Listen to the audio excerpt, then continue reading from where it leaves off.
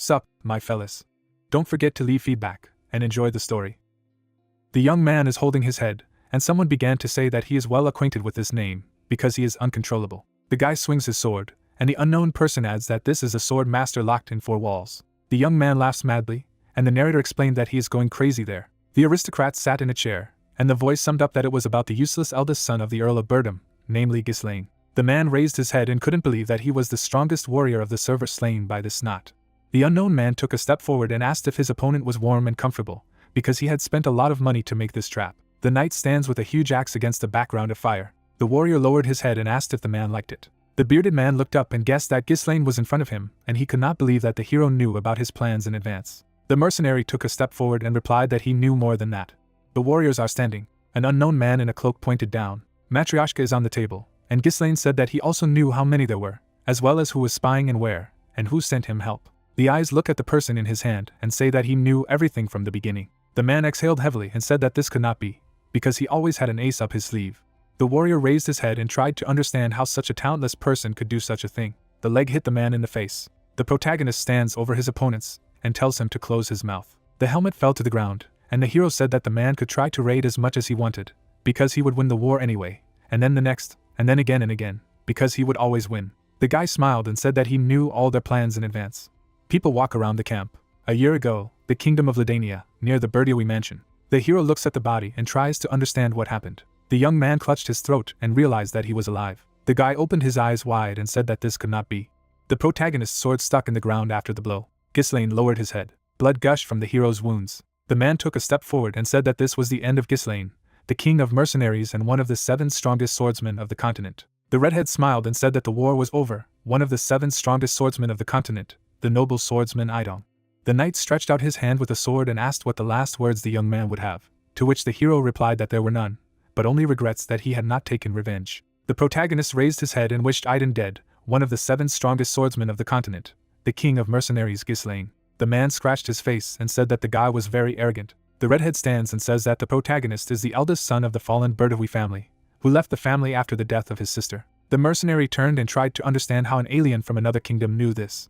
The knight stretched out his hand and replied that he had lost his feet while tracing the hero's past. The redhead smiled madly and said that they had worked with the Delphine family to overthrow his family. The young man opened his eyes when he heard that there were several of them. The silhouettes look at Ghislaine, who realizes that there are other people behind the incident besides Duke Delphin. The knight touched the hero's neck with his sword and tried to understand why he was crucified in front of a man who would soon die, and added that the young man should simply accept his fate. Ghislaine turned and shouted that he would never forgive a man for this. The redhead smiled mischievously. The mercenary's head flew off his shoulders. The guy looks into the water and remembers that after that he was beheaded, but he is still alive, and his head is in place. The hero holds onto his face and thinks that these are glitches, because he has even become younger. Ghislaine looks around and assumes that this was tested by the mages and is part of the experiment, and then begins to threaten the air and says that they will cry because they left him alive. The protagonist looked back when someone said his name. Knight Bertium Ricardo went into the tent and told the hero to come out, because he knew that the air had woken up. Someone put a blade to the man's neck. The hero stands behind the knight and says that he will let him live if he obediently answers questions. The guy looked to the side and added that he might not let him live. Ricardo looked aside and turned to his master. The man exhaled and said that it had already gone too far. The hero looked away and tried to understand what was wrong with him, because he was threatening him, and asked what the knight was talking about. The man broke free from the grip and said that the young man exhausted everyone's nerves with his hysteria and fell asleep. The knight touched his neck and realized that the protagonist had managed to forget everything after sleeping, and reminded him that he threw a tantrum because the latter wanted to lead a squad to clean up the orcs. Ghislaine made a surprised face when you heard about the orcs. The young man bent down and said that he could not throw a tantrum and it was all nonsense, to which the knight asked the hero to come to his senses, because people were waiting for them. The young man raised his head and asked where they were going. The man walked past and replied that they were going to the Birdiowy mansion. The guy looked sharply to the side. The heir grabbed the warrior by the shoulder and asked him to repeat it. Ghislaine's eyes widened and assumed that he was talking about the ruined Birdiowy mansion. The hero looks at the whole mansion. The protagonist tilted his head and realized that this was indeed the ancestral mansion of Birdiowy. But why was it safe and sound? After all, he was a personal witness to the devastation reigning there. The man approached the hero and whispered that the heir would be in trouble if the count found out that his son called his own house destroyed. The guy tugged at his cheek and assumed that he was still asleep. The man looks at the strange actions of Ghislaine, who has realized that he is awake. The heir looks into the water and notices that the Neo has a rejuvenated face. The whole mansion stands, and the young man realized that it was not destroyed. The protagonist stands in front of a large clock and assumed that he had gone back in time. The child twisted his face, and the hero remembered that the young man was by everything there. The air is swaying on the floor, and the protagonist added that due to the feeling of inferiority caused by his own immaturity, he created problems, and over time, more and more residents of the mansion began to turn away from him. The young man runs, and the hero summed up that then he could not stand the criticism and ran away from home. The knight stands with a sword, and the protagonist said that after a few years he became a mercenary and survived many battles, built up strength, and made a name for himself. The guy sits in front of the ruined manor, and the hero said that he then returned to the lands of Birdium to atone for the mistakes of the past, but found only the wreckage of the mansion, which was razed to the ground. A battered flag flutters in the wind, and Ghislain said he lost everything then. The young man looks at the whole flag and realizes that he is still here now. The hero raised his head and realized that the people he cherished were also here. The protagonist smiled and whispered that he could not believe it, and would now start dancing with joy.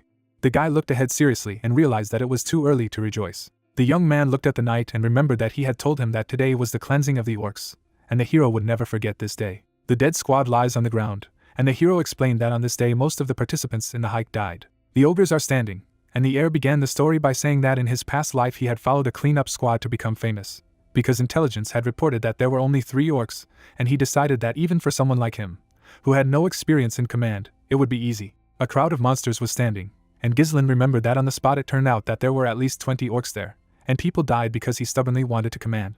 The heir tightens his belt and thinks that it is impossible to download, that they have an impossible task in front of them, because the orcs know little about tactics, and the problem is whether these guys will be able to trust him, because they think he is an insufferable blockhead. The tower flies past a person. The building landed in front of the hero. The soldiers turned and shouted that they were orcs. Monsters run at people who have realized that the creatures are already here. The young man turned around and said that they hadn't attacked so suddenly last time. Orcs kill people. The man raised his head and shouted for the soldiers to take up positions. The commander of the cleanup operation, Scoven, runs forward and says that we need to go on the defensive. The monster brandishes a weapon. The commander took a step back and thought that they had lost their vigilance, and the surprise attack had unsettled them, as well as many more of them than they had been reported. The man turned when he was addressed. The orc behind the man swung for an attack. Someone made a dash towards the commander and the orc. The young man's hand touched the man's armor. The protagonist pushed Scoven away. The man looks away. The hero swings to retaliate against the ogre, and the man understands that this is a young master. The blade touched the ogre's fingers. Ghislain cut off the monster's arm. The man looks at this scene in shock. The soldiers stand in shock. The protagonist cut the monster in 2. The huge carcass collapsed to the ground. The guy twisted his sword and noticed that mana was not yet available to him, and said dreamily that it would be better to return a little earlier. The young man goes to the lying commander and asks if he is the commander. The protagonist stretched out his hand and asked for it. The man raised his head and asked what he was asking of him. Ghislain stands in front of the knight and replies that he asks for the right of command. The commander leaned over and thought that he had always known that the hero was a fool, but to demand command when the lives of soldiers were at stake. The knight stood up and replied that he could not. Scoven took a step forward and said that the young man thought they were playing a toy here, but even though he was the son of a master, he couldn't just give up the power that his lord had given him. The protagonist gritted his teeth in anger and thought that this was starting to annoy, but if he were in his place, he would do the same. The monster runs at people. The man took his hand aside and told the heir to retreat to cover, because he would take care of everything, because the guy would not have enough experience to lead the knights anyway. Ghislain swung his sword and realized that there was no choice. The young man knocked the sword out of the commander's hand. The man grabbed the hero by the collar and tried to understand what he was doing. Sweat runs down a person's face. The commander looked away.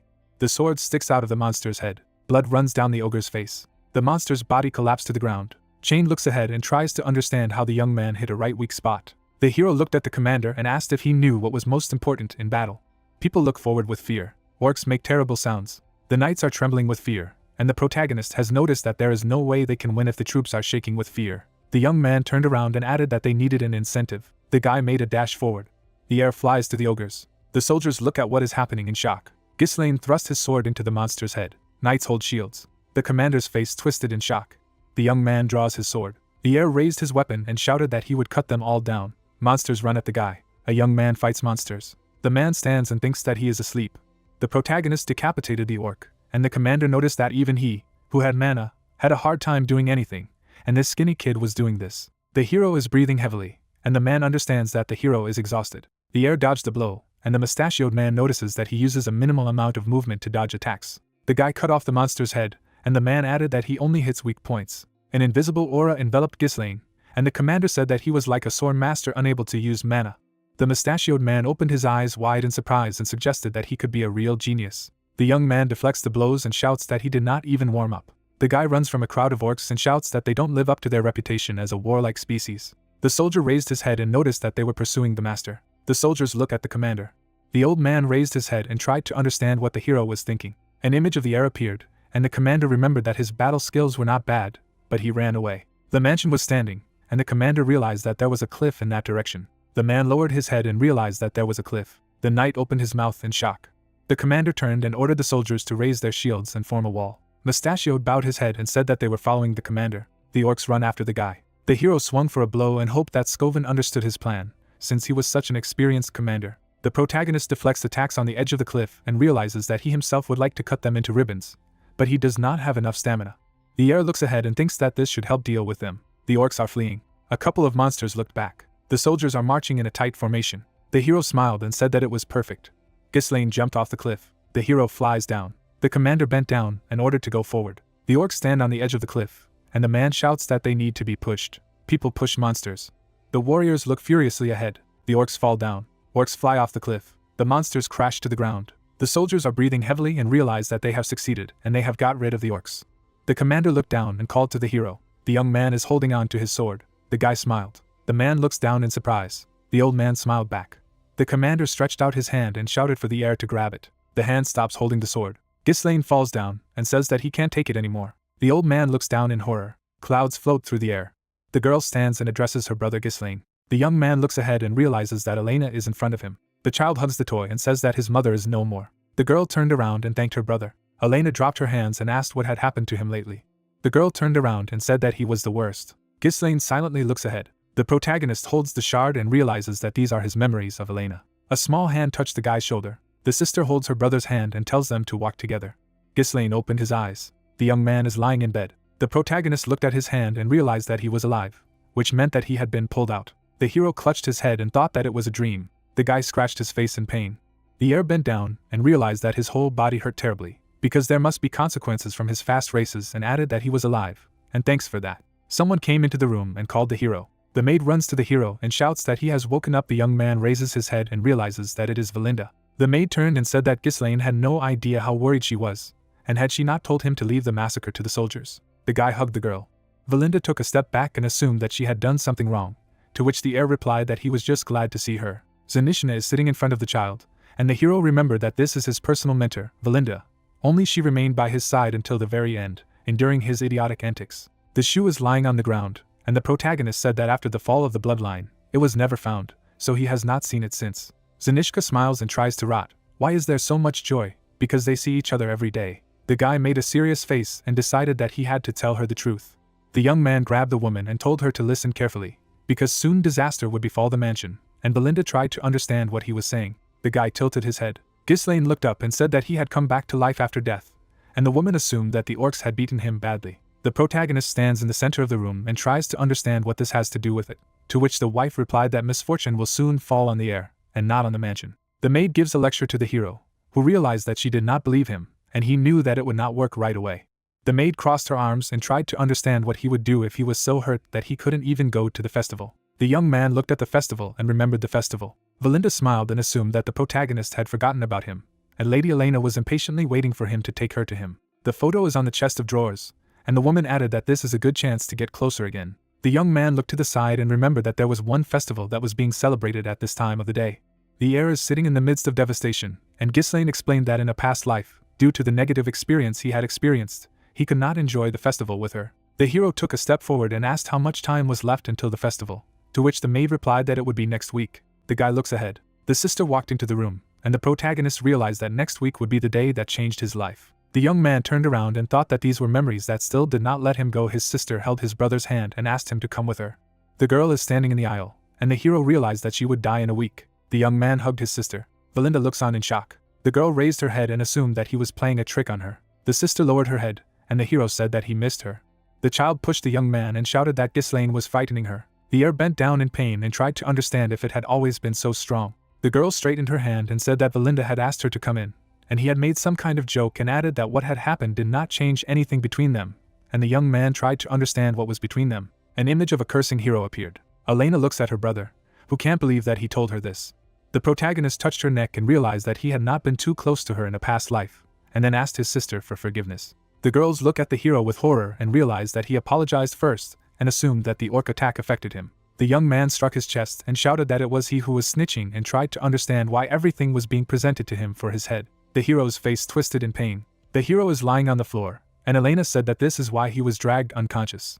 The girls are smiling. The hero looks silently. The young man tilted his head and realized that they were still the same as he remembered them and tried to understand why he had been so worried about nonsense in the past. The guy leaves his sister and remembers that the festival, which will take place in a week, he refused Elena's request to go to it, justifying himself with the disappointing results of the hike. The sister holds her brother's hand, and the hero realized that this was the last time he saw her.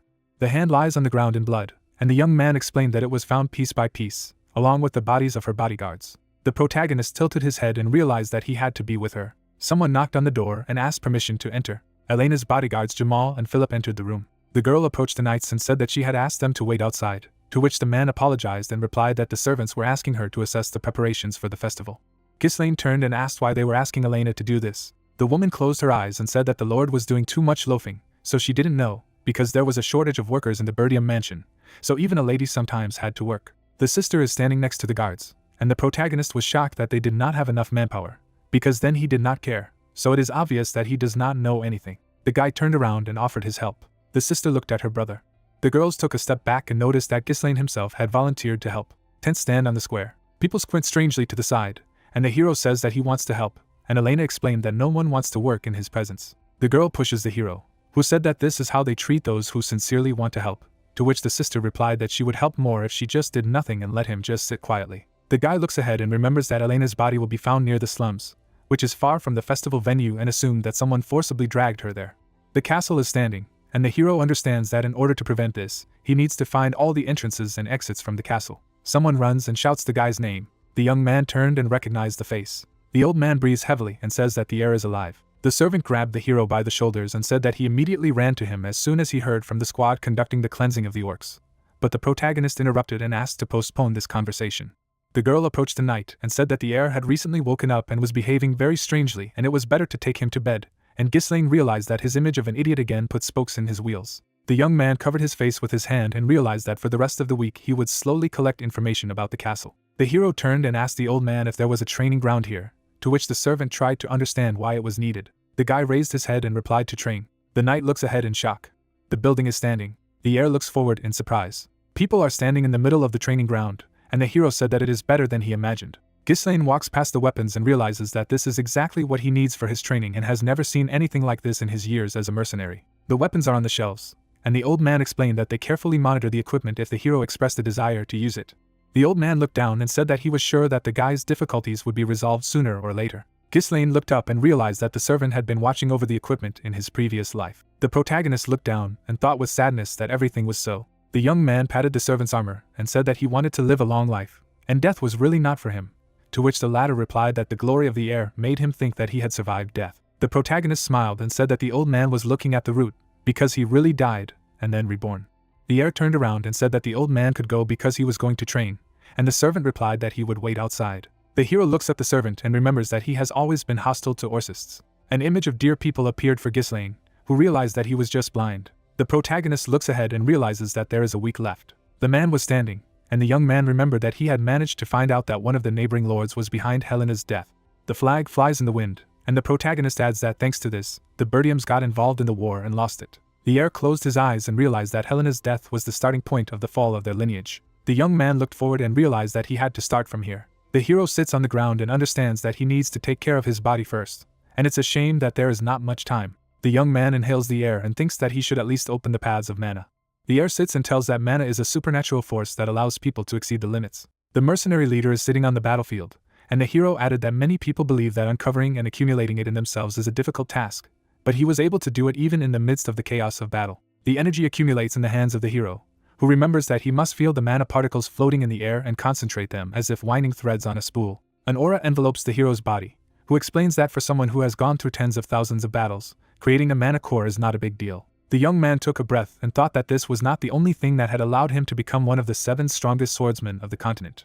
The hand is holding a book, and the protagonist revealed that the method he read in the found half-burnt book. The nuclei appear in the body of the young man, who explained that the only mana is the human core. An image of a line that connects the cores appeared, and the hero realized that he could create 3 at once. The energy permeated the body of the heir, who said that he would create a network of interconnected cores to recreate the destructive force. blood gushed out of the guy's nose. The heir bent down and noticed that 3 was still his limit, although in his previous life he could have created all 5. Blood drips onto the floor, and Ghislaine explained that this method allows you to create destructive power in a short time, but in return it requires a large amount of mana. The leader of the mercenaries stands in front of the Sword Master, and the young man realized that this was the main reason for his defeat to Aiden in his previous life, because he attacked him with his order at the very moment when his mana ran out. But if it had been a fair fight, he would not have lost. The young man wiped away the blood and thought that this technique was not particularly reliable, but it would be enough for now, and for now, he had a young body and a lot of time. The hero got up from the ground and mentally said that this time he would blow off Aiden's head. The man is sitting on the throne, and the hero thought that he would deal with the people of the Dolphin family, as well as with their henchmen. Ghislaine raised his head and said that he would destroy them all. Light illuminates the walls of the estate. A week later, on the day of the festival, the protagonist slipped through the strap of the belt. The young man closed the bag. The protagonist walks down the street. Elena looks ahead with surprise. The sister crossed her arms and said that her brother had indeed come and tried to understand what was happening to him, since he had never gone to events before, to which Ghislaine replied that he was sometimes obliged to attend holidays as a member of the Birdium family. The girl turned around and said that he had been progressing lately, and also added that he hadn't left the gym all last week. The young man scratched his neck and asked what was unusual about the heir to the family training hard, to which his sister remarked that he was saying the opposite. The hero opened his mouth in surprise when his sister said that his brother was annoyed by his father and would like to become a lord without ceremony. Elena turned around and said that his changes made her happy. The girl raised her head and said that it was as if her old brother had returned. Ghislaine looked away. The protagonist turned around and realized that he had realized something over the past week. Belinda stands in front of the guards and asks them to keep an eye on the heir so that he does not do nonsense, and the hero notices that due to changes in his behavior, his present and future are also changing. A picture of chess appeared, and Ghislaine assumed that major events would not change, but he could not predict how his actions would affect smaller events, because he had to use his knowledge of the future to his advantage. The protagonist moved the figure and summed up that he must think over the most effective actions in each possible situation. The guy touched the bag and thought that he had prepared. My sister buys bread. The girl pulls her brother with her. The sky became darker, and Elena said that it was fun. My sister sits on the steps and says that she is already bored with the same thing every year and assumed that this year there will be nothing new either. Ghislaine looked to the side and noticed that the festival had come to an end, but nothing had happened, most likely because he was next to Elena. The young man turned to the side when someone asked if they had seen all the places. The knight raised his hand and said that a friend of his had said that a new amusement had appeared not far from here, and offered to take the children there. Elena grabbed the guard by the hand and hoped that it would be fun there. The protagonist looked ahead and realized that it was the two of them. An evil aura envelopes the knight's bodies, and the young man realized that they had sheltered the snakes. The men hold the hero's sister. The young man explained that these are the knights of Elena's escort, Jamal and Philip. They were unconditionally believed, because they protected her from birth, and in his past life they were informed that they died protecting her. The guy looks ahead and realizes that it's them. An aura of evil envelopes the knights, and the protagonist realizes that they have sheltered the snakes. The man stretched out his hand and said that they were there. People are standing on an empty street. The girl shook her head and noticed that there was nothing here and tried to understand how it was possible to have fun in such a miserable place, to which the man replied that it seemed to him that it was not ready yet. The guard leaned over and said that he was sure they would come soon, to which Elena replied that he should not make her laugh, because no one would put on a show in such a place. The heir looked away. Smoke spreads over the nook, and the young man thought that at first glance it was an ordinary nook. Boxes blocked the passage, and the young man realized that these blockades cut off the escape routes. The girl grabbed her brother. The knight spread his hands and asked Elena to wait for the show, to which Milady replied that she would not wait for anything in such a place. The heir grabbed his hand and assumed that his sister was doing something. The row was so strong. The girl crashed into the knight. Philip bent down and threateningly told them to wait. His sister raised her head in surprise. Elena grabbed her brother's hand and noticed that they were somehow strange and tried to understand what was wrong with them. Jamal scratched his head and said that they didn't want to scare her. After that, he smiled devilishly and explained that they just had an order. The girl looked up in horror and tried to understand what kind of order it was. The unknown man took a step forward. 3 silhouettes are standing. Frank looked up and said it was clean work, as expected. The trader approached the unknown and said that they had brought the young mistress, so it was necessary to complete the deal, as agreed. The man looked ahead and assumed that it was the eldest son of the Birdium clan and added that he had not ordered it. The sister holds her brother's hand. The knight raised his hand and explained that the hero was a bonus, because he followed them on his head. The protagonist looked at the trader and noticed that he was trading them, and tried to understand why he decided he could get away with it. The man turned around and told the young man to worry about himself, because they would easily run away. An image of the mansion appeared, and Jamal said that they were tired of these impoverished lands, and also the raids of barbarians did not bring joy. The trader threw up his hands and said that everyone had been fleeing from the lands of Birdium for a long time. Ghislaine cut the knight. The man began to cough up blood. Elena and the guard look ahead in shock. The unknown man turned in surprise. The protagonist lowered his head and said that at least they did not trade other people's lives.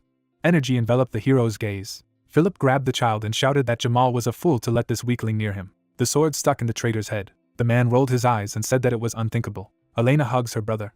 Two bandits raised their heads and said that they were not sure that this was the eldest son of the Bertiums, because he had never fought, and had never even touched training. The man tilted his head and replied that judging by his appearance, it was Ghislaine, and he realized that the traitors, of course, were distracted themselves, but killing two knights so quickly, and even more so in the attacks, clearly invested mana. The guy cut Jamal. The sword stuck in Philip's head. Elena hugs the young man and tries to understand what is happening. Ghislaine is silent. The protagonist knocked out his sister. The guy put the girl on the ground and told her to rest. The hero turned around, and Frank thanked the hero for doing their job. The killers began to go towards the air, and the man said that they themselves planned to get rid of these two and added that he was different from the rumors. The bespectacled man lit his pipe and assumed that the young man was hiding his skills. The protagonist raised his sword and asked how it was about the man. The hero turned around and realized that there were three of them. The energy surrounds Frank, and the guy realized that the two behind him are nothing, but the man is emitting an anomalous amount of mana. Strands of aura enveloped the hero's hand, who realized that it was better to deal with this quickly. Ghislaine took a step forward and asked who was the mastermind, to which Frank sarcastically replied that the dead man did not need information. The young man tilted his head and said that he understood that no one would say anything to him just like that. An aura enveloped the body of the guy, who said that he was about to tear the opponent apart. The subordinate reached for the sword and offered to screw off the heir's head, to which Frank ordered to take him alive and simply break his limbs so that he would be mad with powerlessness. The bespectacled man tilted his head and added that in order to make a masterpiece, you need to go through the lesson with pain. The thugs rushed to attack. Ghislaine bent down to attack. The object flew towards the killers. The man looked ahead and thought it was a joke. In the next moment, something flew into the man's face. The protagonist plunged his sword into the attacker's head. The bandit swung his sword and tried to figure out what these tricks were. Ghislaine parried the attack. The young man looked to the side. The protagonist grabbed his opponent's sword with his free hand. In the next instant, he raised his sword to attack. In one movement, the main character cut off the man's head. The young man looked up. The protagonist dodged Frank's attack at the last moment. The heir blocks Frank's sword with his own. The bespectacled man lowered his head and tried to understand how he blocked his attack from this position, because he came from the blind spot. The guy began to spin with two swords. The protagonist slashed with mana. The beam cut through the antagonist's tube. The object fell to the ground. The blade approaches Ghislaine's head. The young man repelled the opponent's attack. Energy envelopes the body of the assassin, who said that he was impressed, because if he did not have mana, he would be left without a head now. The guy blocked the attack and tried to understand how the opponent managed to survive a direct hit to the neck and assumed that he concentrated mana around to reduce the damage. The man grabbed the sword with both hands and said that he had no idea how he got such unusual skills at such a young age. The bespectacled man raised his head and said that the hero was here and would die. The man in the hat smiled confidently and said that he was impressed, and if he didn't have mana, he would be headless. Frank clutched the hilt of his sword in his hands and said that he had no idea how the protagonist had such unusual skills at such a young age. He lunges with his blade and shouts that he cannot be defeated with such a meager mana reserve. The mercenary, smiling broadly, said that the main character would die here. Ghislaine deflected the blow with his daggers. The man in glasses raised an eyebrow and was surprised by his opponent's smirk. The main character parried away the striker's shot. The blonde man kicked Frank in the face. It flew back a few meters by inertia. The mustachioed man straightened his hat and said that with such a tiny amount of mana, he could not be defeated. The mercenary spurted blood from his mouth. Frank dropped to one knee. He looked at his shaking hand and realized that the hero hadn't hit that hard. Could it be that he could break through his enchantment with such a low level? Ghislaine approached the wounded mage and said that he did not know that there was a real conspiracy behind Elena's death. The main character took a fighting stance and angrily asked that it was Frank's doing. The protagonist bit his lip, the third nucleus unleashed. The man in glasses gritted his teeth and wondered how the hero got such an increase in mana. The protagonist rushed with blades at the enemy. Frank's eyes widened. The mercenary, parrying the hero's blows, stepped back. Ghislaine raises his daggers behind his head. The sorcerer blocks the blow. He clenched his sword and realized that such a thing was impossible, and only one block made his hands numb. The Frank's hand trembled. He said in his head that no matter how much mana a person has, its effect is always limited. The main character prepared the sword for a blow. The opponent thought that he had not yet seen a way that would release mana with such powerful gusts. The protagonist swung his sword. The mercenary noted in his mind that he was like another person. Ghislaine cut Frank's blade. The hero ran the blade over the enemy's body. Blood was pouring from the mercenary. The main character led the sword. He stabbed his rival. The enemy writhed in pain. The main character hit Frank hard in the chin. He leaned it against the wall and said, he wants to continue their conversation. A man in a light shirt stuck a sword into the magus's body and asked who ordered this. Frank let go of the knife from his sleeve and said in his mind that he would not give up just like that. Ghislaine's sister is lying on the floor. The man in glasses thinks that he should at least take the girl with him to the grave. He grabbed the dagger and thought that the girl on the floor must die. The threads wrapped around the murderer's arm. The main character immobilized Frank and asked him for a deal. Ghislaine looked up and told him not to do anything stupid and answer questions, then he would take out his sword. The mercenary grinned and mentally said that these threads were made of mana. The arm of the standing Ghislaine was wrapped in threads of mana. He holds the sword in his opponent's stomach and says that he is sure that such a seasoned warrior can cope with licking his wounds. The hero looked away. He said in his head that if he destroyed his mana core, then it would be over. Frank opened his mouth in surprise. The blonde man gripped the hilt of his sword. The mercenary looked at the wound and thought that his mana was dissipating. The blue ball cracked.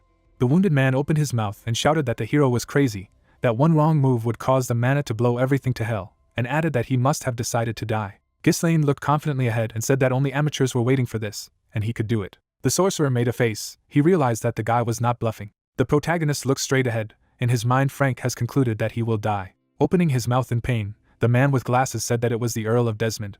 The mercenary stands with his back to the wall and says that it was the Count who ordered his sister. He needs to set a precedent to ignite a war between the Birdiums and the Degrads. Ghislaine looked away and realized that it was Desmond. Hooded men are standing in the forest. The main character says in his head that in his past life all the dirty work was dumped on the families allied with the Duke. How dare the Duke of Dolphin conduct this concert from behind the scenes? The protagonist pressed his opponent against the wall and said what Elena was for them. The bearded man confirmed. Ghislaine plunged his sword into Frank's body up to the hilt.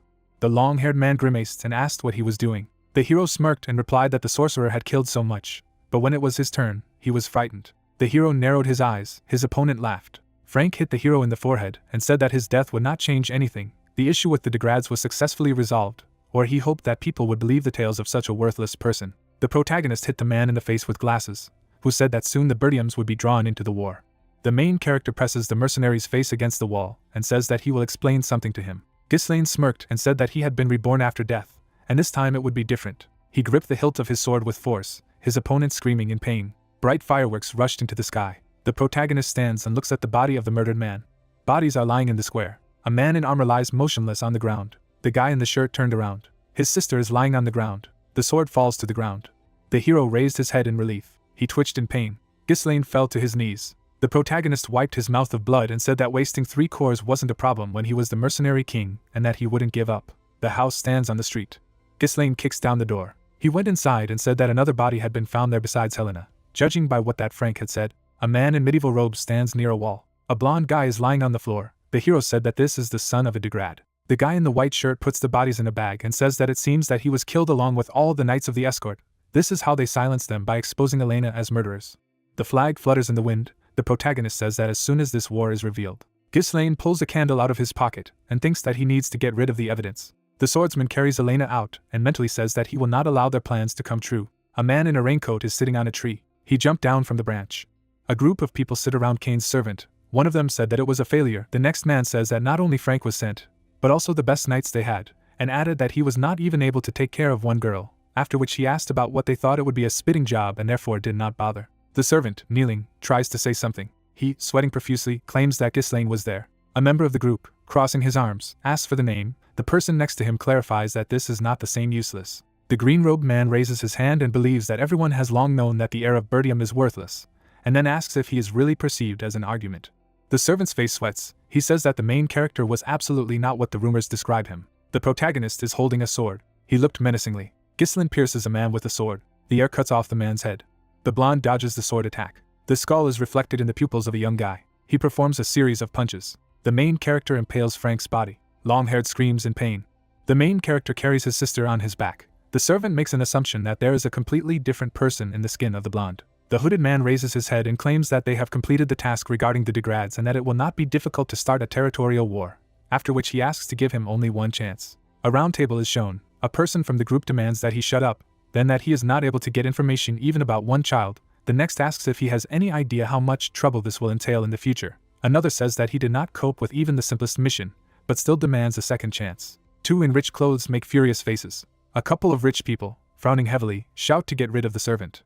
Kane's servant sits on one knee. A formidable man, towering on a high-backed chair, says that it is too noisy here. A shadow hides his face, and he asks about what specific chance is required. The servant, opening his mouth wide, declares that he will get rid of Ghislaine. The servant's face sweats profusely. The dark figure asks how he will do it, to which he replies that he will personally fight the heir of Birdium, and that he has one trump card.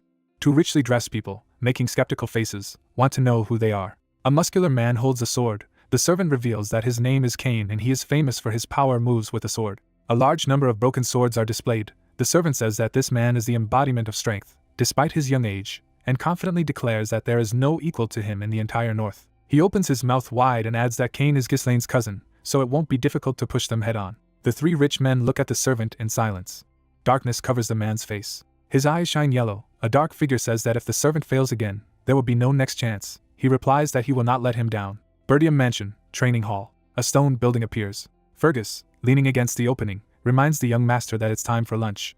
The mana filament moves at a fast speed. She grabs a sword near the guard commander. The string attracts the blade. Ghislaine grabs the hilt. He, making a few strokes, says that he is fine.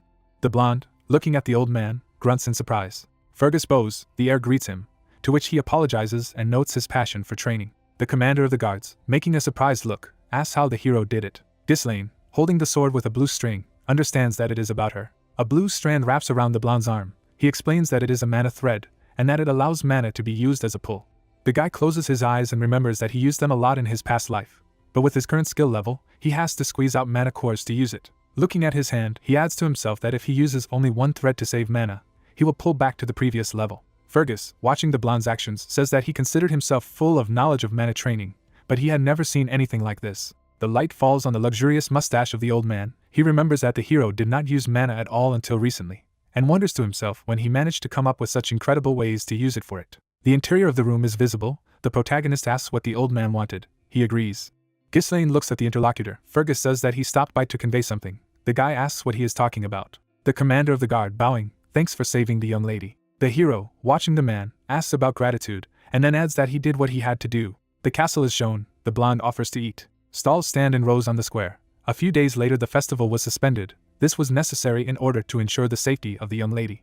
Elena, propping her head with her hand, says that no one believes her when she tells that the hero saved her. She, sitting at the table opposite the protagonist, demands that he finally tell everyone about it, to which he replies that no one will believe him anyway. Valinda, clenching her fist, is indignant aloud that Jamal and Philip intended to kidnap the young mistress, after which she adds that she always knew that they were still perverts. The girl, with a sigh, calls the name of the maid. Ghislaine smiles and mentally says that Elena is silent about many things. Turning to the window, he notes to himself that he is satisfied that he has prevented war for a while and is sure that they will not give up so easily. The hero, looking out of the window, thinks that he himself will not be able to stop them, and for this he needs a whole army. A woman, entering the room with a cart, apologizes. She places the tray in front of Ghislaine, and he says to himself that he will need more power for the army. On a silver plate there is a piece of bread. The protagonist looks at him piercingly. He raises his hand and asks Valinda if it is dessert, to which Valinda replies that the hero is not aware of the current situation. The blonde ducks from the screaming from the window. Someone loudly demands compensation. A plump man, putting his hand to his mouth, says to compensate him for the cancellation of the festival. A crowd of people, raising their hands, shouted for compensation. A dark-haired guy, standing at the gate, calls on the guard on the other side to come out. He aloud assumes that they are swimming in money, to which he asks to calm down. The hero, looking out of the window, asks aloud what is happening. Valinda, raising her hand to her mouth, notes that she knew that this would happen. Her face sweats, after which the maid asks Ghislaine if he knows that their country is full of merchants who live on the proceeds of such festivals, after which she adds that they made a lot of money last year. The crowd raises their hands in displeasure. The girl notes that now the festival is closed in just one day, and that is why they are outraged. The hero looks discouraged and asks if the situation is really so bad. Turning around from the window, he says to himself that this is not good, and if nothing is done, the situation will only get worse. The protagonist, looking at Fergus, asks what the soldiers are doing and asks him to order them to pacify the crowd. The old man, smiling, replies that they are not there yet, to which the blonde asks again. The red brutes fight with humans. The commander of the soldiers explains that most of the troops have been sent to clear the forest of monsters due to the increasing raids of the orcs. Ghislaine asks himself if everyone has been sent. A map is shown. The hero remembers that the lands of Birdium were originally mired in wars due to barbarian raids from the north, and on the other side there is a forest teeming with monsters that can begin to cross at any minute.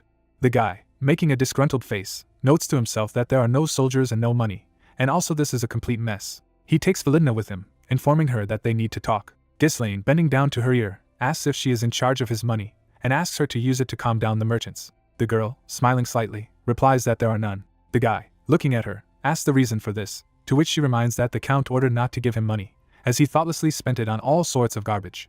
The blonde, continuing to look at the same point, realizes to himself that he has no money, and that he is a beggar. He, holding out his hand, asks to borrow them, to which the girl says that she does not have them either. The protagonist sits on the window and states aloud that he has neither soldiers nor money, after which he asks himself what they have left. Looking at the street, he thinks to himself that without a single penny in his pocket he will not do anything even with knowledge of the future. after which he adds that the fucker needs to somehow get hold of money. Someone is running down the corridor. The guy thinks about having a way to do it, and notes that there must be at least something in the estate.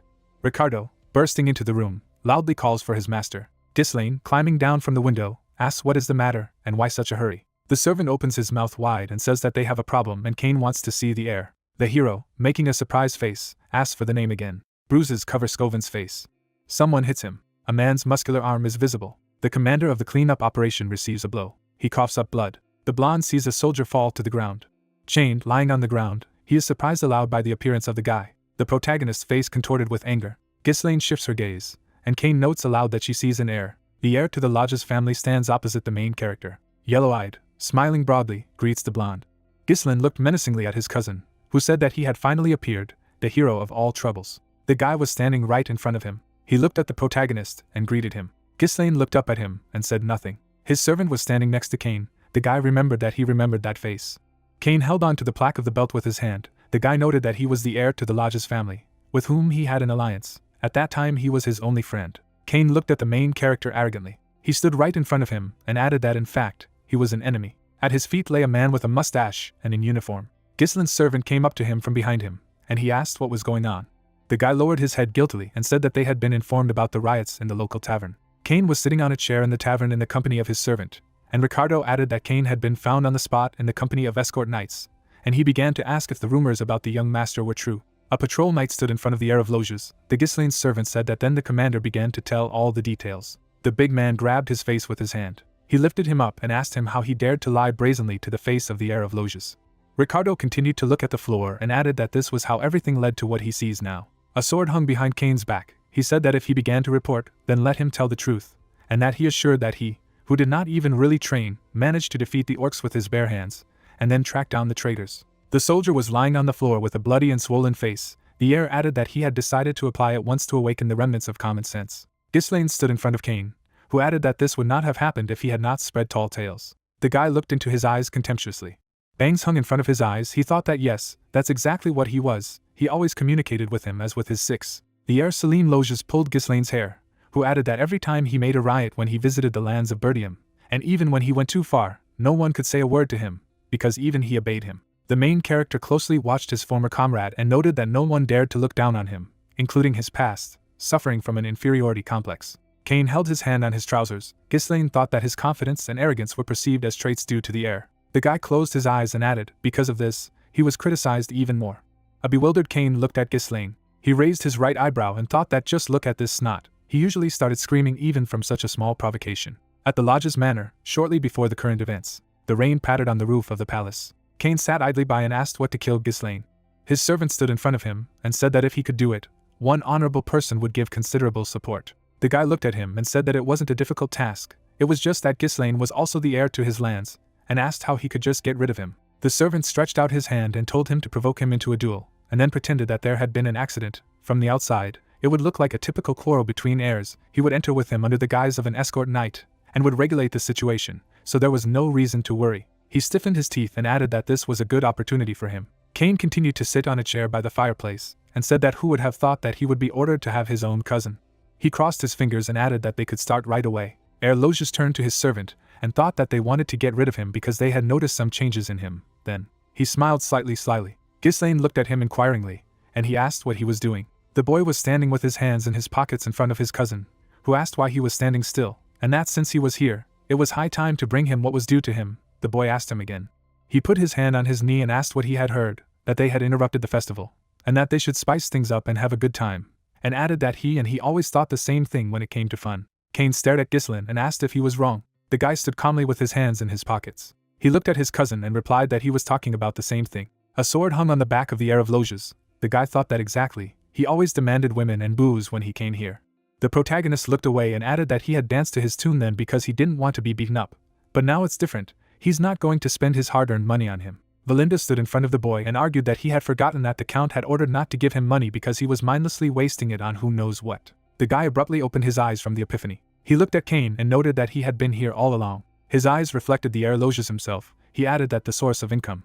A white shirt hung on the guy's body. Someone called him. The big man was sitting on the steps by the bar and said that if he got it, then let him drag everything here, and that he did not see that he was waiting. He raised an eyebrow in incomprehension. Ghislaine replied that of course he would bring it now, but there was a nuance. The guy looked at him menacingly, and said that he should first pay off the bills. Kane's servant looked at his master in alarm.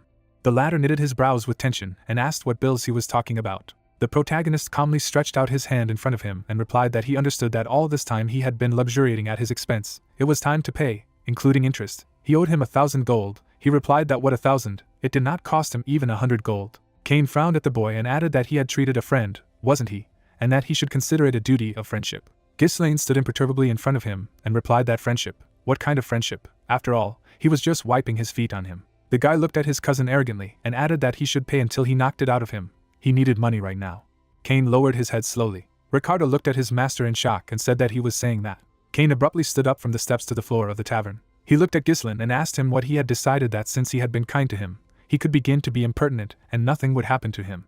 The big man bent down to the guy and added that either he really believed that he had become stronger because he had spread a couple of false rumors about his victories, and that it was nothing more than a plague that had plagued these lands. Kane clenched his fist in anger for an attack and said that that's why everyone in the north considers him a piece of shit, because everything he does as an heir is doing who knows what. He waved his hand at Ghislaine and told him to get punched in the face. The guy was calmly standing right in front of him. Leaning slightly to the right, he dodged Kane's devastating attack. Ricardo looked at him in shock. Kane's servant watched their fight dumbfounded. The guy managed to bend to the next blow from Kane, who said that he was a baby. The protagonist sharply counterattacked him with a blow to the chest. His eyes bulged out in pain. The guy immediately struck a second blow to the big man's face.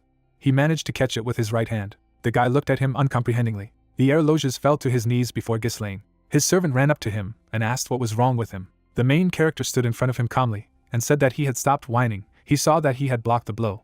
The servant abruptly raised his head at the guy and told him to move away, and what he was doing in general. The tavern patrons looked at him and asked what was going on, and that Ghislaine had beaten Kane, and that anyone had seen how he did it. The guy turned back. He pulled on a sly smile and thought that this was what he was up to. Kane turned to his servant and whispered if he had played normally.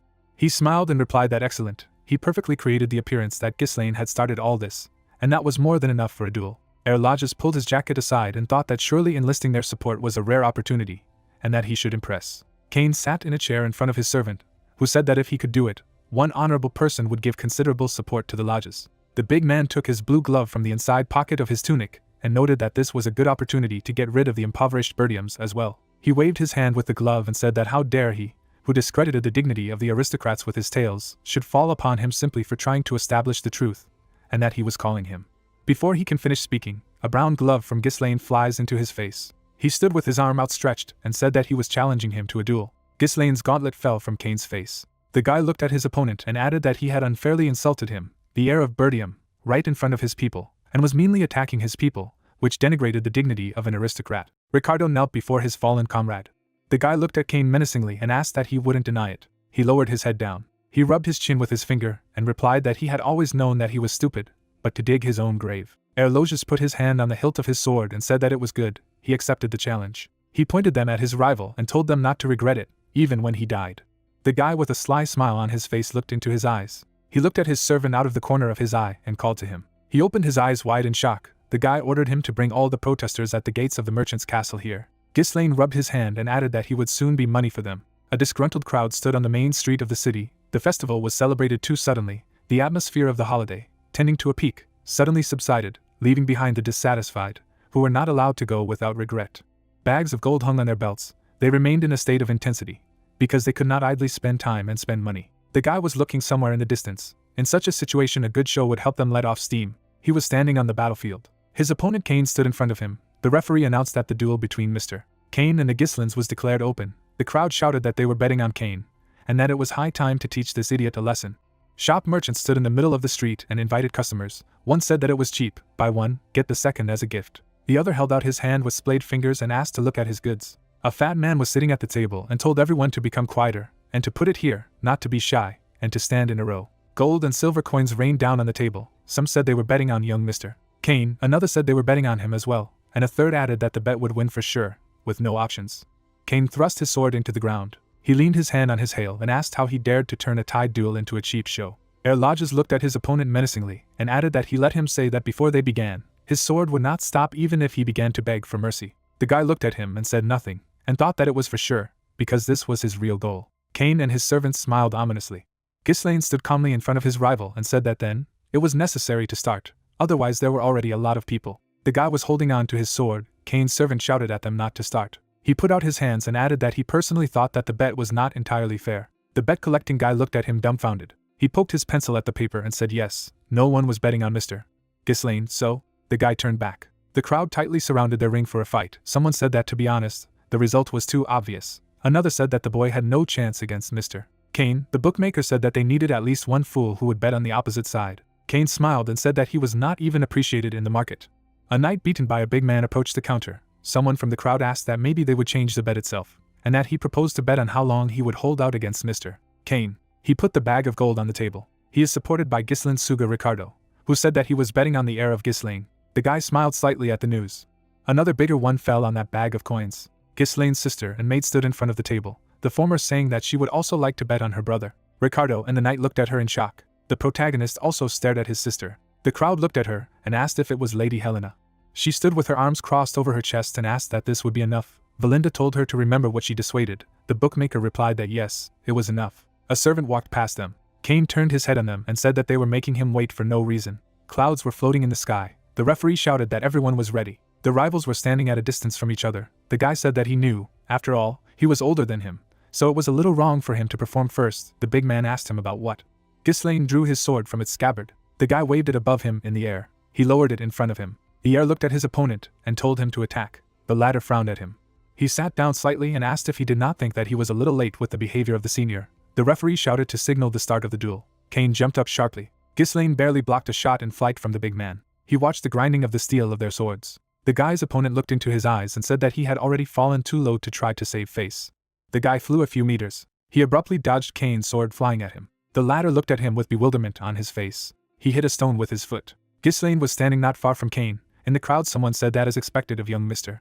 Kane, and that the dead man would not even withstand a blow. He smiled slightly. The guy looked at the heir of Loges uncomprehendingly, and thought that they were only looking at that muzzle. Valinda put her hands on Elena's shoulders and asked what the young lady was. What should they do? Shouldn't they stop them? The servant looked at them slyly and thought that it was too late. Anyone who decided to cross blades with Kane was doomed to perish. Ghislaine barely blocked a shot in flight from the big man. He abruptly dodged Kane's sword flying at him. He hit the rock with his foot. Such a huge advantage in strength makes a counterattack impossible, so all they have to do is dodge. Kane swung his sword from behind his back, and as soon as his opponent ran out of steam from the endless dodges and opened up, he would meet his end. The guy dodged every swing of Kane's sword. Kane always won according to this scenario. He looked at Ghislaine and said that he was as nimble as ever, but still a little more skillful. He threw down his sword like a boomerang and said that it was understandable. Ere Loges caught him by the blade. He struck another blow and said that he always escapes well. The big man swung for the next blow. He grabbed the guy with his guard. He soared sharply into the sky from Kane's throw. Ricardo held the knight. The crowd all raised their heads up. Kane's servant bared his teeth and thought that he was the end of Ghislaine, and let him die. The guy put his hands out in flight. He was rapidly falling on his opponent. He put his foot out and said that he had been lenient to him so far. He leaned his feet against the wall and told him to go to hell. The guy appeared in front of Kane's face. He only had time to look at him in bewilderment. Ghislaine struck and landed behind the big man. He turned his head on him. Kane's servant gritted his teeth in fear and thought that he had regained his balance, and concentrated the mana in his legs. The guy looked at the floor and was silent. He rose to his feet with the sword in his hand and said that he was somehow weak with the sword, and that he probably thought he was the strongest for himself only because he intimidated his opponents with his strength. He took a fighting stance with the sword and said that let him open his eyes. Kane twisted his face at Ghislaine. He swung his sword at him and asked what he was, and how it was. The guy sharply stuck out his leg. He struck her a blow on his hands. In a moment, he was in the air with his back in the air. The guy deftly jumped over the clumsy Kane. He swung his sword and yelled. Ghislaine jumped and put his foot on his sword. A moment later, Kane's sword was slammed into the ground. The guy swung his sword to attack. He hit them on the neck of the enemy. The guy looked at him calmly. Blood gushed from the neck of Ghislaine's opponent. The crowd watched in shock as events unfolded. They all opened their mouths in surprise. Kane fell into his arms in front of Ghislaine, the crowd shouting, well, what had just happened? The heir to the Bertium family had advanced so far, and what the hell, he had won, and what the hell, he had bet so much on Kane. The boy's sister closed her eyes and told Valinda what she had seen. The knight smiled happily at the boy's victory. Kane's servant watched the duel in shock. There were deep cuts on the torso of the heir of Loges. He said that the wounds were not serious, although he had the opportunity, and that he really did it on purpose. Kane looked at the guy and added that when did this idiot manage to master the sword so well? He was kneeling in front of the guy. The latter looked at him with the edge of his eyes. He threw his sword away. The sword was spinning on the floor. Ghislaine said that such a big difference in strength did not look particularly spectacular. The guy lowered his hands and said that now he would hit with his bare hands. Kane stared at him and asked him again. He was on his knees in front of him. The guy noted that he had to take this opportunity to teach him a lesson. He rolled up his sleeves and added that that would be enough. Kane looked up at him and asked what to teach a lesson. The guy rolled up his sleeves and said that yes, he was not his opponent in fencing, so he would give him a head start, so let them fight with their fists, because he had the advantage in them. He looked at his opponent and added that he was betting another 2,000 zlotys, twice the original bet that he would win. The crowd looked at each other and said that there were 2,000 gold pieces on their fists, but it was supposed to be a duel. Kane's servant looked at them in shock. He lowered his head and thought that he had dared to challenge Kane in a fist fight. He didn't think that the day would come when he would be grateful to him for his stupidity. Luck favored him. The bookmaker put his hand to his face and shouted that okay, side bets are accepted. Fist fighting, the heir to the Berdium family against Mr. Kane. The crowd was standing around the fight ground. Someone said that he was talking about fist fighting. Another said that he was betting on Kane. A third said that it was stupid to try to overcome him with sheer force. The guy said that this time he would like to bet on Mr. Kane. He got to his feet and asked what his bare hands meant. Well, he made him laugh. He raised his sword and said, okay, let them fight with their bare hands. Kane tossed his jacket. Erlodes raised his sword above him and said that only now he would remain with the sword. Valinda closed her eyes and shouted that it was so unfair, what a bastard, and that the master should quickly take up the sword. Stavoriak swung his sword and told him to die. The guy calmly stood in front of him and said that, as he thought, it was time to hammer common sense into his stupid head. He ducked under the sword flying at him. Kane jumped in front of Ghislaine. He jumped sharply in the other direction. The guy struck at Kane's body. He swung his hand for the next blow. Ghislaine's fist hit the big man's chin. Blood gushed out of his mouth. He knelt down. A guy with a hand in his pocket stood in front of him. He thought what it was, and where did this learn such information? Kane was on his knees in front of the protagonist. The referee said what a heat of passion, and that the young Mr. Ghislaine was capable of winning. He looked at him and told him to get up. He hadn't even warmed up yet. Kane gritted his teeth in anger. He jumped sharply to attack the guy. He deftly dodged his attack. Ghislaine counterattacked him in the face with his fist. Kane thought that he had not dared to raise a glance at him until now. He himself bowed his head in his presence. The guy twisted his opponent's arm. He struck him with his foot. The heir of Loges opened his mouth in pain and added that he must kill him for the sake of the future of the lodge's lineage. An image appeared with numerous of Kane's memories of being hit by Ghislaine. His eyes were very swollen from the blows to his face. He wondered why. The guy took him by the hair. He raised his head and said that he felt sorry for his father. He held him by the hair and added that the Earl of Loges had helped the Berdiums when they were on the brink only because he and his father were friends. The guy looked at him and said that it was a pity that his son was alien to his father's ideals. Kane could barely open his eyes. A few years ago. It was pouring rain. Someone asked that they would support the Berdiums again. A man in a long raincoat was walking forward. Behind him someone was saying that even if they were friends, they themselves had enough trouble now. And why would they invest in these fading lands? It was like trying to fill a colander with water. Behind him stood young Kane, who said that less than a week had passed since his return, and that he was already going to rush to the aid of the Berdiums. He furrowed his brows at his father. He stopped abruptly. The guy told him not to go. Kane looked at him and added that everyone was already stopping him. Why was he so eager to help them? Kane's father turned around and replied that it was because they were friends. Kane looked at Ghislaine with his eyes swollen from the blows. He remembered the words of his father, who said that there was no other reason. Ghislaine swung again for a blow. He cowered in fear. The big man opened his eyes in surprise. The guy said that he thought he had learned his lesson. Ghislaine held out his hand to him and told him to get up. Erloges looked into his eyes. He lowered his head down to the floor. He knelt in front of him and said that he would admit defeat. The crowd of people opened their eyes in surprise. Others also bulged their eyes at them. Kane Soga opened his mouth in shock. Crowds of people raised their hands in jubilation. The referee said that the young Mr. Ghislaine was winning. His sister Elena happily threw up her hands and said that his older brother had won. Kane's servant ran to him. He went up to him and asked him how he dared to give up so easily. And what would you think? They piled on a little, because he trusted him that he was doing such things. Kane turned away from him and told him to. He was leaving. The servant clutched his head and thought he was a damn weakling. Ghislaine stood behind him with his hands in his pockets and asked what was now. It would not be time for him to take his own. The guy smiled broadly. He turned to him and asked what he meant. Ghislaine stretched out his hand and shouted that attention people. This man volunteered to pay for meat and drink to everyone who came. He gritted his teeth in shock. The crowd stood around them and said that meat and booze, they hadn't feasted for a long time, and that the master was the best. He flew up to the guy and said that he did not give consent, so let him withdraw his words. Ghislaine grabbed him by the shoulder. He stood in front of him and said that this was the price of defeat. He should have at least executed it, right? And to be clear, it would not count towards the bet. The young man pressed his hand into his shoulder and added that he should not forget the 2,000 gold pieces on top of the wagered 1,000. The protagonist looked at him menacingly and said that if he decided to run away, he understood what would happen. Kane's servant looked at him. The guy walked away. He said he understood. In the middle of the city there was a huge castle. The next day in Ghislaine's room, a large chest collapsed on the floor. The guy opened it and said that it was okay. He picked up a handful of coins and said that with that amount of money, It was possible to hire a small group of mercenaries, and that it was a considerable amount. Ghislaine closed the chest and thought that they would work for a long time. This method was not suitable to implement his plan. He needed to finish the preparations quickly. A maid and his sister came up to him. He shifted his gaze to them and asked what it was. His sister looked at him and asked what he was going to spend the money on. The guy narrowed his eyes and replied that she needed something. She replied that she didn't, she just asked. Valinda stood by and said that it was obvious where he would spend them. She looked at him and said that it was Amelia's birthday coming soon, and asked him that he had put on such a show on purpose in order to buy a particularly expensive gift. The guy stood silently by the chest. The girl said that it was so predictable. The sister added that there was so much ostentation to please the bride. The guy looked at his sister in bewilderment and thought that he had a fiancée. He sat on a chair and asked that he had a fiancée. The girls looked at him. The maid replied that it was a shame, or that he pretended to have forgotten, and the sister replied that it was Amelia, the daughter of the Earl of Rayfold. The guy stared at them in shock. A huge spider with a mark on its back was sitting on a web. The guy thought it was the woman, Amelia Rayfold. The bitten apple was reflected in the mirror. The guy added that she was the noblest of aristocrats, who was loved by the people for her kind nature and actions that went beyond the ordinary for social classes. But in the future she led a rebellion and became famous as a witch of the north. And she also assisted Duke Delphin in his plan to overthrow the Birdham family, a traitor. The guy's eyes widened. He grinned slightly. Two girls were standing in front of the guy. He grew together that when her father returned there, she replied that she thought it would be in a week. He turned his head and thought that a week should be enough. He abruptly got up and walked away from his room and said that he had to go to the Rayfolds. The maid told him to wait, as her birthday had not yet arrived. The guy turned to Valinda and said that he wanted to collect debts. Amelia put her shoes on the ground in a crouch. A spider hung from her lips and she said she asked.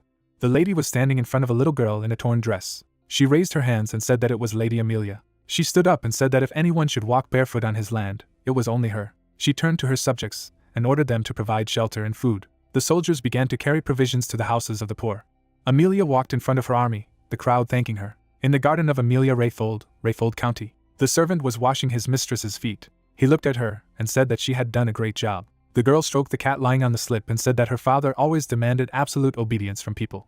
The cat tilted his head. The girl added that the stupid grey mass was more willing to follow those who provided them with warmth and bread. Bernard washed her feet and said that she had won the hearts of many people back then. He would definitely be able to turn the inheritance race in her favor. The girl looked at him. Her leg flew into the servant's face. Amelia sat in a chair in front of him and asked what about his duel against the sore master from the north.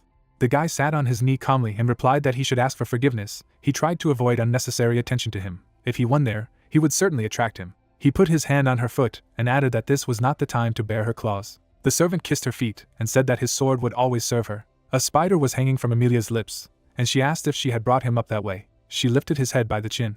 The girl approached his face and said that he couldn't be so weak. In the middle of the city there was a huge palace. She asked what about the Merchant Guild. He replied that if we are talking about the Actium Guild, then there was nothing to worry about. He looked at Amelia and said that they had successfully bought all the materials needed to build a roadblock in the wild forest near the Birdium lands, which had been half destroyed by the orcs, and that in this way they would regain all the funds that the Earl of Rayfold had sent to Birdium every year in support. A crowd of soldiers stood with spears in their hands. Bernard noted that they had also bought out all the soldiers and knights who had left the lands of Birdium, among them many trained fighters hardened in battles with barbarians, so it was a good investment. The girl sat the cat on her feet and said that it was fine. Let him continue to maintain the image of an ordinary guild until they met. Everything should be classified.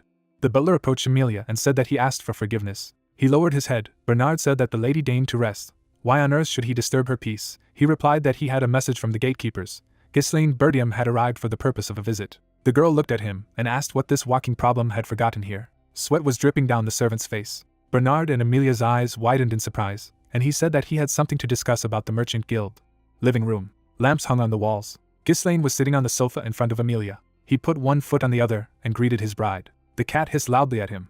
She held him in her lap and asked him what he knew, that it was bad form to show up unannounced, and that he had squandered what was left of his manners. The guy calmly looked at her and said that her birthday was coming soon. He decided to present the gift early. He threw a white flower on the table and said that he had found it at the front of the guild. They had a wonderful smell, and that he thought that from now on he would only buy flowers there, and asked what the name of that guild was. The guy took a mug of tea in his hand and answered his question. This is the Actium Guild. The girl looked at him contemptuously. She got up from the couch and said that she thought she didn't understand what he was trying to say. She turned away from him with a cat in her hands and added that his gift had been accepted, so he could clean up. He looked at her and told her to sit down. Amelia's eyes widened in shock. The guy put the cup on the table. The girl thought what kind of pressure it was. She looked at Ghislaine and thought that this was exactly the guy who could only bleat at the sight of her. The protagonist raised his cup and said that he would be brief. He needed money, only 10,000 gold. The girl turned to him and asked him again. She held the cat in her hands and said that he showed up to borrow money from the bride. She took it as the will of the entire county of Bertium. The guy replied that his father had nothing to do with it. Give him money. He looked at her slyly and added that besides, she would marry him anyway. The girl looked at him dumbfounded. The guy sat calmly on the couch and said that either for the knight who was standing behind that door, and that if she took the place of the head, it would become impossible, and that only if someone missed that she was secretly building up her strength to win the race of succession to the title. The cat hissed terribly at the guy. He jumped down to the floor. The girl said that such words should not be uttered even as a joke. She looked at Ghislaine arrogantly.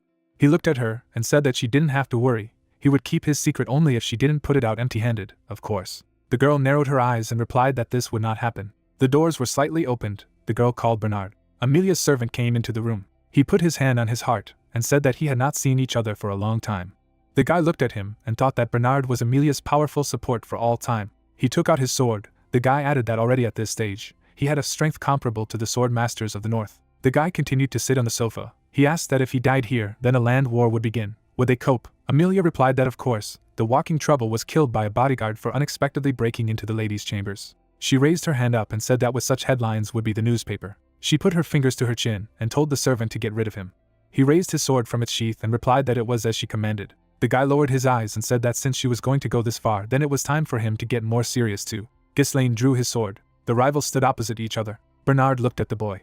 The latter narrowed his eyes at him. The guy was holding on to the hilt of his sword. Unexpectedly for him, a guy with a sword in his hands was flying at him from behind. He stabbed him in the back of the sofa where Ghislaine was sitting. The guy did a somersault over the sofa. He kicked the attacker in the stomach. He flew out of the window from the force of the guy's blow. Bernard and Amelia looked at him in shock. He turned to them and asked that even an assassin, a surprise attack under the guise of politeness. The protagonist grabbed his sword and said what a terrible hospitality. The bodyguard blocked the sword strike from the guy. He looked at him and said that the Rayfold house clearly did not teach manners. Bernard looked at him and replied that he apologized to Lord Ghislaine, but he was the one who had been the first to show disrespect, to behave without warning, to upset the mistress, and that such a warm welcome was not due, was it? He grabbed the boy's sword with his elbow. He instantly dodged in a jump from a swing of the blade. The opponent was also able to dodge a kick. The guy tried a second kick while jumping. They both jumped away from each other. Bernard knitted his brows and thought that Ghislaine was known as a haughty idiot without any ability. The guy was standing at full height in another part of the room. He added that he was clearly not an amateur. Amelia crossed her arms over her chest and asked what he was doing, and that he should be more serious. A spider was hanging from her lips. She added that he should move and bring her the head of this bastard if his sword served her any longer. He turned to her. He smeared his sword and said that he would not let her down. He pointed to her opponent and said that perhaps they would begin. He smiled slightly and asked what an ordinary knight dared to order. He stood in front of him and replied that it was an invitation, but if he pleased, then be according to you. Ghislaine stood in a fighting stance with the sword. Bernard flew up to him abruptly. His eyes widened in shock.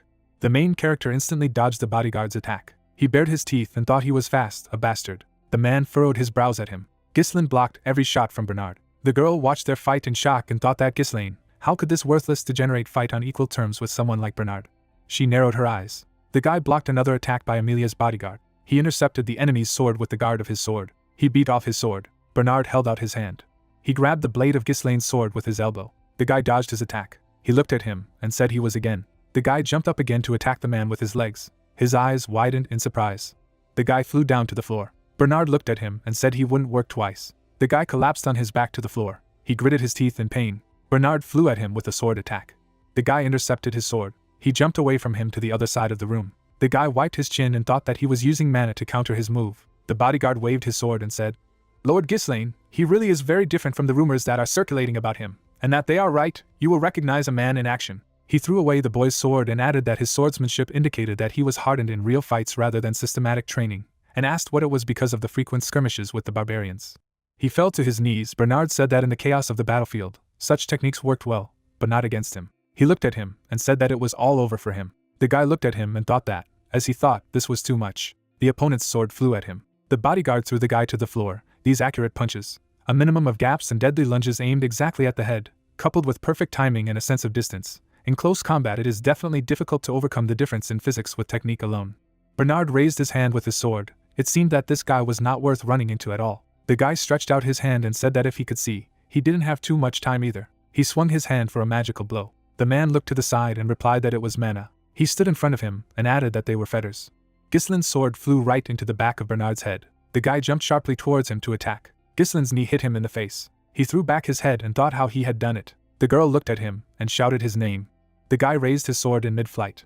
At the last moment, Bernard stopped Ghislaine's sword from flying at him. He could hardly hold back his onslaught. The bodyguard threw the guy away. He landed a little farther away.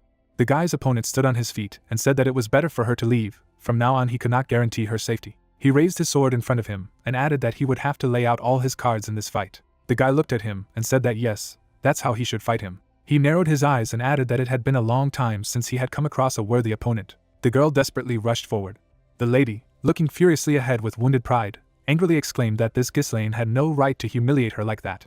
Amelia ran forward and indignantly asked who it could be, and what kind of idiot would dare to pass on information about the merchant guild to this half-witted, and logically concluded that otherwise he would not have been able to find out so many details. The girl gritted her teeth angrily and mused that the rumors of him killing orcs, saving his sister from the assassins, and even defeating the heir of Loges in a fair fight seemed to her either luck or falsification, given how stupid he was. But could it all be true? The lady, frowning in irritation, swore sharply. Amelia, turning the corner in displeasure, angrily asked what the guards she had placed were doing. In the middle of the room stood a hooded girl. The heroine turned around sharply. A mysterious female figure, suddenly appearing in the shadows, calmly looked at the lady and said that they had not seen each other for a long time. Amelia, dumbfounded at the intruder, asked in shock if this could be Bertium's maid and who she was. The maid, bowing her head sternly, sprayed the heroine. The girl put a knife to her neck and imperiously ordered her to speak more quietly. The blade gleamed in the darkness. The maid squeamishly took the spider in her hands and mockingly remarked that God, she still wore the creature on her lips. The maid, looking intently ahead, analytically explained that she thought it had to do with an engagement, and recalled an overheard conversation between the Earl of Wraithold and their lord. An image of people fleeing in terror appeared, and the antagonist revealed that the lady's brothers constantly teased her for being dragged by creepy spiders, and so she personally raised a brood of tame spiders to take revenge. The maid, holding her weapon at the ready, added vaguely that she did not even know if it was due to an injury or for the sake of self-affirmation. The spider fell to the ground, and the heroine directly said that she would forgive her for her frankness, but this does not suit the lady at all. The antagonist crushed the spider with her boot. The smeared remains of the spider lay on the floor, and the heroine politely asked if she could ask Amelia for cooperation. The protagonist stood in front of his opponent named Bernard. Ghislaine, frowning, noted anxiously that even the air had become heavier. The antagonist stretched his sword forward, and the hero was amazed to see that there was an incredibly large amount of mana around. Bernard, turning his head to the main character, ironically clarified whether he really called himself a worthy opponent. The antagonist, narrowing his eyes contemptuously, haughtily cut off that such a phrase was worthy only of a pathetic mercenary, and asked how he dared to call himself an aristocrat and equal to milady. The noble protagonist, arrogantly raising his head, declared that he was, of course, an aristocrat, and disdainfully added that he did not understand such claims at all, especially coming from the mouth of an ordinary bodyguard. The antagonist waved his battle sword and shouted the name of the protagonist. The opponents hit their weapons. The antagonist, looking at the main character, ardently exclaimed that the opponent should not defame the honor of the aristocracy. A multitude of swords flew forward. The main character opened his eyes dumbfounded. The protagonist deflected all the blows. The saber flashed in front of Ghislaine. The guy dodged another blow. Ghislaine, looking indignantly at his opponent, indignantly shouted that this guy was very furious. The main character deflected many blows. Ghislaine, clutching his sword sharply, categorically ordered that the fight should stop. The guy hit his opponent's sword. The hero raised his sword above his head. Bernard opened his eyes in a daze. His sword flashed brightly. The antagonist's hand twisted sharply. The protagonist abruptly raised his weapon up. The protagonist looked at his opponent angrily, and he officially said that he was talking to the young Mr. Ghislaine. The bodyguard, menacingly raising his sword, warned menacingly that the next attack would be his last. The hero threw his weapon forward. Blood splashed on the antagonist's face. Blood gushed from the protagonist's shoulder, and Bernard was surprised to think that he was ready to hurt himself and deliberately used his shoulder to deflect the blade. The protagonist struck the enemy with his sword. Bernard, looking cautiously at his opponent, warily remarked that it seemed that one could not relax one's vigilance with this opponent until the very end. The hero threw his opponent's sword aside. The guy raised his sword in the air. The bodyguard, looking at the hero in bewilderment, confidently proclaimed that this was the difference between him and the one who brandished the blade for show. The protagonist threw the enemy back. The main character gritted his teeth. Ghislaine, analyzing the enemy with his eyes, realized with alarm that, as he thought, the battle was dragging on. An image of the enemy's attack appeared, and the protagonist strategically reflected that the overwhelming speed, reach, and sequence of the enemy's attacks allowed him to control the course of the battle. The antagonist threw the protagonist away, and he thought that any attempt at rapprochement or close counterattack would be immediately neutralized. Ghislaine, looking thoughtfully ahead, shrewdly realized that in a direct confrontation he had created the appearance of interlocking blades, trying to make him believe that they could no longer be separated. The antagonist rushed at the hero with a sword, and the guy realistically admitted that with his current mana, he would not be able to overcome the opponent in strength. Ghislaine, slightly tilting his head down, slyly clarified that this only applies to the mana that he currently possesses. The protagonist, clutching the sword in his hand, sadly decided that this was a pity, but he would have to stop there. The protagonist brought his sword forward and said that Bernard was missing one thing. The young man furrowed his brows and shouted that this was his unique mana cultivation technique. The guy abruptly rushed forward and added that this was his third release core. The hero gripped the sword tightly in his hands. The hero struck his opponent with his sword. The opponent's weapons hit in battle. Bernard's sword flew aside. The man looked at the hero puzzled and pronounced his name. The protagonist was flying at his opponent, and he asked in bewilderment where such destructive mana came from right in battle. The sword plunged into the antagonist's forehead, and a voice imperiously ordered him to stop. The guy was standing in front of the enemy. Amelia, looking contemptuously ahead, haughtily commanded him to take the 10,000 gold pieces and disappear from her sight. Ghislaine, shaking his head in displeasure with disappointment, muttered irritably that Amelia had caused a lot of trouble, and it was impossible to give the money immediately when she was still politely asking.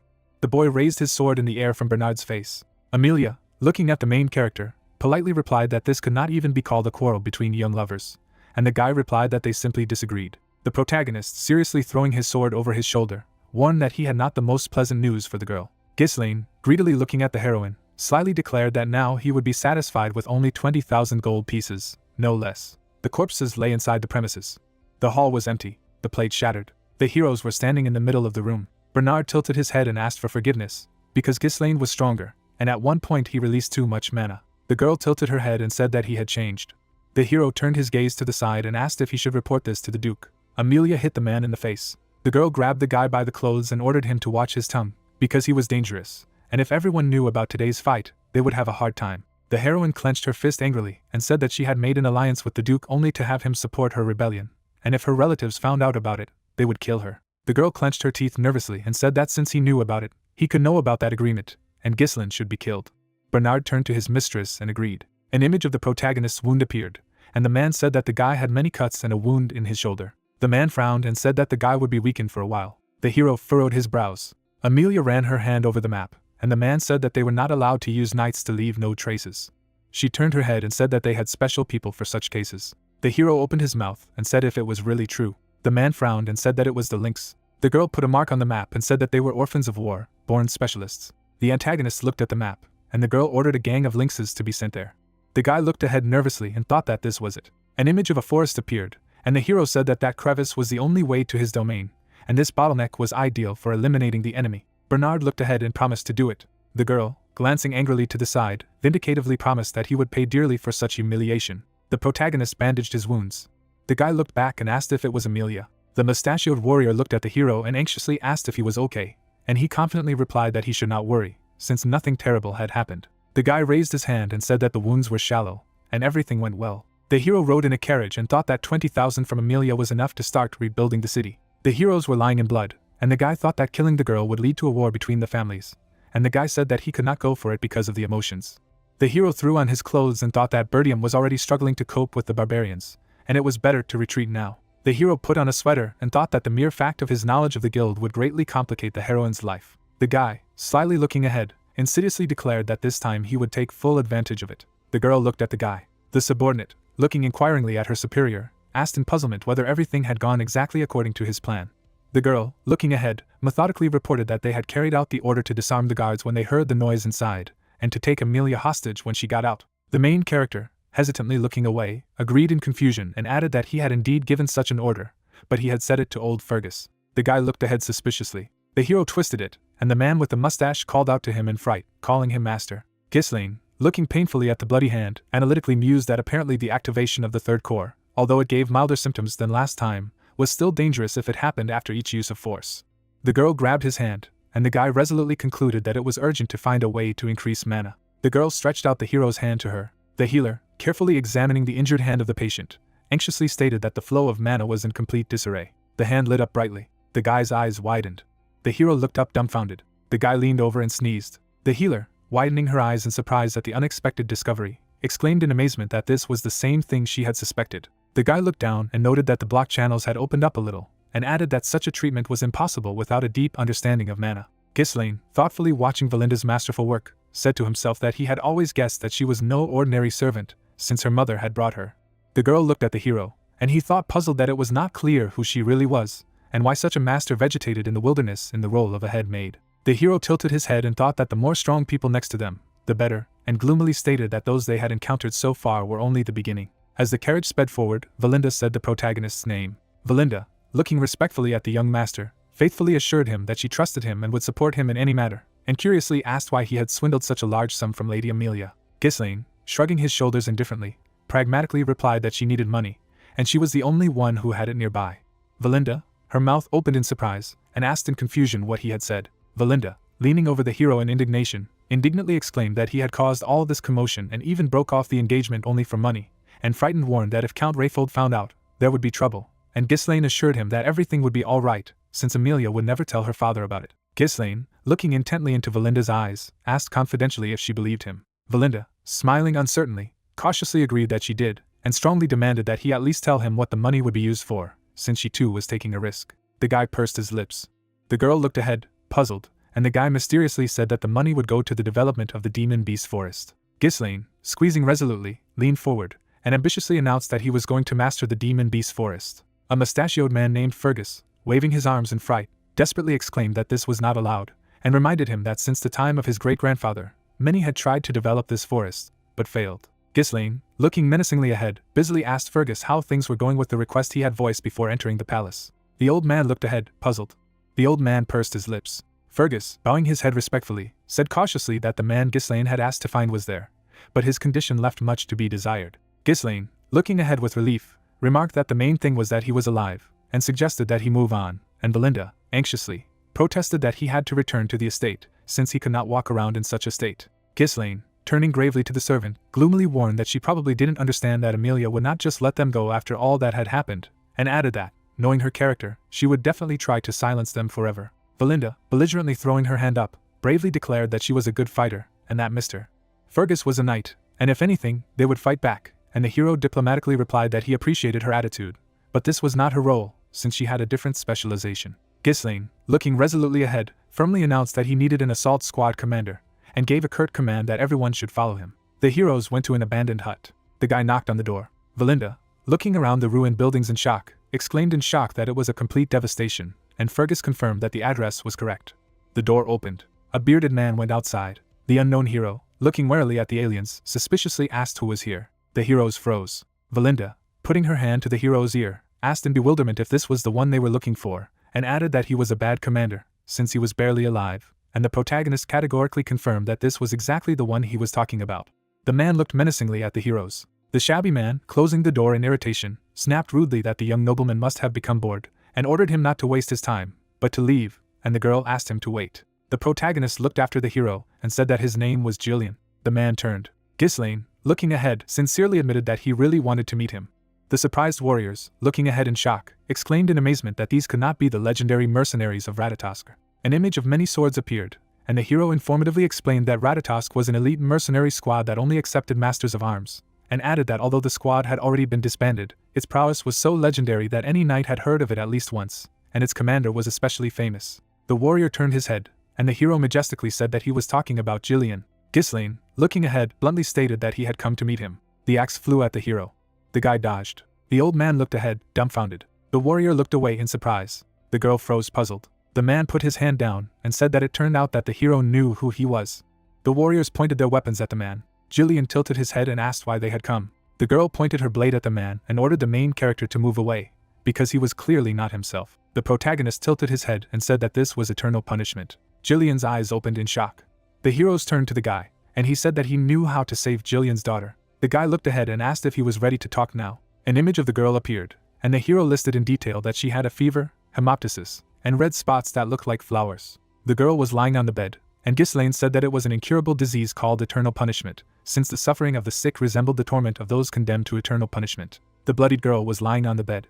The man leaned over his daughter and said that her name was Rachel. Ghislaine, looking at the girl's critical condition, resolutely stated that it was not too late to save her. An image of a sad man appeared, and the guy gloomily reflected that in his past life he was also looking for Jillian, but he was no longer alive, since after the death of his daughter, he lost the meaning of life and committed suicide. Ghislaine, carefully examining the condition of the house, analytically noted that judging by the condition of the house, all the savings were spent on treatment, and only weapons remained. Little Rachel, writhing in pain, groaned desperately that she was in so much pain, and asked her father to let her die, while Jillian helplessly shouted his daughter's name.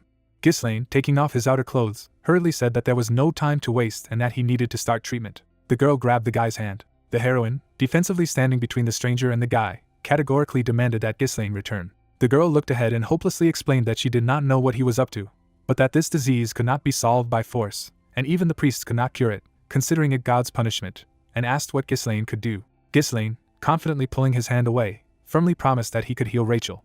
Ghislaine, turning to the servant, said convincingly that Valinda had said she believed him. The girl looked ahead puzzled. Ghislaine, holding out a ready-made list of medicines, imperatively ordered her to take it. Ghislaine, looking sternly at his assistant, categorically demanded that she take out all the specified ingredients, every single one. Valinda, looking at the provided recipe in shock, exclaimed in amazement what kind of list it was. Ghislaine, grinning, said enlighteningly that for wandering mercenaries, knowledge is a matter of survival. The guy began to untie the bag and seriously reported that at the moment the eternal punishment was incurable, but in the future there would be a way to overcome it. Ghislaine laid out the drugs on the table and frankly admitted that the recipe was so simple that he learned it by heart. Ghislaine, taking medicines out of the bag, realistically added that the only problem was that the ingredients were insanely expensive. Ghislaine, taking a flower from the bag, solemnly announced that the main ingredient was the blessing of the fairies. The hero, concentrating on grinding the medicinal ingredients with a sharp knife, methodically instructed that the blessing of the fairies and herbs should be finely chopped. Ghislaine, carefully cutting the ingredients, professionally explained that they needed to be cut, put in a vessel and poured with distillate. The guy, pouring the healing mixture into the flask, patiently added that it needed to be shaken well and infused a little. The guy began to shake the medicine. Ghislaine, carefully adding the last ingredients to the magic potion, delicately finished that it was necessary to add the remaining ingredients and mix. The hero handed the flask to the man. Ghislaine, handing the finished medicine to the desperate father, confidently ordered that he give his daughter a drink. The man put the cone to Rachel's lips. Jillian gave his daughter medicine. The girl was lying on the bed. The bloodstains began to disappear from her cheeks. The heroine's skin turned white. The heroes looked at the cured girl in amazement. The hero, watching the girl's body in amazement, exclaimed in shock that the spots on her skin began to disappear. The father, happily bending over his recovering daughter, happily said that he did not believe that Rachel was really beginning to recover. Ghislaine, nodding his head contentedly at the successful result, smugly confirmed that everything turned out as he thought. Father, shaking his head incredulously, asked dumbfounded how this was possible, if even holy magic could not do anything. Ghislaine, confidently looking ahead, wisely explained that the holy power of the priests is not omnipotent, it only enhances the vitality and regeneration of the body, and the real treatment requires a different approach. Jillian's hands were shaking. The father, tremblingly holding the hero's hands from overflowing emotions, asked hopefully if his daughter could really recover. Ghislaine, looking down confidently, promised hopefully that in a month or two she would definitely recover. The man looked ahead dumbfounded. Jillian fell to his knees. Jillian, bowing his head, shrewdly asked what he really wanted, since he had come for a reason. The man, humiliatingly putting his hand to his body from the realization of his own helplessness, bitterly admitted that he had only this worthless body left. Jillian, gritting his teeth desperately, obediently declared that he was ready to become his faithful dog or slave if he commanded. Ghislaine held out his hand and firmly objected that he did not need a slave, but Jillian, the great mercenary commander of Ratatosk. The man, looking up at the young savior in amazement, exhaled in shock that he saw something special in his eyes. Jillian, carefully peering into the resolute eyes of his interlocutor, noted with admiration that the fire of a dream burned in them. The man grabbed his hair. He chopped them off with an axe. The braid fell to the floor. The heroes looked ahead. The warriors, looking ahead at the unbelievability of what was happening, muttered dumbfounded that they could not believe in such a development of events. Jillian perked up in front of the warriors, and Belinda was amazed that a moment ago there was a completely different person standing in front of them. The man looked ahead. Jillian turned. Ghislaine, looking around warily, cautiously asked if there could be any other of Jillian's men outside the house. The protagonist, shaking his head in denial, replied curtly that no, everything was already inside. The man, grabbing his weapon, shrewdly asked if there was anyone who could hold a grudge against him. The guy looked to the side and gloomily confirmed that such people exist. The warrior raised his weapon and, resolutely clenching his fist at the decision, firmly concluded that in such a case, they must be ready to attack. The man launched his spear upwards. The weapon punched a hole in the wall. The man tightened the rope. The rope stretched far into the trees. The man caught a spy. He grabbed the spy by the neck. Jillian held the assassin in his hand and asked in shock who had sent them. The assassin, frightened, grabbed the warrior by the arm from mortal danger, exclaimed in horror that he did not understand how this was possible. Jillian, turning respectfully to the new master, asked what he would order, and Ghislaine confidently said that he guessed who could have sent the assassins. Ghislaine, grabbing his sword, regretfully admitted that he did not want to get his hands dirty on such an important day. Jillian left him with his hand. The warrior, resolutely frowning at his opponent, fearlessly announced that he would deal with the attackers himself. He squeezed the assassin's neck in his hand.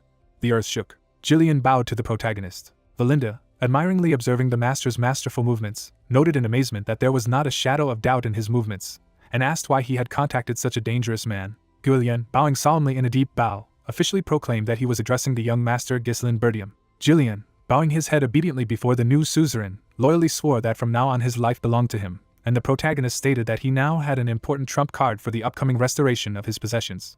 Ghislaine, looking at his comrade-in-arms in a friendly way, concluded that he hoped for fruitful cooperation with Guilin. The house stood on a swamp, and the messenger excitedly reported that one of the scouts had been killed. The assassin, looking at his comrades in shock, exclaimed dumbfounded that this was impossible. The head of the assassins, gritting his teeth, carefully ordered everyone to be silent. The head of the smuggling gang, Lynx, imperiously examined the heroes and demanded that they speak more quietly. The subordinate, guiltily lowering his head in front of the commander, obediently apologized. The warrior bowed down and said that, according to Mr. Bernard, with his current forces, young Mr. Ghislaine would not be able to kill or even find the scouts, and the commander asked what was the matter and why they were so incompetent. The warrior bowed down and declared that Gillian had joined them. The commander grabbed his subordinate by the neck. He picked up the warrior and asked him if he was sure. The assassin was hanging in the air and claimed to have seen it with his own eyes. The commander looked ahead angrily and said that Gillian had finally shown himself and added that he was his former commander. The carriage flew forward.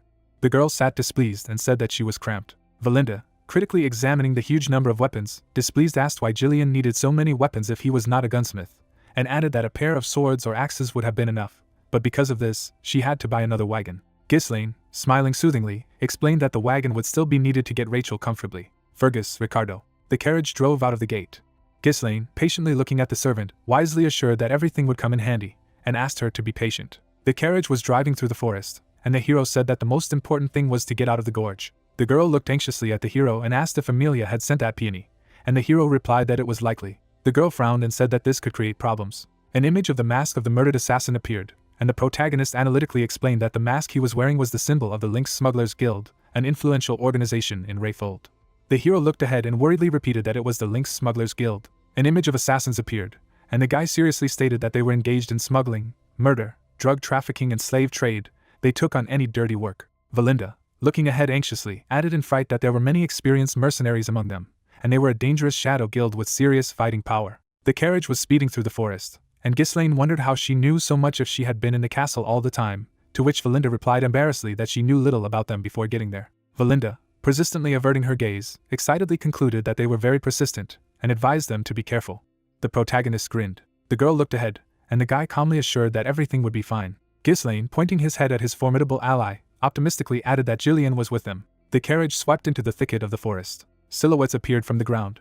Magic from the ground surrounded the wagon. Gillian shifted his gaze. An explosion occurred under the carriage. Gillian drew his sword and desperately warned that an attack was coming from underground. He repulsed the enemy attack.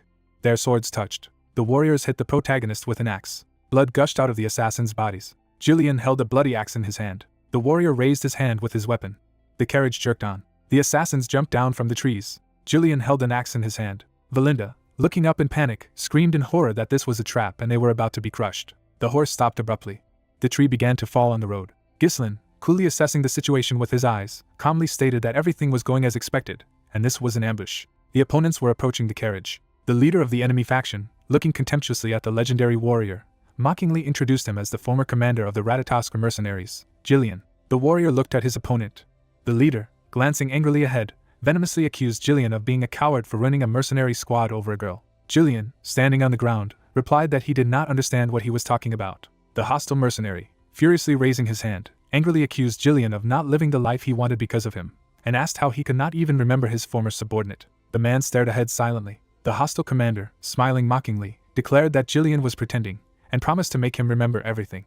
The leader of the gang, resolutely raising his hand to attack, mercilessly ordered the murder of Gillian. Ghislaine, looking anxiously at his ally, asked if he needed help, and he confidently replied that there was no need to worry, since the enemy seemed to have a personal score to settle with him, and advised the young gentleman to rest. The enemies rushed at the warrior. Gillian, resolutely gripping the hilt of his sword in a fighting stance, firmly assured that he could handle it on his own. The hostile mercenary, furiously brandishing his weapon in indignation, indignantly exclaimed, "How dare he behave like that, old man?"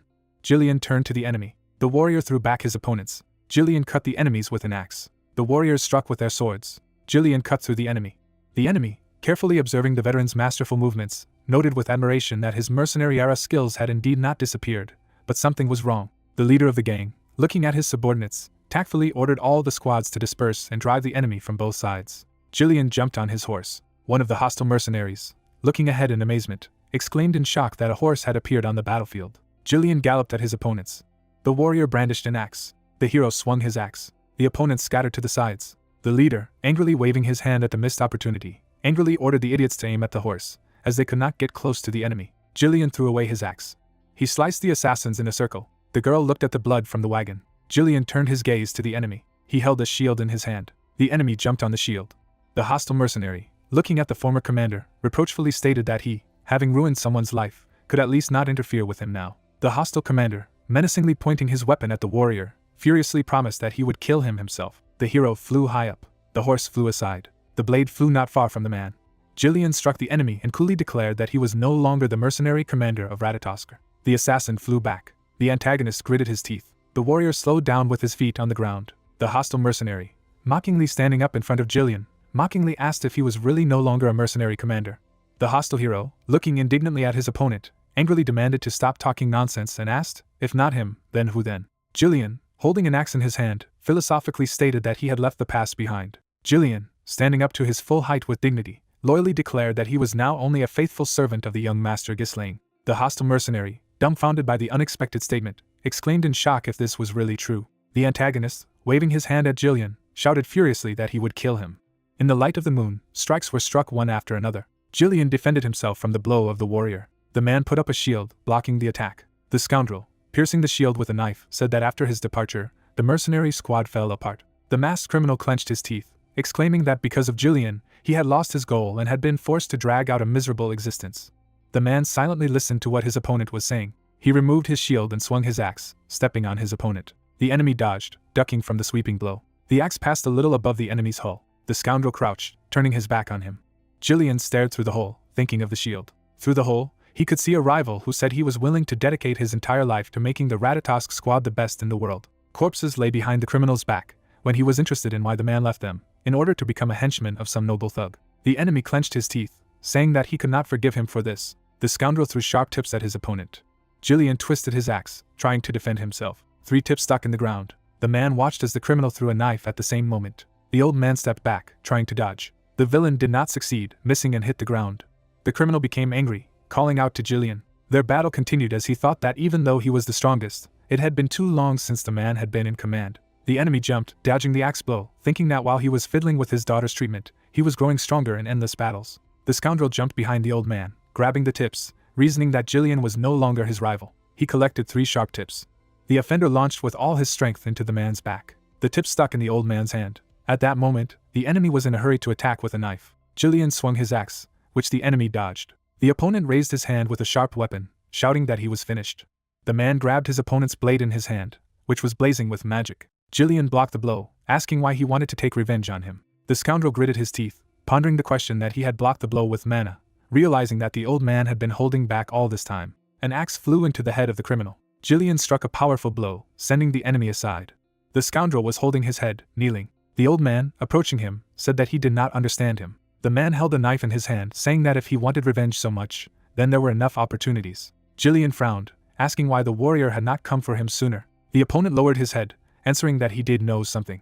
The soldier held on to the bloody jaw, telling what he had already visited the old man once. He said that he never found the commander. The man was shown sitting on his knees when the enemy noted that he was only a worthless old man who did not deserve to die. His eye glowed red as he asked where the Jillian he admired had gone. The man frowned, remaining silent in response. The sword stuck in the ground between them as the old man ordered them to listen to it carefully. He reached for his weapon behind his back, saying that he should serve another, but now, Jillian raised his sword above his head. He looked attentively at the enemy, saying that he would give his former comrade the highest honors, like the commander of the Ratatosk. The scoundrel sat with his back.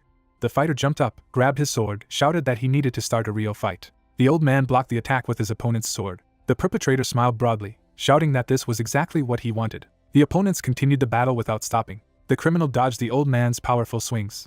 The man dodged enemy attacks. The enemy struck from the bottom up. Jillian delivered a defensive blow of his axes to his hand. The old man, pressing him to himself, stabbed him in the ribs. The opponent clenched his teeth in pain. The wounded warrior waved his sword away. The man raised his axe above the villain's head. The soldier looked up, listening to the fact that the commander of the 5th Division of the Ratatosk detachment was the commander of the 5th Unit. Jillian, frowning, turned to Vigo. The criminal's jaw was covered in blood.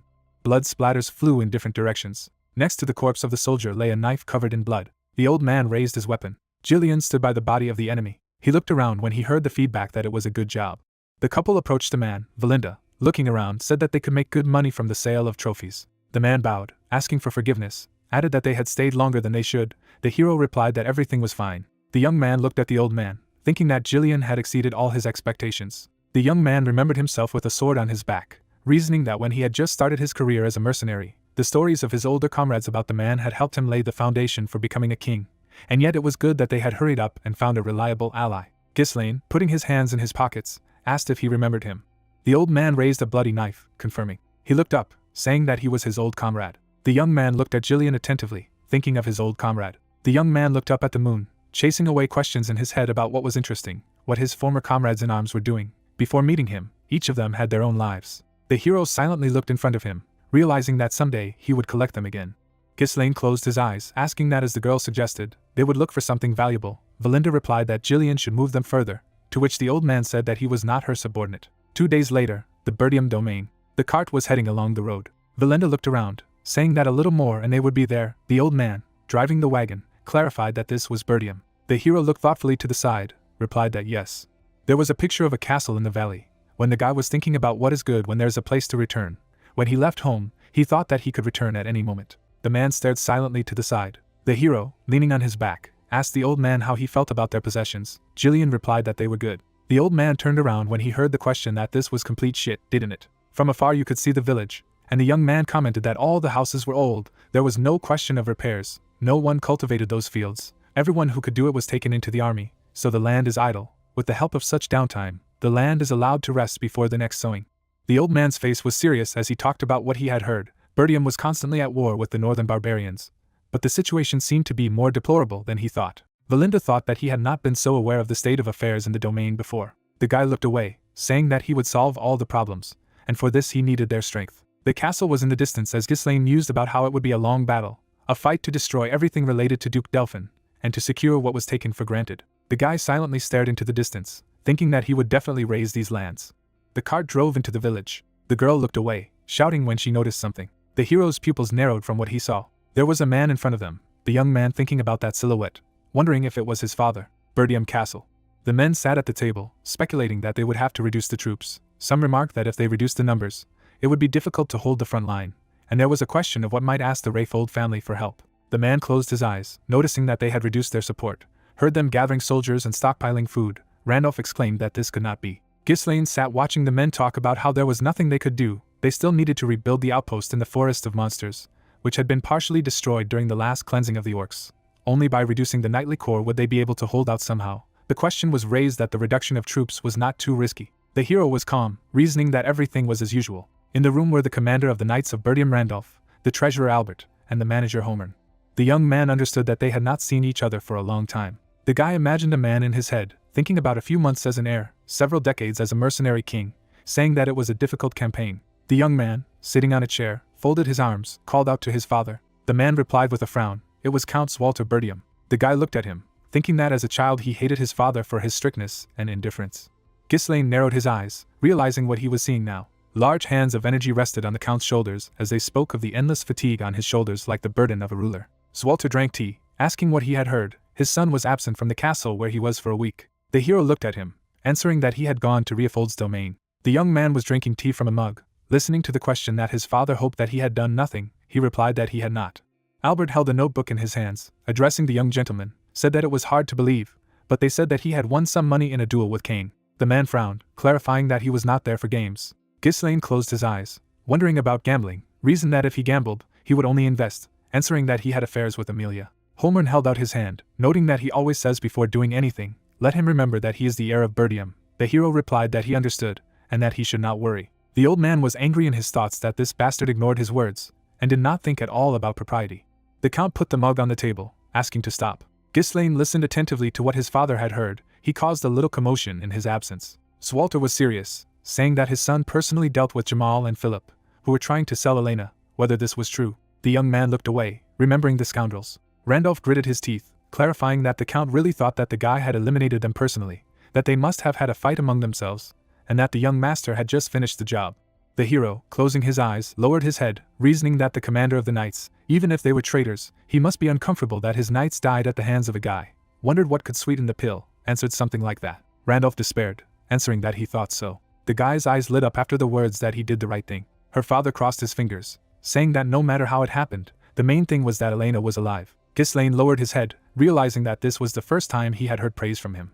The hero looked into the Count's eyes and made a request, and he asked again. Homer stiffened, remarking that if he wanted to ask for the contents to be restored, he would immediately say it was impossible. Randolph closed his eyes, confirming after all they had done. The commander of the Knights was very angry when he said that they had sold military supplies and lost at gambling, set fire to the castle gates because they were not in the mood, slaughtered a war horse for meat, melted down the knight's armor to make some kind of legendary sword. The young man reasoned that he had done a lot of things. Ghislaine turned around and noticed that he had asked not for permission, but for politeness, saying that it had to be done anyway. Valinda crossed her arms behind the hero's back, wondering what it was that he was obsessed with it. He replied that there was something, then he would tell me.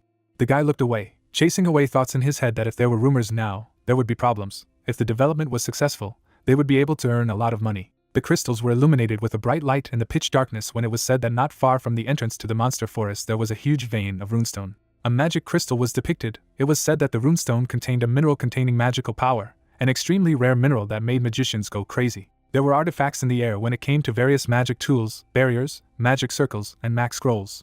A magician with a staff in his hands was holding an energy ball. It was said that alchemy, magical research, it is used wherever magic is used.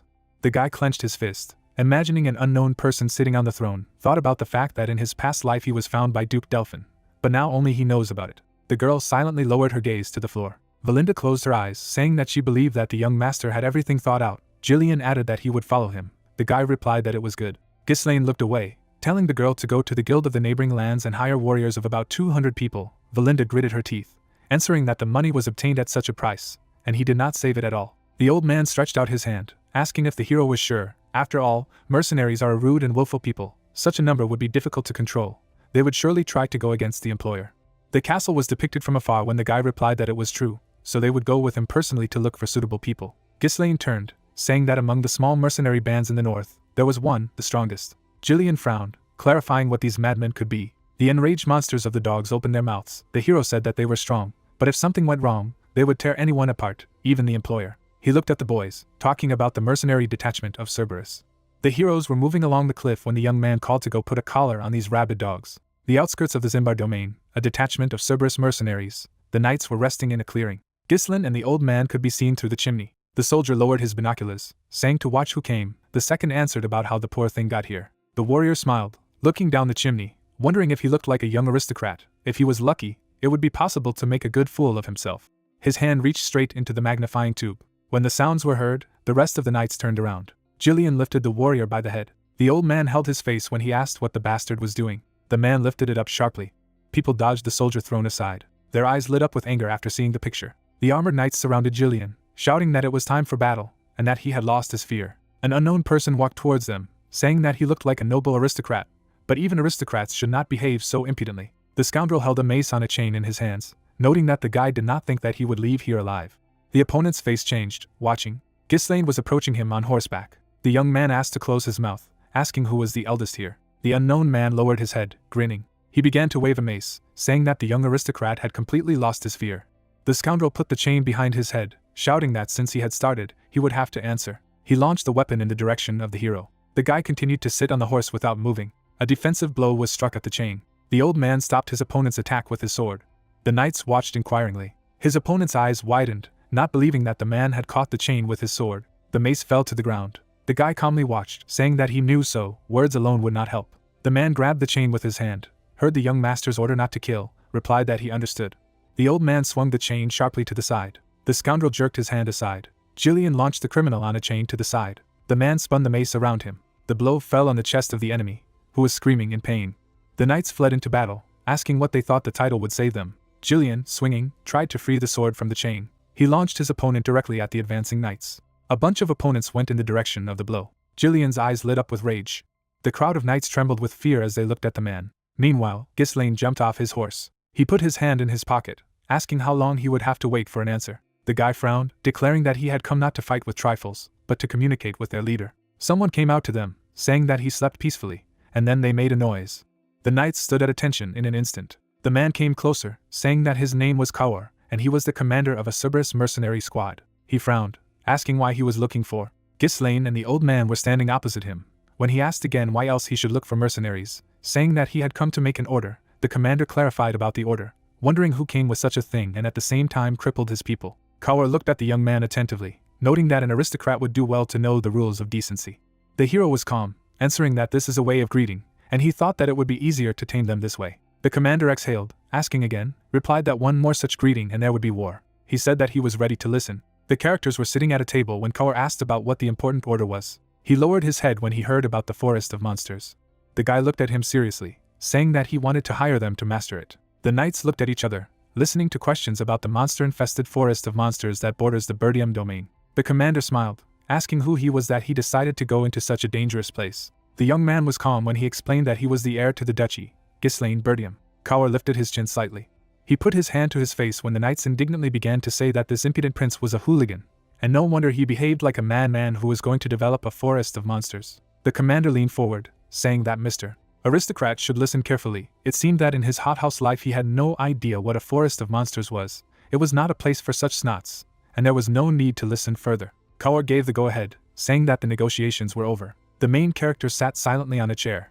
The man's pupils narrowed after being asked that they were scared. Ghislaine grinned, clarifying that he had heard that they were a strong squad, and it seemed that the rumors were lying. The commander's legs lay on the table. Kahir looked contemptuously in the direction of the guy, warning him not to bury himself. As he said, they were mercenaries, so they would not take an unprofitable job. The young man looked into his eyes, answering that, as always, weaklings were looking for excuses. The commander fell silent. He leaned back in his chair, saying that he spoiled the mood. He wanted to do it in a good way, but he only provokes. He doesn't even want to kill such an uncouth puppy. Let him just pay for the treatment of his guys and fail. Ghislaine closed his eyes, saying that this would not work. He was addressing the commander of the Cerberus squad. The hero sat opposite him, challenging the Morians to confess. The knights and the old man looked at the young man carefully. The commander frowned, asking if he understood what he was talking about. Ghislaine gritted his teeth, declaring that it was natural. A battle between two fighters was shown, when it was said that the traditional way to resolve disputes between mercenaries was to recognize Moriana. The knives of the opponents were crossed when it was said that two people fought without magic, using only a dagger, their hands tied. A circle was depicted near the legs. The plot told that going beyond the circle means defeat. In such harsh conditions, when movement is limited, the fight is not for life, but for death. Two of the killed were within the circle. It was said that often not only the loser dies, but also the winner. The characters were shown from above, when the hero declared that the loser unconditionally admits defeat and obeys the winner, and becomes a dog. The guy smiled, asking how. Jillian frowned, wondering if a noble duke would stoop to the dirty methods of mercenaries. After all, in their world, refusing a challenge meant admitting one's weakness. It could not be denied. Kaur was smiling. The knights watched in silence. The commander's eyes turned red as he addressed his men about how the noble gentleman wanted to earn their recognition in their way, saying that then, he needed help with it. The boys' hands were tied. Kaur and Ghislaine were in a circle with daggers in their hands. The old man watched what was happening to the shouts of the crowd that he had been caught, an arrogant aristocrat, and that the commander had killed him. The heroes looked at each other when the commander suggested that he must have grabbed something on top, and climbed without fear that there was no way back. Kaur pulled the young man abruptly towards him. He told him in his ear that he had participated in this 5 times. The hero looked at the smiling opponent. He asked him about 5 times. The guy confidently pulled Kahir towards him. The young man hugged his opponent, saying that he was more than 100. Grabbing the guy by the hand, the hero asked that there were 5 in total. Gritting his teeth, he said that he had done it hundreds of times. The protagonist frowned angrily. The young man looked at him furiously. They swung their daggers at each other. Both successfully dodged the attack. Ghislaine looked away. His opponent looked at him angrily. They swung their weapons. Their fight appeared. Kaur grabbed the hero's arm. The protagonist struck a sharp blow. He deftly dodged the counterattack. Ghislaine struck the air. The young man swung his leg. The hero blocked the blow with his knee. He frowned and looked down. Smiling, the opponent said that he was holding up well, so he meant that he had achieved Moriana's recognition hundreds of times, which was hard to get even once if he was going to praise himself. As he struck, he shouted that he should come up with something more plausible. People were watching their fight. It was heard that the captain would crush this aristocrat. Let them kill him. Let him know who he was messing with. The man looked away angrily. Frowning, he thought that this was an unprofitable fight for him. The guys stood in front of each other. It was said that the radius of the circle was too small even for one lying person. Given the rule of no mana use, this is a fight where only physical abilities decide everything. The difference in weight is crucial, and the tied hands further limit mobility. The hero raised his hand up. The thought arose that the young master could barely block and dodge. They fought. It was said that this guy would easily seize the initiative in battle. Looking at them, Jilin thought that if it became too dangerous, taking his hand behind his back, he added that he would immediately. The opponent twisted the protagonist's arm. Ghislaine jumped up. He landed abruptly on the ground. The hero opened his eyes wide. Lowering his head, he thought that he was hurting because of blocking blows, so he thought, without the protection of mana, Pain would accumulate in the part of the body with which he blocked blows. Smiling, the guy asked that, judging by his face, everything was bad, he would continue to fight. As he struck, he thought that his desperate attempts at resistance looked pathetic. But of all the nobles he had met, he was the most stubborn, but that was all. Looking straight ahead, the young man thought that he knew perfectly well what he was thinking about now. The protagonist dodged his blow, and it was thought that he could block with his blade or dodge. The opponent struck with his foot, thinking about missing small pokes if they did not interfere with the strategy. A blow flew to the leg. It was said that only now Moriana's confession is a fight without mana, and the damage only increases as long as he blocks. Ghislaine looked down, and Kaur thought that he must already feel his legs begin to cramp. It was written on his face. Smiling, he added that let him keep fighting, it would only make it more fun. The hero swung his weapon. His opponent looked at him angrily. The protagonist deflected his blow. He deftly dodged the attack. Ghislaine blocked his attack. The hero leaned forward. The young man lifted his knee up. The protagonist frowned angrily. Ghislaine blocked the kick. His leg began to itch with pain. Looking to the side, the opponent said that it was time to finish. He gripped his weapon tightly. Swinging, the guy shouted that he should die. The people exclaimed in amazement. Jillian grabbed his axe. The hero grinned slightly. He dodged the blow. The protagonist rushed forward abruptly. Looking at him, the young man thought that he had evaded in such a position. Ghislaine slid across the ground. He swung his weapon sharply. Kahea looked at his wound. The knights watched the fight. Jillian's eyes widened. His opponent swung his blade back. The hero masterfully evaded his attack. Suddenly he struck back. Standing in the circle, the knight shouted that the captain had been cut again. The old man frowned when he heard that he was a snot. He thought the captain was dominating the fight. Let him show him who was in charge. The captain waved his hand. The hero struck him with his shoulder. He held the weapon firmly in his hands. The protagonist punched him in the face. He twisted the knife in his hand. Ghislaine stabbed his opponent in the arm. Delivering a blow, the opponent screamed in pain. He gritted his teeth tightly, thinking that he could hardly hold on. What the hell was this? The hero looked at him angrily. Watching the battle, the man thought that he understood. Fragments from the battle appeared, and the thought arose in his head that power spurts overstrain the muscles, significantly limiting the movement of the body. In an attempt to seize the initiative, he gradually loses mobility. While the master did not particularly resist, on the contrary, he led a calm defense, acting in his own rhythm. Holding the axe behind his back, the old man thought that he didn't even think that the weight advantage could be overcome in this way. The guy gritted his teeth, hearing what he was doing. It was getting boring. Let him do something.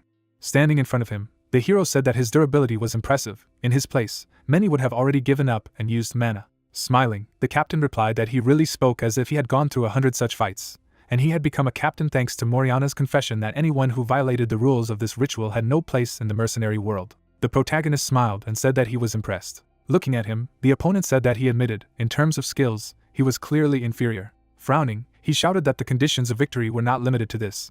Suddenly Ghislaine ringed his arm. Jumping up, the hero thought that another condition for victory in the confession of Moriana, the one who crosses the boundaries of the circle will be recognized as a loser. Looking at him, the captain mused that no matter how skilled he was, if he threw him out of the circle, he would definitely touch the ground outside and lose. Smiling, he added that the victory was his. Kaur gripped the blade tightly in his hands. The hero jumped up. He was slowly approaching the ground. The protagonist struck with both feet. They grabbed each other's hands tightly. Ghislaine pulled the guy with him. He grabbed his hands. The hero hit his opponent's face on the ground. The people in the circle froze. They flinched when they heard him cross the boundaries of the circle. Frowning, the captain thought it was all over. Smirking, the protagonist said that he had won. Lying on the ground, Kahir shouted that who he was. Where did he get such skills? Lowering his gaze, the protagonist said that he lacked reverence for the one who had become his master. Suddenly Ghislaine lifted him up from the ground. Standing in front of him, the captain said that the fight was over. The captain gritted his teeth when he heard that no, he hadn't left the circle yet, to which he asked again. The hero swung his fist and replied that now it was time to discipline his new subordinate. He struck a sharp blow to the face. The captain fell to the ground. Raising his hand, he shouted that he should stop, according to the rules, if he had already left the circle. Suddenly, the protagonist hit him again. Waving his fist, he asked that on the battlefield he would also talk about the rules, to which Kaur replied that he was a freak, an aristocrat was called. Frowning, Ghislaine said that it was forbidden to doubt his master's words. A fist flew into the guy's face. The hero struck a lot of blows.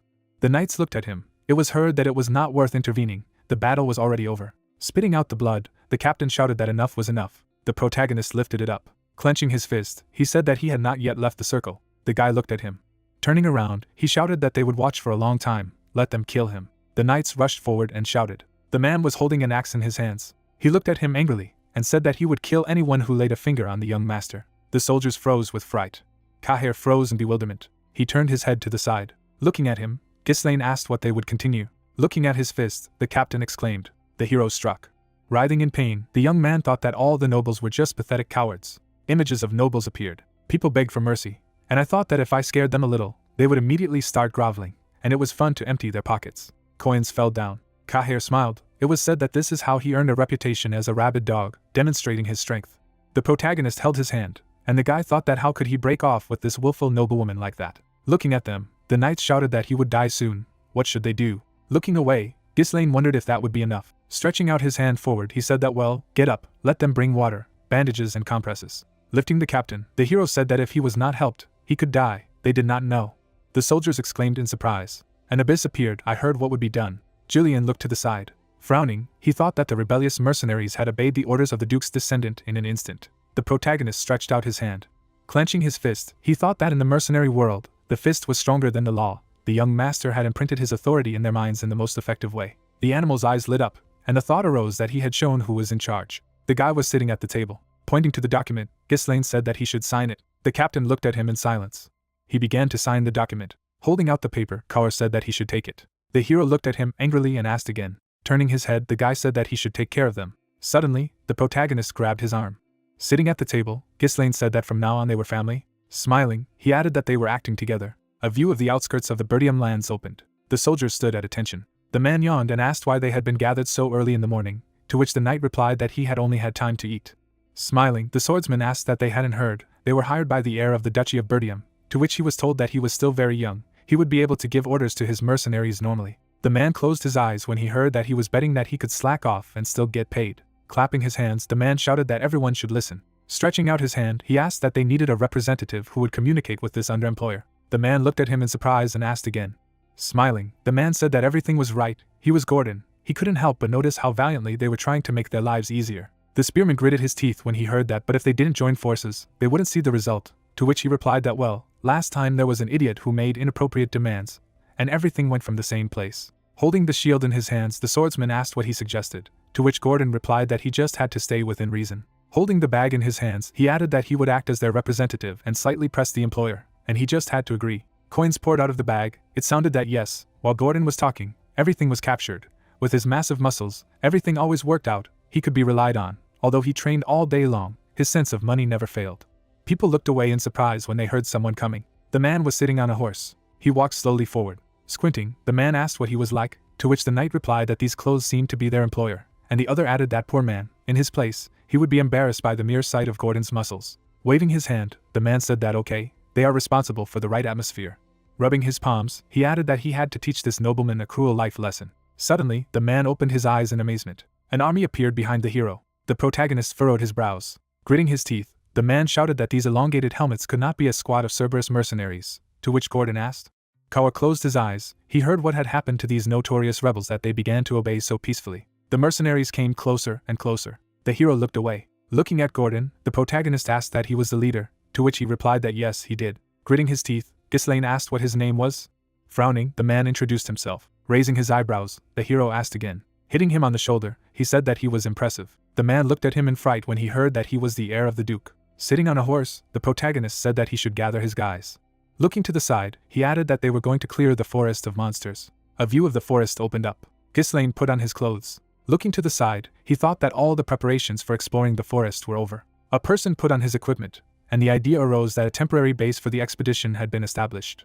He tightened the equipment. It was said that the supplies were secured. Looking at the mercenaries, the hero thought that the troops were ready. They stood at attention. Looking to the side, the protagonist said that he should do a recalculation. The men looked at me sadly. It was heard that they had 148 contract mercenaries. The soldiers stood still, and the girl said that there were 41 of the Cerberus troops, including 192 men. Frowning, Ghislaine said that he understood, and then asked that she had clearly conveyed the position to Scovin. The people gave a thumbs up. It sounded that yes, she thought he would object. But he even volunteered to cover up their infiltration into the monster forest. He already has experience commanding a garrison in the monster forest, so there's nothing to worry about. The hero smiled and replied approvingly. Standing in front of the squad, he shouted for everyone to line up.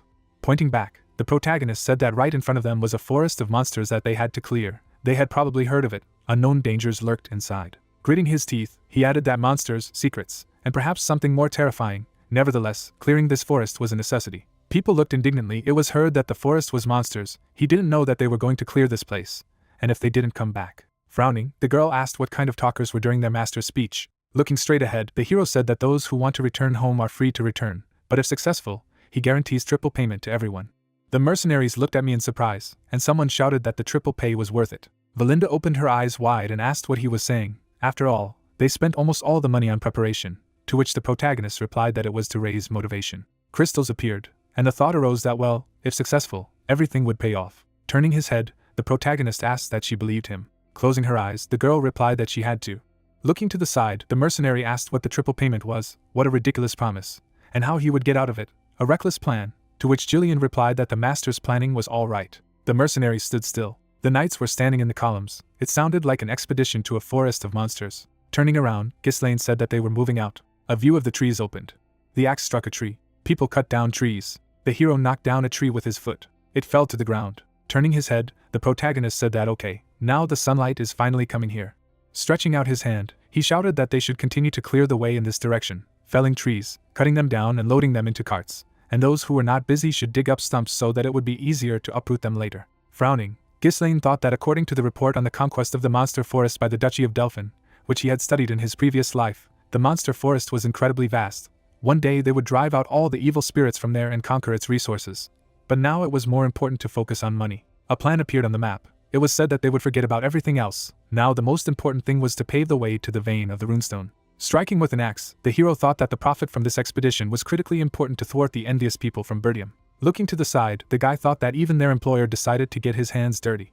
Smiling, the man asked that he was setting an example for them or was it another show-off of an aristocrat, to which the soldier replied that let him forget, it was all for show, very soon he would lie down from fatigue. Frowning, Valinda shouted that she had stopped talking, and that she was eager to get to work. Looking to the side, she added that seriously, these guys.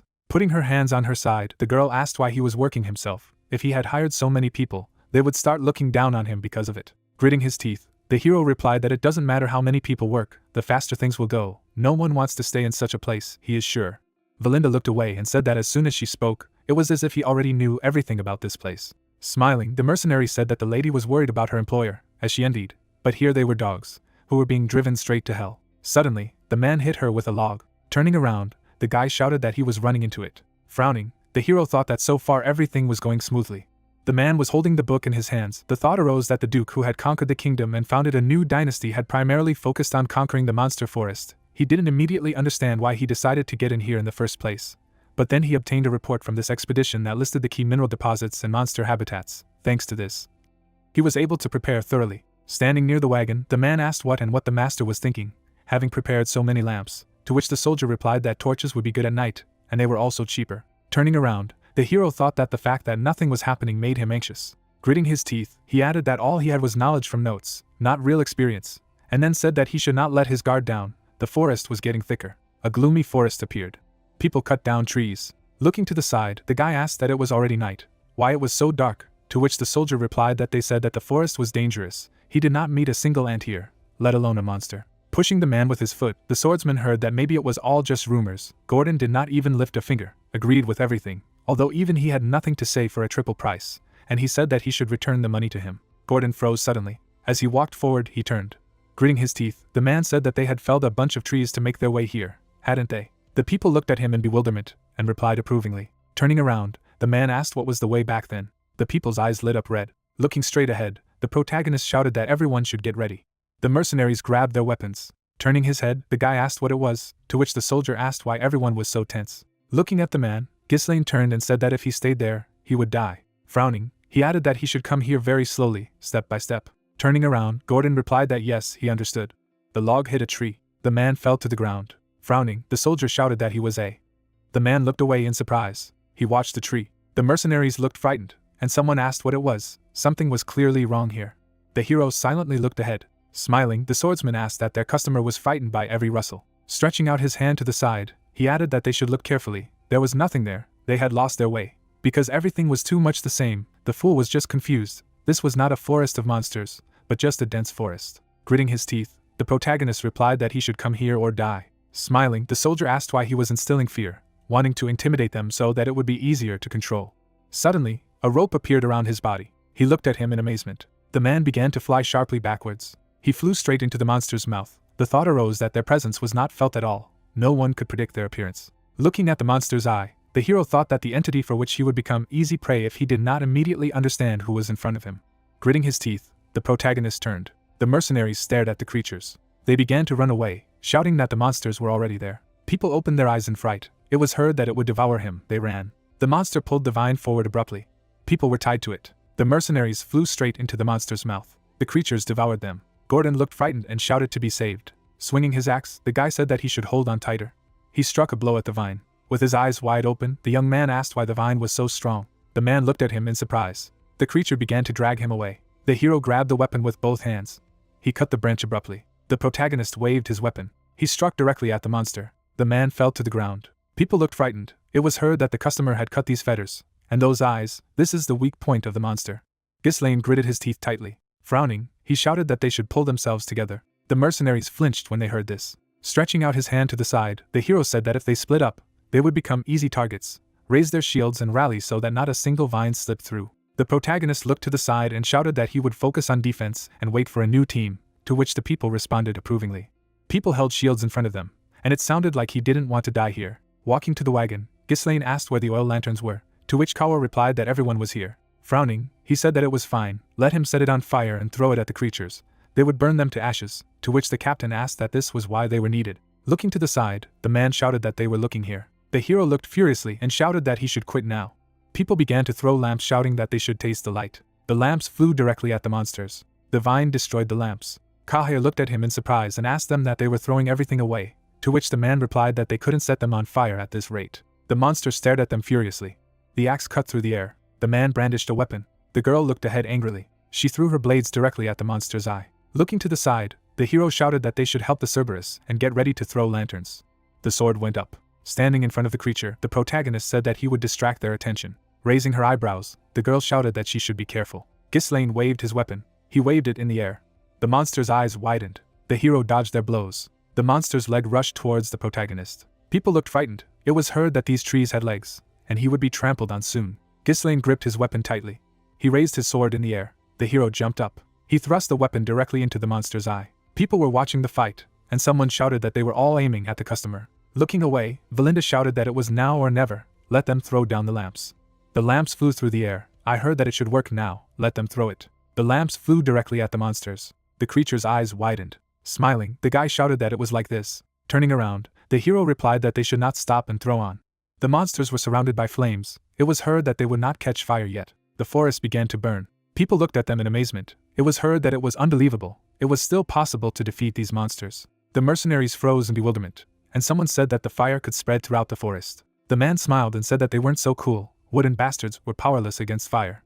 Standing in front of the squad, the protagonist shouted that they should not lose their vigilance. Not everyone yet. Frowning, Ghislaine said that they would now reveal their true form. Gray smoke appeared in front of them. The mercenaries gritted their teeth, and someone asked what kind of smoke it was. They extinguished the fire. The hero looked to the side when he heard the address.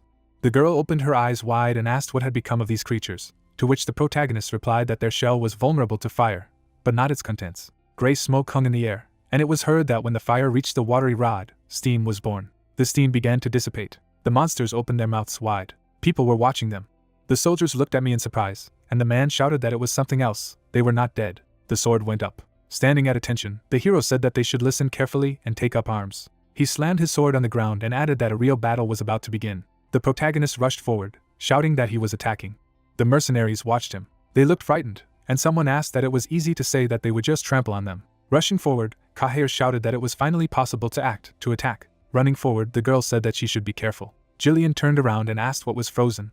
Frowning, he added that this was an order from Monsieur Ghislaine, that they should trust their employer. The soldiers looked at him in amazement. They rushed into battle, shouting that okay, it wasn't there. In any case, he would come up with something. Everyone would follow him. Stretching his weapon forward, the hero shouted that their shell was burned. Now he could do without mana. Let them not be afraid. They were just huge scarecrows. The guy smiled broadly when he heard that they should kill them with one blow. People looked angrily ahead. The mercenaries began to fight the monsters. Frowning, the protagonist thought that uncertainty leads to death. Swinging towards the monster, he added that his task is to dispel the doubts of those who follow him. The sword stuck right into the monster. Ghislaine sliced the creature in half. Raising his sword in the air, he thought that he would instill in them the faith that could turn the impossible into the possible. Monsters were lying on the ground. Gritting his teeth, Gordon said that they had defeated all these creatures. The soldiers were breathing heavily after the battle. Standing at attention, the hero told everyone to line up. The squad stood behind him. Corpses were lying on the ground. It was heard that it was a forest of monsters. Even at the very entrance there were a lot of monsters like them. The The mercenaries looked frightened when they heard this. Standing in front of them, the protagonist said that they should not worry. Turning his head, he added that he would always be in front. Gritting his teeth, Ghislaine said that they should trust him and follow him. People froze when they heard this. A forest appeared, and they answered approvingly. They ran towards the crystals. The soldiers were cutting down trees. The mercenaries smiled broadly. The monsters ran furiously forward. The girl wiped the blood from the hero's face. People looked at the creatures in fear. The huge monster shouted angrily at them. Gritting his teeth, Gordon asked what the hell it was, when those things would end. The people looked at the monster furiously. Kahir rushed forward abruptly. The monster opened its mouth wide, and someone shouted that his legs, here, he was falling. Jillian covered himself with a shield. The sword rushed forward. The hero stuffed the weapon into the monster. Standing in front of the detachment, he asked that everyone was safe, to which he was answered approvingly. Looking to the side, the man shouted that they should stay close to the employer. If they did not want to die, let them attack.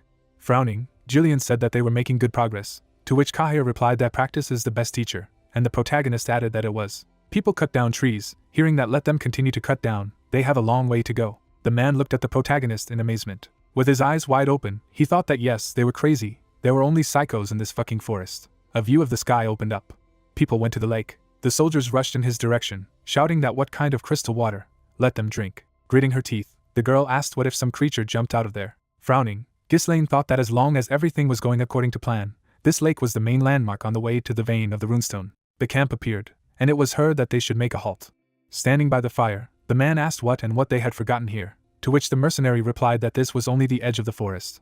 Who knew what awaited them ahead? And the soldier added that at least the last 2 nights had been calm. Food was cooked on fire. Sitting on the ground, Gordon asked what they would quietly dump, to which he was asked what he was carrying. Raising his hand, the soldier said that he was only saying that it was not worth risking lives like that. Life is much more valuable than money. Putting the spoon in his mouth, the man said that they had already walked a lot. According to the employer, the target was not far from the edge of the forest, which meant that they were already close, to which the soldier asked that he also believed him, which was why he was always deceived.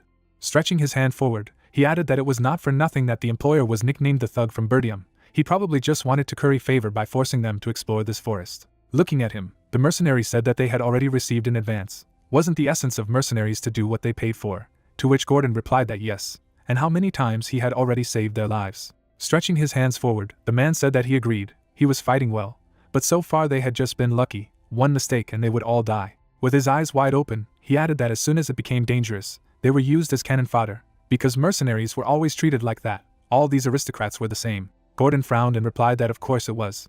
Smiling broadly, the soldier thought that yes, he should continue to sow confusion, try to break through the crowd of monsters alone. This is suicide, at the first opportunity to use them as bait. Looking at him, the man said that without the employer they would have died long ago. Pointing to the people, he added that let him take a look. The hero smeared the ointment on the wound. Sitting on the box, he said that he should not allow water to get on the wound, he could fester, to which the guy thanked him. Sitting next to the hero, Belinda asked what an expensive medicine was, if it would be better to save it for him, to which the protagonist replied that they took this ointment to use, there was no point in saving. Sitting in front of people, Ghislaine said that he was next. Frowning, the man said that the medicines and potions he used were more expensive than they were, if he intended to use them as cannon fodder. As he sat around the campfire, he added that yes, he was very different from the employers they had worked with before, at least it didn't look like he was going to abandon them. Looking to the side, the mercenary thought that damn, this old man had ruined everything. In order to get out of here, he needed to lure away at least a couple of people, but now it would be much more difficult to do so. Approaching them, Ghislaine said that enough chatter, let them rest while they could. Turning around, he added that he needed to talk, to which Jillian replied that he did. Gritting his teeth, Kahir asked that everything was fine, if he were him, he would tear out his tongue, to which the hero replied that let him forget, he would not do anything because of the monsters. The lamps were on the boxes, and it seemed that there were more important things to do now. Standing in front of the hero, the girl asked why he asked to count the lamps, and Kahir said that there were about 24 of them. Looking straight ahead, the protagonist thought that there were fewer of them. It was a memory of the battle, and it seemed that the monsters had been attacking day and night since they had entered the forest, but the last 2 nights had been surprisingly calm. The guy looked at me in bewilderment, and said what it meant. Looking straight ahead, Jillian said that they had entered the territory of the night monsters. These creatures are incredibly strong. Standing in front of him, the hero replied approvingly. The protagonist was standing in the middle of the camp. Frowning, he said that they were in grave danger. A view of the tent camp opened. The men slept on the ground. Gordon was fast asleep. He abruptly woke up and exclaimed. The lamp flew in his direction. The man shuddered and shouted what the hell was this lantern moving on its own. Suddenly he opened his eyes in fright. The people looked at him in amazement. Brandishing his weapon, Gordon shouted that let the monster get out of here. The creatures looked at him. Standing behind him, the mercenary asked what he was doing. Gritting his teeth, Gordon said that he was right in front of him. People looked at him in bewilderment. and someone asked what he was talking about. The man froze when he heard that there was no monster here. Looking to the side, he asked again. The mercenary stretched out his arms to the sides, hearing that he had a nightmare, and screamed like a girl. Okay, you can understand him. Lately they have been suffering a lot from these monsters, to which he asked again. Looking at them, the man said that it was not a dream. Gritting his teeth, he added that he felt a strange presence, and the lantern suddenly disappeared right before his eyes. The mercenaries were standing in the middle of the camp, and he heard what the hell was going on, and he heard that horrible laughter too. What the hell was going on? Frowning, the man said that he was sure of one thing. The camp appeared, and he added that there was definitely someone here. Looking at the mercenary, the hero said that he had noticed correctly. He took a step forward, and someone spoke to him. Gritting his teeth, the protagonist said that let everyone gather. People were standing near the tents. The squad sat inside the tent. Gordon looked surprised and asked that they were surrounded by monsters, to which the man replied that they were not visible either. Sitting in front of them, Ghislaine replied that of course it was their peculiarity.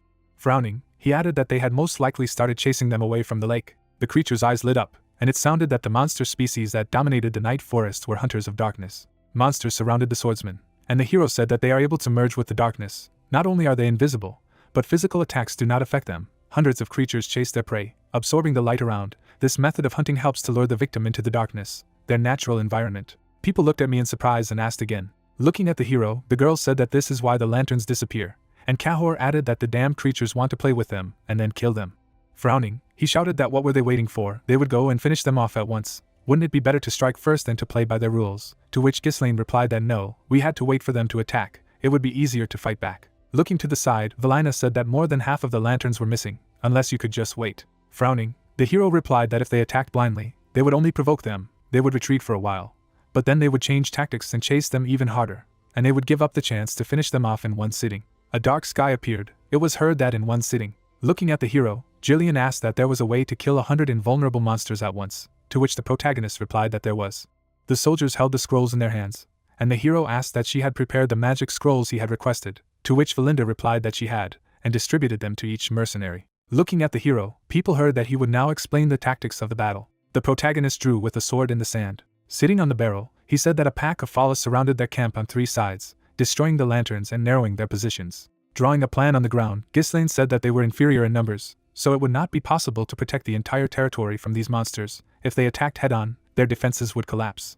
Frowning, Jillian replied that since the camp was set up by the lake, they would not be surrounded on all sides, to which the hero said that it was so. Frowning, he added that so the situation was unfavorable, but not hopeless either, which was why the initiative in this fight was on their side. The squad looked at him, and asked again. Drawing the symbols, the protagonist said that they would first divide the squad into 3 groups. People held shields in their hands. It was heard that the defense detachment would take up defense. The men held crossbows in their hands, and Ghislaine said that the crossbowman would hold off the enemy. Holding the weapon in his hands, the hero said that the combat squad led by him would launch an attack. A plan appeared on the ground. It was heard that shield bearers and crossbowmen would not allow the enemies to break through to the center. After drawing an arrow, the protagonist said that at this time the combat squad would concentrate all its power and strike from the left flank. Fighting was depicted on the ground, and he added that by joining up with the central forces, they would surround them and win. Sitting next to the hero, Jillian said that everything was clear now, and Kaur added that if the center withstood, then it was quite possible. Stretching her hand forward, the girl said that they should stop for a minute. Frowning, she added that didn't he say that attacking in the dark was useless? How could they fight them? People looked at the hero. Looking at the girl, the young man asked that he could just use mana. Smirking, the protagonist replied that he shouldn't worry about it. They had magic scrolls. It was dark outside. The soldiers rushed towards the monsters. It was heard that they should hold the full formation. He did not hear the employer. It was impossible to separate. The mercenaries were holding shields in their hands, and someone shouted that the last lantern had gone out. Something was approaching. Taking a step forward, the hero thought what was written in the Duke's diary. Holding the scroll in his hands, he added that he later learned that Falors do not tolerate light. The protagonist tore up the paper, thinking about how and when they pointed it at them, they manifested, and then said that it was now. People began to tear the scrolls. Kahir furrowed his brows. The rays flew towards the sky. The monster's eyes lit up. A bright light struck them. The light began to absorb the monsters. With his eyes wide open, the man shouted that the darkness had dissipated. This was their true form, so these creatures surrounded them. The monsters ran towards the soldiers. I heard that they were approaching. Let him get ready. The riflemen pointed their weapons when they heard that they should hold the line. Arrows flew at the monsters. It was heard that they should stand to the last. The sword went up. Holding the weapon in his hands, the hero said that now they see their true appearance. The protagonist waved his weapon. Gritting his teeth, he shouted a command. The mercenaries began to fight the monsters. Ghislaine looked angrily. He slid across the ground. The hero furrowed his brows. The monsters looked ahead. The thought arose that they were able to blend in with the darkness. but were physically weak. With such a squad they would quickly break through. Stretching out his hand, the protagonist shouted that let them all be destroyed at all costs. The man struck at the creatures, and Ghislaine thought that for now, Jillian was deftly dodging attacks, distracting enemies. The mercenary attacked the monsters, and the hero reflected on the fact that Kaur dealt with every creature that caught his eye. The creatures jumped up sharply.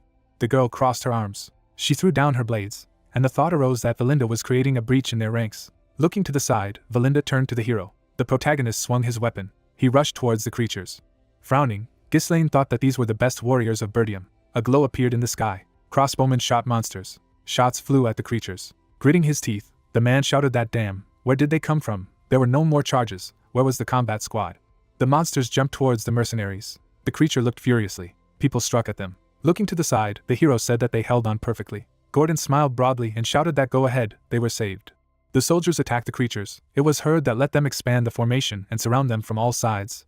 They would definitely defeat them. The creature turned its head to the side. Looking at the monsters, the hero shouted that they were running away. Gritting his teeth, he thought that they had not waited for an ambush. The Follis were smart. The protagonist looked to the side and said that he should find their leader. He has horns on his head. It was he who gave the signal to retreat.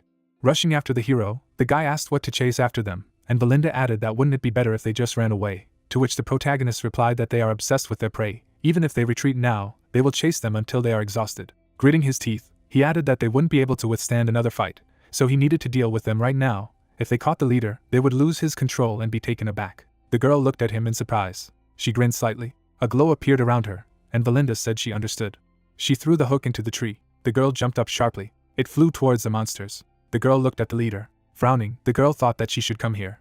She threw the hook sharply in the direction of the creature. As she flew down, Valinda shouted that she had found him. Holding the weapon in his hands, the hero said that there he was. He stomped his foot on the ground. The protagonist struck at the creatures.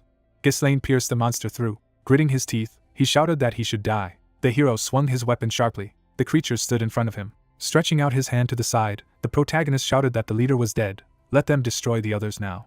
The mercenaries rushed towards the creatures. Holding the weapon in his hands, the man shouted that it would be better to continue hiding in the darkness. How they would regret that they decided to hunt them. The guy looked at me angrily, and said that they should keep up with the old man. Jillian looked to the side. The sun began to rise. In fact, the blow came. Taking a step forward, the hero said that the last one, they fought beautifully. Looking to the side, he added that victory was theirs. The mercenaries raised their weapons. Clenching his fist, Gordon shouted that they were saved. This was a victory. Standing in front of the protagonist, Valinda asked that he was not injured, and the man added that he was doing a great job, to which the protagonist replied that they also tried. Gritting his teeth, Ghislaine said that he should check the number of people, and Kaur would bring the people from the Cerberus, and he and Jillian would scatter the corpses of these creatures around the camp. Looking at the corpse of the monster, the guy asked what to scatter, to which the hero replied that the smell of corpses scares away other monsters, and Falors are one of the strongest creatures in this forest. Closing his eyes, the man said that this meant that the entire territory of the camp would be safe, to which Kahir asked. Getting into a fighting stance, the young man said that yes, he was running into trouble. Turning his head, the protagonist reflected on the fact that it had been about 10 days since they had entered this forest. A map appeared, and he added that now that they had killed the Follis and dealt with all the monsters in their path, all that remained was to obtain the runestone. Ghislaine stood still. Looking to the side, he wondered if this was the end. With her eyes wide open, the girl said that she had checked everything. 41 fighters from the Cerberus squad, 126 contract mercenaries, 3 less than before the battle, to which the hero replied that the Cerberus had not suffered losses yet. Smiling, Kahir said that of course, with such and such a commander, the mercenaries communicated with each other, and the hero asked that there were 3 dead among the contractors, to which Valinda replied that their bodies had not been found, so it would not even be possible to identify them. Looking to the side, Gordon asked what was going on and where was Manus, to which he was told that he might have died in battle, and the mercenary added that they had said there were no bodies. Closing his eyes, the swordsman said that it was in his spirit to elude the battle. It was obvious. People rushed forward. Turning around, the man said that it was a terrible battle. If they hadn't escaped, they would definitely have died there, to which the guy replied that they seemed to have run far away. You can slow down. Manus gritted his teeth tightly and shouted that they were completely insane. While these idiots were distracting the monsters, they needed to get out quickly. If they wanted to live, then let them continue to run. Suddenly he stopped abruptly. Standing in front of the mercenaries, Manus asked why they were deaf, why they got up. Stretching his hand forward, the guy said that there was behind him. They opened their eyes in fright. The man froze with fright and asked what it was. A huge snake crawled forward. People began to fall down. The monster looked ahead. The logs fell to the ground. The mercenaries were sawing trees. It was heard that the cart was full. Be careful. The tree was falling. They would clear this damn forest faster. Holding the axe in his hands, the guy said that wow, they work without unnecessary questions. For the first time he sees these idlers working so smoothly. The mercenaries were carrying logs. Holding the log on his shoulder, Jillian said that unlike someone else, to which Kahir replied that yes, he was stunned. Turning his head, he added that after the completion of the mission, all mercenaries would be dismissed. How a pity to let such skilled fighters go, to which the protagonist replied that he should not worry, he would hire them as his personal guard. Looking to the side, Ghislaine thought that it was believed that disorganized mercenaries could not defeat a regular army in massive battles. The soldiers were fighting monsters, and he added that but these guys had already surpassed the average level. Thanks to the experience gained here, it would be easier for them to expand Bertium's influence with their help. Kahir gritted his teeth when he heard that they had scattered the corpses of the Fallas as he had requested, to which he replied that it was a good job. Smiling, the guy said that it seemed to really work. Since they left the camp, they had not met a single monster, even a single lost one. A dark forest appeared. Looking to the side, the hero thought that he hoped that he was not worrying in vain. He looked at the girl when he heard the address. Upon landing on the ground, Valinda said that she had returned, to which the protagonist asked that there was anything ahead. Frowning, the girl replied approvingly. Ghislaine's eyes opened in surprise. Stretching out his hand to the side, he shouted that they were moving forward as soon as possible, to which he was answered approvingly. A glow appeared behind the trees, and it was heard that they were already close. The squad looked ahead. The man looked frightened and said that it could not be.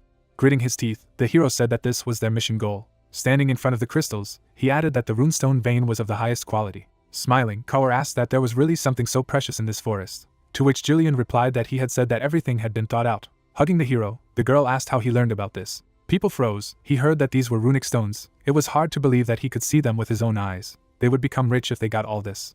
Standing in the smoke, the man said that no, they would not pass. The protagonist frowned upon hearing this. Looking straight ahead, the soldier added that it was all over. Suddenly he rushed forward. Gritting his teeth, the swordsman shouted that he was a bastard, and Gordon asked what he had forgotten.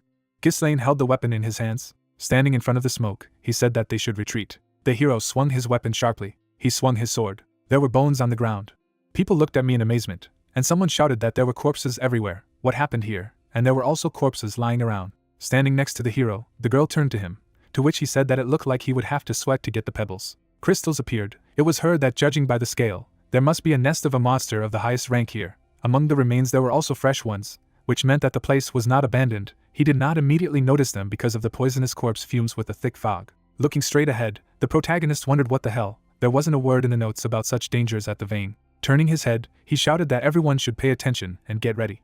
The snake stared at him maliciously. She opened her mouth wide. Swinging his weapon, Ghislaine shouted for everyone to disperse. The people looked at him in amazement. The hero swung his sword at the monster.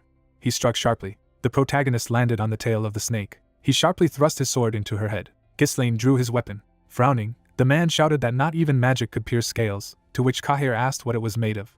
The snake opened its mouth wide. Poison flew out of her mouth. Looking to the side, the hero thought about it. The poison got on the protagonist's clothes. Ghislaine swung his weapon. He glared at the monster furiously. The hero struck him. The snake attacked him with its tail. The monster slammed its tail on the ground. Frowning, the girl turned to the hero. The creature began to crawl forward. The man gritted his teeth and shouted that they should dodge the blows. People looked at them in amazement. They heard what kind of giant snake it was. It was going to crush them all. Jillian began to pull out the mercenaries. Valinda grabbed the soldiers with a rope. The guy stretched his hand forward. Standing on the bones, the hero heard frightened screams. Frowning, he thought that now everything had fallen into place. This was the owner of the vein of runestones. The monster looked at him angrily. The thought came to him that it was a blood python. Crouching, the protagonist thought that one of the monsters that they definitely did not expect to encounter during this expedition was usually pythons living in the depths of the forest. So he did not think that he would meet him here. Looking at his hand, Ghislaine added that they had little chance of surviving against him. They could retreat, prepare, and come back later. But, clenching his fist tightly, he thought he didn't have time for that. Memories appeared. The thought arose that if they retreated now, everything they had done would lose its meaning. Holding the weapon in his hands, the hero said that he should not dare to interfere with him, because he had a huge responsibility on his shoulders. The protagonist looked furiously and activated the awakening of the third core. The python looked at him angrily. Ghislaine swung his weapon. He struck at the monster. The hero raised his sword in the air. Blood flowed from the serpent's head. The tail flew in the direction of the hero. The protagonist deftly dodged his blow. He gritted his teeth and exclaimed. The serpent opened its mouth wide. Ghislaine struck him many times. His eyes lit up. The thought arose that no matter how small his chances of winning, there were battles that simply could not be stopped. The image of a man appeared. People looked at me in amazement. The hero swung at the monster and thought that now was the time to fulfill it. The protagonist was breathing heavily. Frowning, he thought of the blood python. Standing in front of the monster, Ghislaine mused that it didn't look like he was going to attack. Looking straight ahead, he added that it was too risky to use the third core for too long. The mana would run out before he finished off this creature. Rushing forward, the girl turned to him. The man covered himself with a shield, and she asked that he was not injured. Frowning, Valinda said that he should retreat quickly, they would apprehend this monster. Holding the weapon in his hands, the protagonist replied that they should move away from here. The girl looked at her in surprise and asked again, and Gordon asked what he was. Standing in front of the hero, Jillian asked what he meant. The monster looked at them. It sounded that it was unable to provide them with protection from a monster of this size.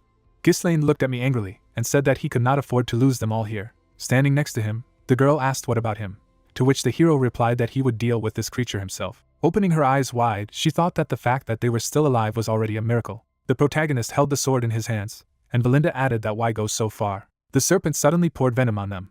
Frowning, Ghislaine shouted that they should run. People rushed forward abruptly. They covered themselves with shields from poison. The hero froze, looking at the monster. Standing in front of him, Gordon shouted that no, they would fight together. Smiling, the spearman said that he had never met such a noble employer as he had before. Frowning, the man shouted that he had saved their lives so many times. Smiling, Kaher said that they would just kill this snake, and all the treasure would be theirs, to which Valinda replied that he would not get rid of her so easily. Standing in front of the hero, Jillian said that he would distract him and create a gap in the defense. Looking to the side, he added that as they believed in the master, so now let him trust them. The man looked at him in surprise when he heard that it was a huge size. Scenes of battle appeared. It was heard that the deadly poison, incredibly strong blood-red scales that protect the monster even from blades impregnated with mana, if he misses even one of his attacks, he will die. The girl looked at her in surprise and turned around. Looking at the creature, the hero said that he already had an open wound, and one eye was damaged. This is his weak point that they should strike. He raised his sword in the air. Taking a step forward, the protagonist said that after this expedition, they must all return together. People smiled broadly when they heard this. The snake opened its mouth wide. It sounded that it was true. The mercenaries began to attack the monster. Kaher thrust his sword into the snake. The monster opened its mouth in pain. Jillian's eyes lit up. He rushed towards the creature. The hero ran towards the monster. Suddenly he stuck the weapon in his eye.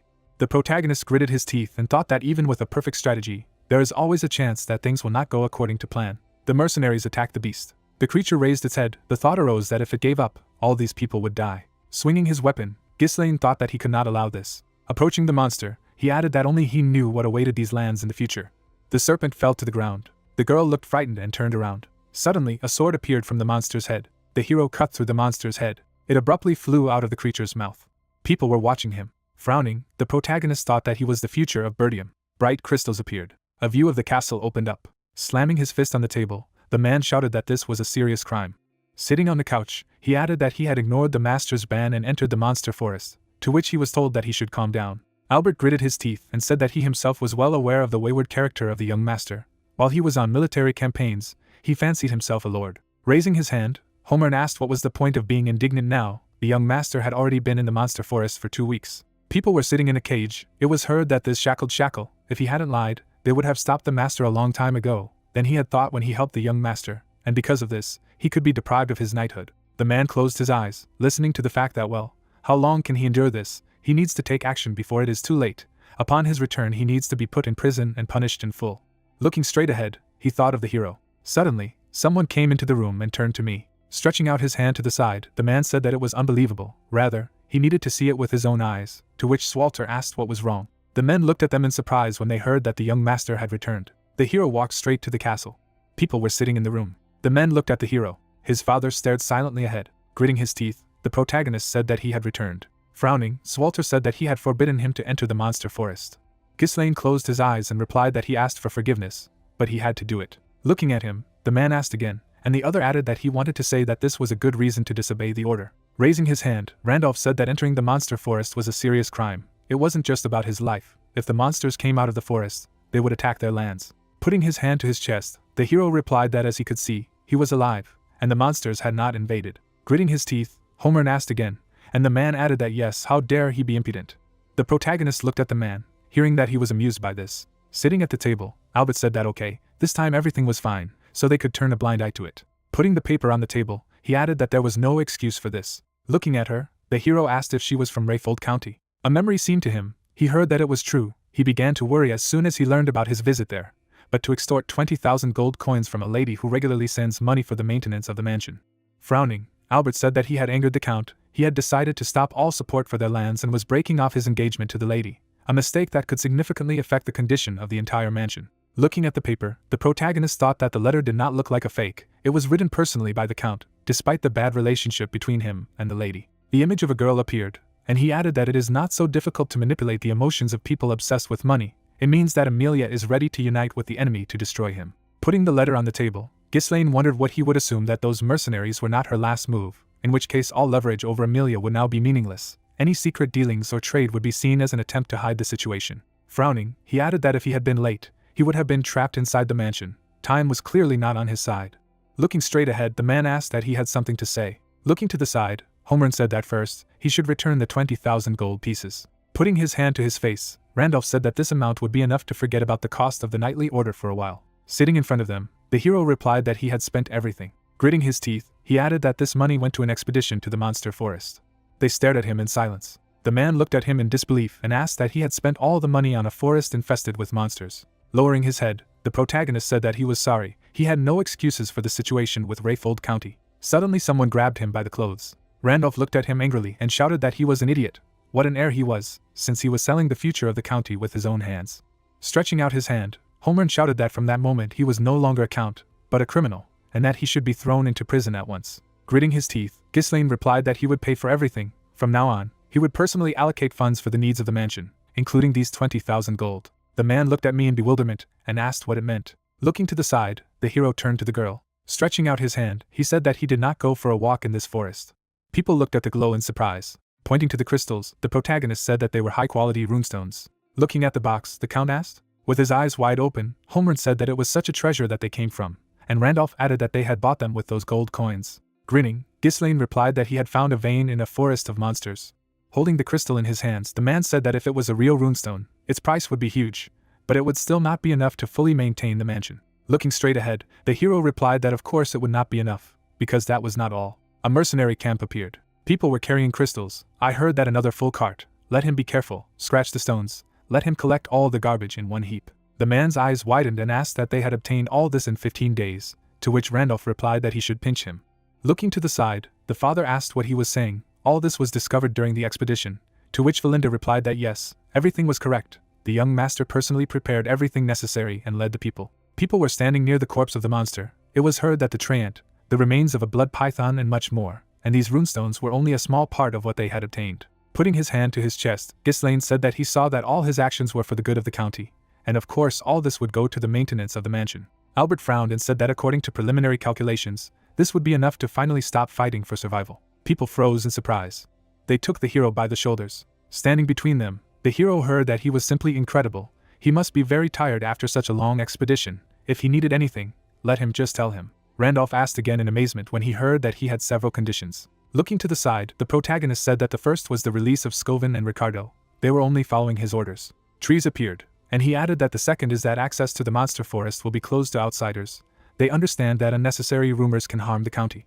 Putting his hand to his face, the man said that it was quite reasonable, but, smiling, Ghislaine said that the last thing was that he would personally be in charge of the security service and the recruitment of mercenaries. If every movement of troops required permission, they would only waste time. Standing in front of him, Homer asked what he was going to do to form a personal army, and Randolph added that it was unacceptable. Who knew what his goals were? Closing his eyes, Albert said that he believed he was mistaken. Let him allow the situation to be clarified. Now he had to beg for forgiveness, but instead he demanded complete freedom of action and no interference. The hero furrowed his brows and replied that he was mistaken. He was only creating conditions under which they would no longer have to depend on the Count's support. Stretching his hand to the side, he added that if such small problems as the one he voiced delay work, this will negatively affect Bertium's finances. I am sure that this will suit him. With his eyes wide open, Albert shouted that let his brother say something. He was literally trading in the future of the county. The protagonist turned when he heard the address. Walking forward, Kaur said that he had arrived, and Jillian added that he had done a great job, to which Ghislaine replied approvingly. Closing his eyes, the man said that the loading of runestones was almost complete, waiting for his order for further actions. Smiling, the guy said that as he had said, the bark of monsters could be stored without further processing, and then asked what was going to be done with the remains of the python. Stretching out his hand forward, the hero said that the python carcass would soon be butchered. The poison, blood, flesh and skin must be separated from each other to avoid rotting. The father looked to the side and turned, and Randolph said that he was listening. The number of mercenaries was impressive, but the protagonist stretched out his arms to the sides, and he added that he did not understand how the young master managed to unite such strong personalities. Walter watched them silently. Ghislaine turned around when he heard that they looked like an elite squad. Standing in front of the hero, his father said that it must be difficult to get unruly mercenaries to obey orders, to which he replied that not quite. Without their help, this expedition would be much more difficult. Closing his eyes, the Count said that it was clear. Waving his hand, he added that they were returning. Looking at him, the protagonist heard that this time he would turn a blind eye to it. Turning around, Swalter added that if he disobeyed his orders again, he should be prepared for the consequences.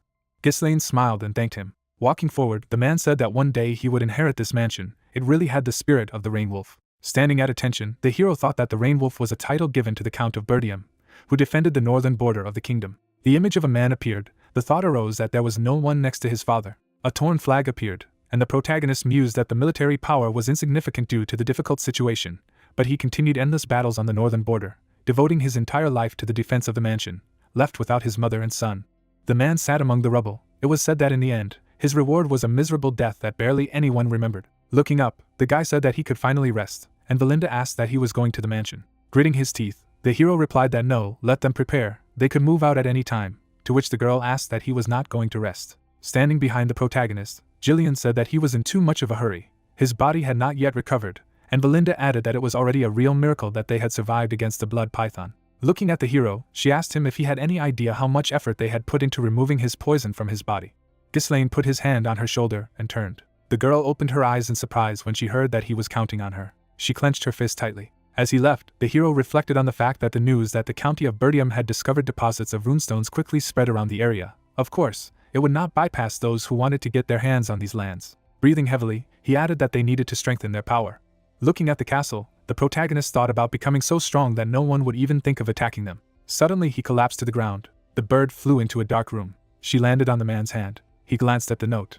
The man read the message that said that it was confirmed that the partial development of the monster forest was confirmed. It was necessary to unleash a territorial war with the House of Degrad and destroy Burdium, after which the duchy would intervene. Squinting, the stranger began to think about destroying Burdium. People at the round table discussed that they want to make the lands of Burdium no man's land. The time has come, which means that the duchy itself will appoint a new owner of the territory of Burdium. The man with a serious look asked how many of their people remained on their lands. The mysterious interlocutors looked at him and replied that there were 2 vassals and 1 knight left.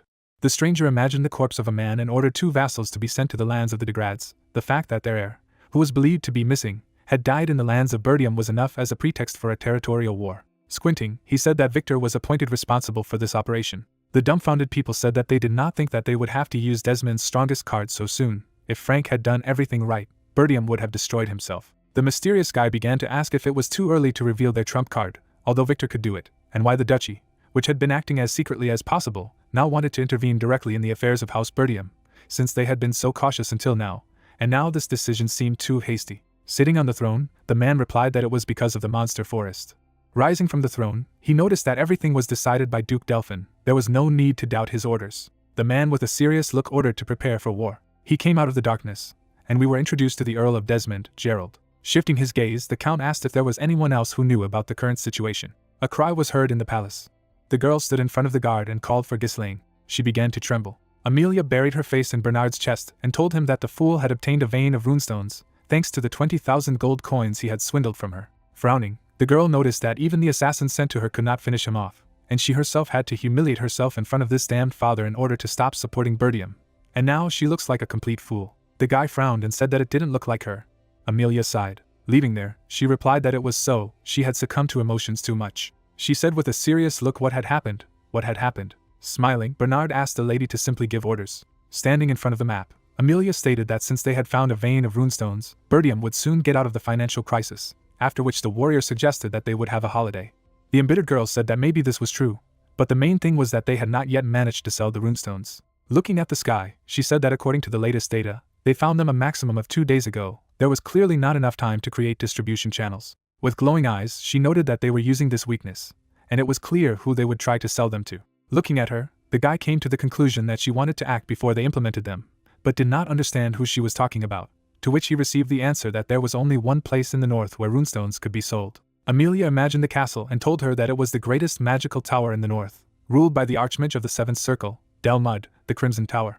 Taking the flag in her hand, the girl stated that runestones are necessary for magical research. Magic towers are always serious about securing their supply. It is necessary to set up an ambush with assassins on the main routes to the tower. She imagined the carriage that had been attacked and emphasized the fact that the target was not Ghislaine, but the workers transporting the runes. They needed to use hit-and-run tactics to interfere with the transport and isolate them, and the runestones would go to them. Frowning, the girl said that it would have made sense before, but now it's different. There is information that the Crimson Flame Tower has been doing badly since it lost its former greatness. This money-obsessed Ghislaine won't deal with them when there is a Crimson Tower willing to pay more. Embittered, Amelia said that this time she would take everything from the protagonist. Sunlight enveloped the castle.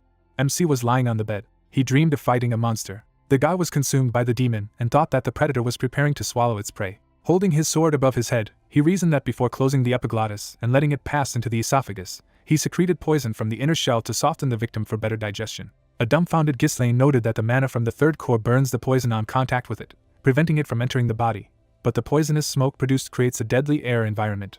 Veins protruded from his forehead as he thought most of the victims passed out or died at this stage. Frowning, the protagonist asked himself to stay in his thoughts, because if he lost consciousness, then everything was over, this expedition, everything that was dear to him, the future. He imagined a castle. His esophagus squeezed him until MC thought that if poisoning could not be avoided, he would take control of him. His eyes began to glow as he reasoned that the poison that had penetrated the body was concentrating in the mana core. He would neutralize it with the frantic spinning of the mana in the core. Closing his eyes, the guy emphasized that such subtle control is available only to superhumans. He frowned. Drawing his blade, the protagonist stated that he would turn the poison into an alternative fuel that could withstand a burst of mana. Ghislaine suddenly woke up. Lying on the bed, he came to the conclusion that he was fine. Holding his head, the main character thought that he did not remember what happened, but he remembered how his father forgave him. Elena looked at him in surprise. She hugged him. Hugging her brother, the girl said that he had slept for 2 days, left without warning, returned and suddenly lost consciousness. She greeted him with a sad look. Puzzled, Ghislaine turned to her. Elena pushed him onto the bed. Running out of the room, she called to Valinda, saying that her brother had woken up. MC thought with a serious look that 2 days had passed. Sitting on the bed, he noticed that after being inside the python, he received minimal medical care from Valinda and worked for another 5 days, tried to hold out until the runestones were sold, but the youthful body could not stand it. He touched his muscles and added that even despite the overexertion, he was in very good condition, after which he wondered if such injuries could have healed in just 2 days. He unwound the bandages. Examining his body, Ghislaine added that his regeneration had noticeably improved and for some reason the total amount of mana had increased. From his chest emanated energy. He remembered how he had fought and wondered if the nature of mana had changed, and if when the poison was neutralized, the mana had mixed with the energy of the blood python. Looking at his abs, MC stressed that in the past, he did not know that it was possible to become stronger in this way. Holding his fists in front of him, the protagonist added that although it was unintentional, the risk of life was worth it. It was necessary to conduct several checks, but with the help of this, you can become stronger 10 times faster. He clenched his hand into a fist. His face was serious. Opening the closet, the guy noted that now the priority is to quickly sell rune stones. In 2 days everyone who needs them has probably already learned about them. He put on his shirt. Noticing a knock on the door, Ghislaine said that he urgently needed to gather mercenaries. Looking at the door, he said that Valinda could come in and there was no need for her to knock. The knight entered the room. His father looked at MC. He said with a serious look that the protagonist had woken up. Taken aback, the guy asked if it was his father. Standing in front of him, the man noted that Valinda had told him that he had jumped into the python's mouth and suffered from its venom. Closing his eyes, his father said that he was glad that the guy was feeling well. The maid touched his face and asked if everything was all right, because he had lost consciousness so suddenly. They were very frightened. The man looked at him and addressed him. He approached Ghislaine and said that they needed to talk. Frowning, he noticed that he had a request for him. The puzzled protagonist asked again. They entered the arena. The main character with a serious look thought that this was training with his father. They were doing something together alone for the first time. Looking at his father, he emphasized the fact that in his previous life, he had only avoided him for fear of scolding. Standing in front of him, the man apologized for calling him so suddenly, because he had just woken up, to which he received the answer that there was nothing wrong with it. He felt great after a 2-day sleep. With a calm look, he asked what his father's request was. The count glanced at him. He looked away suddenly. Ghislaine watched him in silence. Puzzled, MC thought that this was what his mother had said as a child. That was what she meant. He remembered sitting next to his mother, who said that his dad did not know how to openly show his feelings. The boy looked at her and asked again. Holding her daughter in her arms, the girl said that her husband says that he should be an unbending support for the people of the estate, always puts others above himself, never shows his true feelings. The only exception was a declaration of love to her. The protagonist listened to her attentively. He looked calmly at his mother, who said that he needed to forgive his awkwardness, because his father simply did not know how to express his feelings. The man took a fighting stance and asked his son to raise his sword. Ghislaine frowned. He raised his sword. Their blades collided. The protagonist repelled the attack. They began a violent battle. MC parried the attack. Dust rose around them. Ghislaine's face was calm. He looked at the man and thought that his sword was so heavy. As he deflected the attacks, the young man reasoned that his sword had enough power to pacify the wild barbarians from the north, and at the same time, it had a gentleness that could protect everything and everyone. The man made a powerful attack. The guy began to move forward, taking the advantage. His father was taken aback by this. He began to repel his son's attacks. They stared at each other. The guys stopped suddenly. Ghislaine held the sword in front of his father's throat. Closing his eyes, the man reported that his skills had improved significantly. Smiling, the guy thanked him. He was taken aback when the man continued to talk to him. His father said with a thoughtful look that when he crossed swords, he should try to ease the pressure on the blade a little. He had the strength and reaction to deal with the huge monsters in the forest, but a real opponent could easily understand his intentions. Holding his chin, the protagonist began to reason that usually in battle he intuitively feels what his opponent will do. Taken aback, he wondered if this was the first time anyone had taught him. He remembered holding the purple sword and noticed that his swordsmanship was based on practice and experience, so it could be called instinctive. Imagining the battle with his father, MC added that due to the lack of proper training, he could have missed some important points. His father accurately pointed out the shortcomings and helped him realize them. Closing his eyes, he stressed that he had always thought that he could only rely on himself, and suffered alone. But it turned out that learning from others was not so bad. Looking at the man, Ghislaine said that he was grateful for his instructions. His father looked at him. Looking away, he noticed that he was going to reprimand him. He calmly reported that whatever the protagonist's merits were, he had broken the rules. If everyone started to neglect them because of their achievements, it would only lead to more chaos. MC listened to him attentively. Leaving there, the man stressed that he had changed. He imagined a castle and reported that unlike when his son was causing trouble in the pursuit of fame, he felt that his goal was much bigger now. Closing his eyes, he asked him to continue in the same vein, to think about Bertium and his loved ones, and also he must fulfill his duty as heir. Ghislaine thought of his duty with a serious air. He shifted his gaze. Looking after his father, the protagonist stated that he said that he wanted to ask him for something, but did not say what. The count stopped. His face was puzzled. Turning around, the man asked if he had some money. We were transported to the garrison in the monster forest, where a crowd of people had gathered. The soldiers stood quietly. MC smiled. Looking at the guys, he asked how they were doing. The warriors looked at him and cried out in unison that they were doing great. Jillian stretched out his hand and asked how the protagonist was feeling, after which the guy apologized for keeping him waiting. Looking at the man, he asked how Rachel was doing. His face was serious. Lowering his head, he said that he did not think that she would be able to walk again, all thanks to the young master. A smile appeared on Ghislaine's face. Standing surrounded by his comrades, he noticed that he had something to tell them.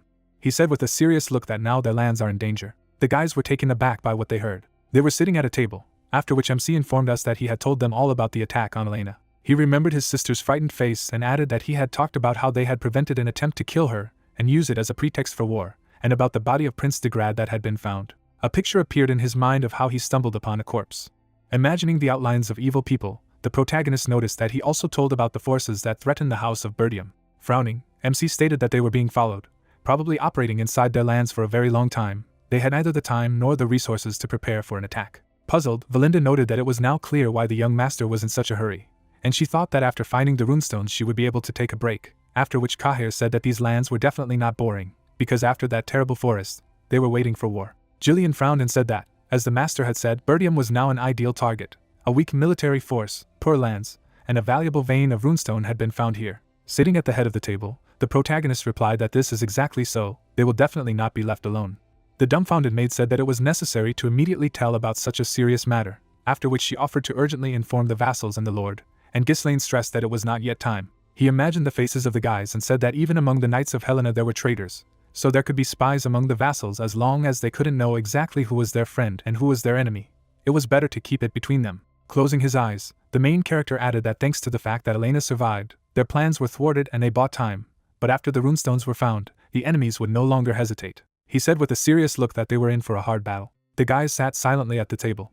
Kahir looked at him and asked him to just tell him what to do. Smiling, the guy emphasized the fact that it is always interesting to be around their master. The man with a serious look said that he had already devoted his life to him, and would be with him to the end. Inspired, Valinda declared that this was true, no one but her would protect the young master. A smile appeared on Ghislaine's face. He imagined his opponents and thought that Bertium's main enemy was the Duchy of Delphine, as well as Count Desmond and Amelia following his orders. He would not allow them to act as they pleased. Frowning, the protagonist said that they were now heading towards the Crimson Flame Tower. Holding his hands behind his head, Kahir noted that they would finally sell these stones and heal, after which Valinda asked why the Crimson Flame Tower, since the Crimson Tower is closer, and the prices are higher there. Looking at her, MC replied that there would be fewer unnecessary problems in the Scarlet Flame Tower. The guys imagined how the carriage was attacked and Jillian said that when transporting valuable goods, uninvited guests often appear, especially when it comes to runestones. It is wise to prepare in advance, and the girl added that like last time, there may be an ambush. Looking away, the main character thought that after the head of the Crimson Tower Dalmud became the Archmage of the Seventh Circle, the Scarlet Flame Tower has fallen into disrepair. It is trying to restore its former glory, but it is not easy, and yet the reason they go there is because of it. His face was serious. We were transported to the Crimson Flame Tower, which stood under the blue sky. The girl sat among the many books and turned to the teacher Ranato. Holding on to her staff, she asked when the light he spoke of would appear.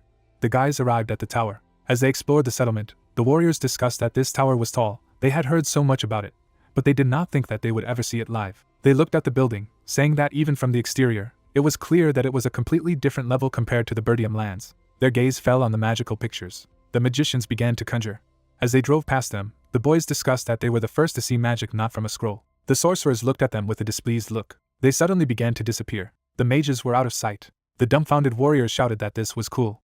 Turning around, Ghislaine told them that it was invisibility magic. They didn't seem to be particularly happy about it, and Kaur asked them to stop playing rednecks. A puzzled Valinda said that although the tower had lost its former grandeur, it was still impressive, and Jillian stressed that the lands of Brivant are considered to be among the richest in the kingdom. The protagonist with a serious look thought that outwardly it was so. They rode towards the tower while he pondered that no one would have thought that this mighty tower would fall into decay. Looking at his comrades, MC reported that they were there, after which the guys began to discuss that their necks hurt to look up and the area was so large that it was still a long way to go to the main gate.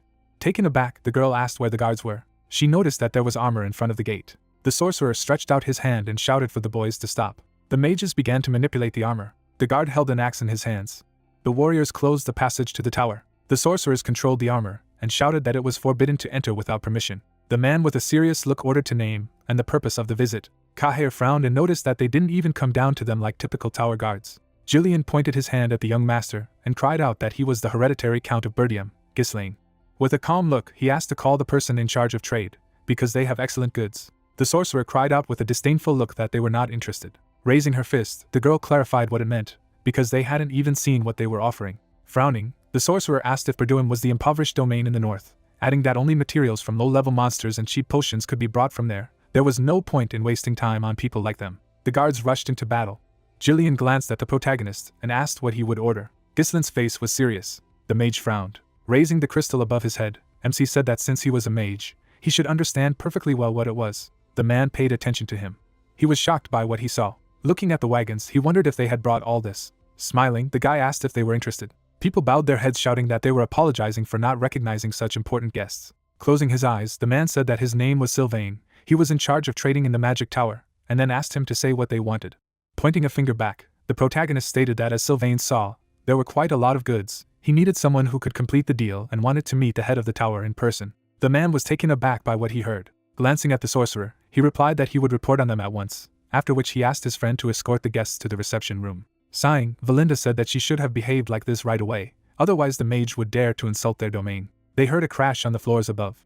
Turning around, the man asked not to worry, because these are the usual sounds of magical research. The main character's gaze was wary.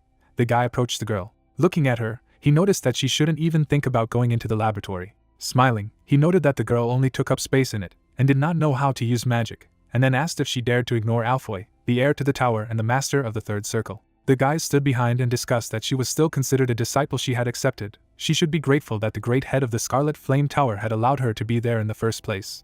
Lowering her gaze, the girl tried to catch her breath. Holding the staff in her hands, she emphasized the fact that she also had the right to use the laboratory. She was also a magician. Looking at her, Alpha asked if this was true, adding that he would consider her a mage. The girl was taken aback by what she heard.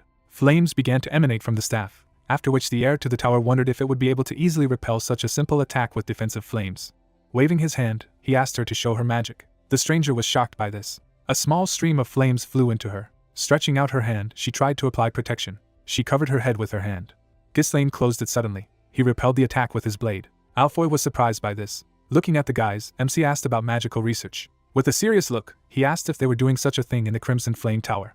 We were taken to the meeting room of the head of the tower, where a shout was heard. The man sat on the sofa and asked if the runestones were running out, after which we were introduced to Hubert, the head of the Crimson Flame Tower. Holding his head, he clarified how they had come to this, noting that if it went on like this, the gap with the Crimson Tower would only increase. Frowning, he shouted that he had said that he should have stocked up on runestones in advance, and asked what the elders had been doing all this time. The old men thought with a puzzled look that when they tried to arrange supplies, they had put it off, saying that there were more important things to do. All this time the elders were doing nothing but spending money on jewelry and luxuries to communicate with the nobles.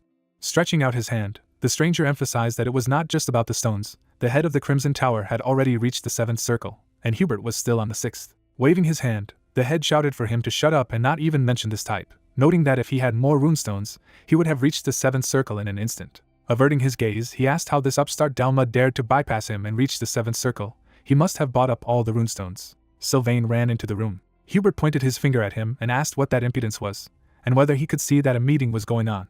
The dumbfounded man shouted that there were a huge number of runestones. The guys were shocked by what they heard. Alpha fired fireballs at the young master. The protagonist swung his blade. He repelled all the attacks. A huge ball was flying into it. Ghislaine took the sword in both hands. He sliced the fireball in half. The guys were shocked by what they saw. Frowning, Alpha asked if he had cut them. The ropes circled around him. Valinda tied up the enemy. Frowning, the maid clarified how he dared to attack the protagonist. The head of the tower began to shout loudly for them to stop. With a dumbfounded look, he asked loudly what was going on there. Ghislaine paid attention to him. The exhausted girl called out to the archmage. Frowning, the main character ordered to let the guy go. Alpha called the teacher with a dumbfounded look. He buried himself in the man's chest, shouting that he was an intruder. He tried to keep Vanessa out of the lab, but she suddenly attacked him.